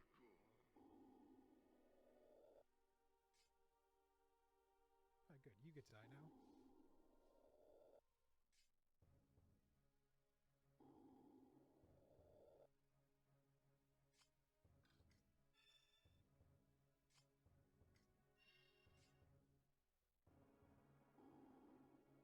now. Famir's death there is actually rather unfortunate, and probably could have been avoided if I moved him back. That's all Curse of the Dead, baby. All that damage on that troll.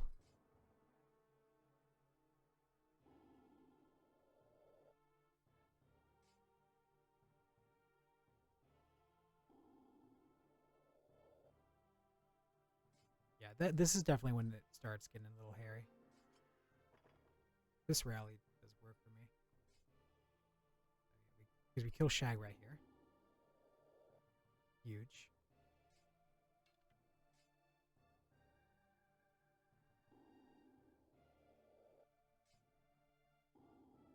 Kill this enemy captain? Do we? Alright, don't know if we... Don't think we do.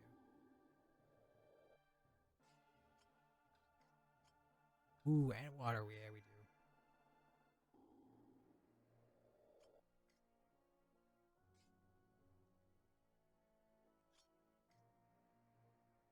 Turn 12.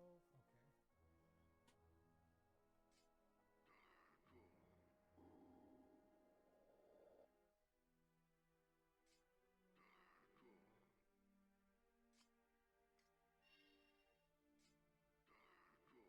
Yeah, I definitely didn't play this last level well. I just got...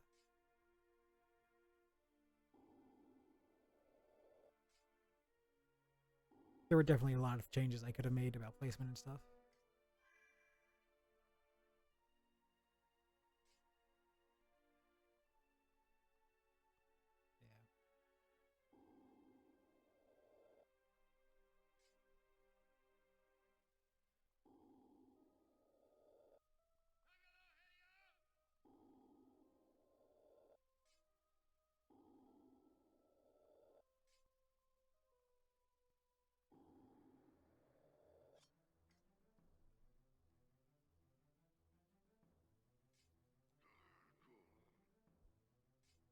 Yeah.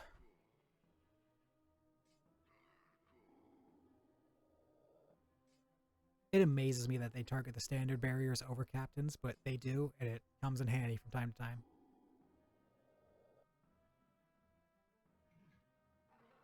Frodo, anytime you want to...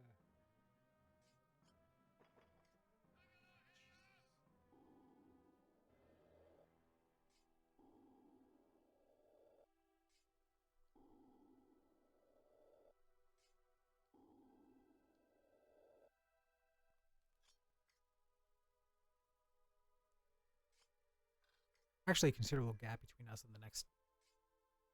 Yep. And there's him continuing to target him. But yeah, they just literally just keep running it down. But not the trolls, thankfully. If they actually sent the cave trolls down. We're almost at turn 15. We're at turn 15.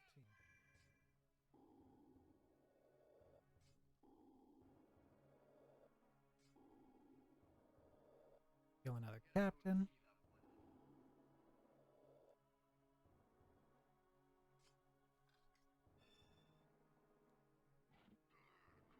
They still target the standard barrier.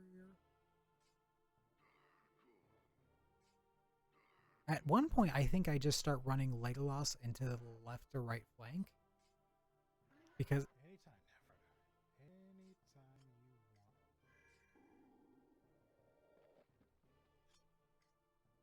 Oh yeah, so we're now at turn 16. So we're now... So we are now at Frodo can randomly destroy the ring at any time. Which, as you might imagine at this time, I'm very heavily banking on.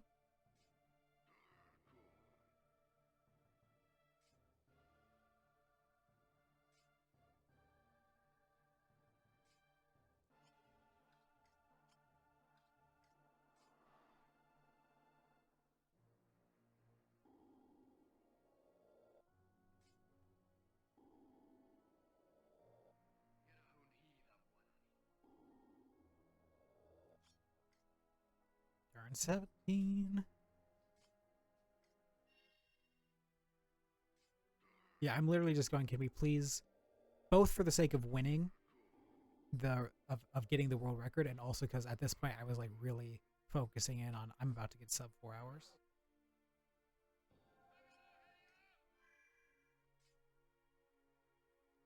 this is when I make a break for it, which I think is kind of a bit late, but I think I just send Aragorn into.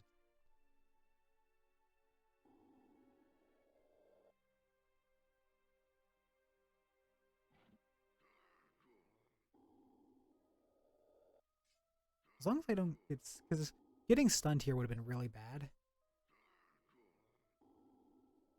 Because if I had got stunned by any of those, I wouldn't have been able to heal up. We'll lose this.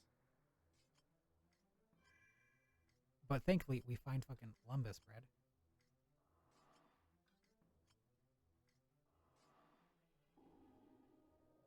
And then we find a second Lumbus bread.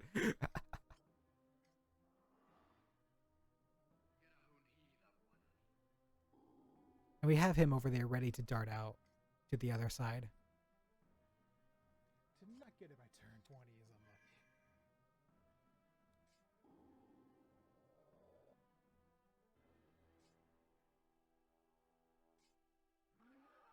Did we kill a cave troll with Curse of the Dead only? Kind of looks like we did.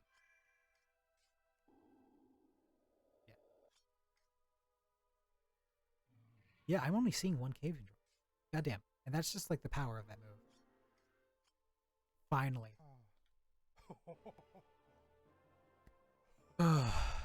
Yep. So Curse of the Dead span takes off 24 minutes, 45 seconds. Sub 3 hours by 39 seconds. You'll love to see it. You'll love to see it. And then there's Gollum. I wanted my sub 4 hour, and I got my sub 4 hour. Oh boy.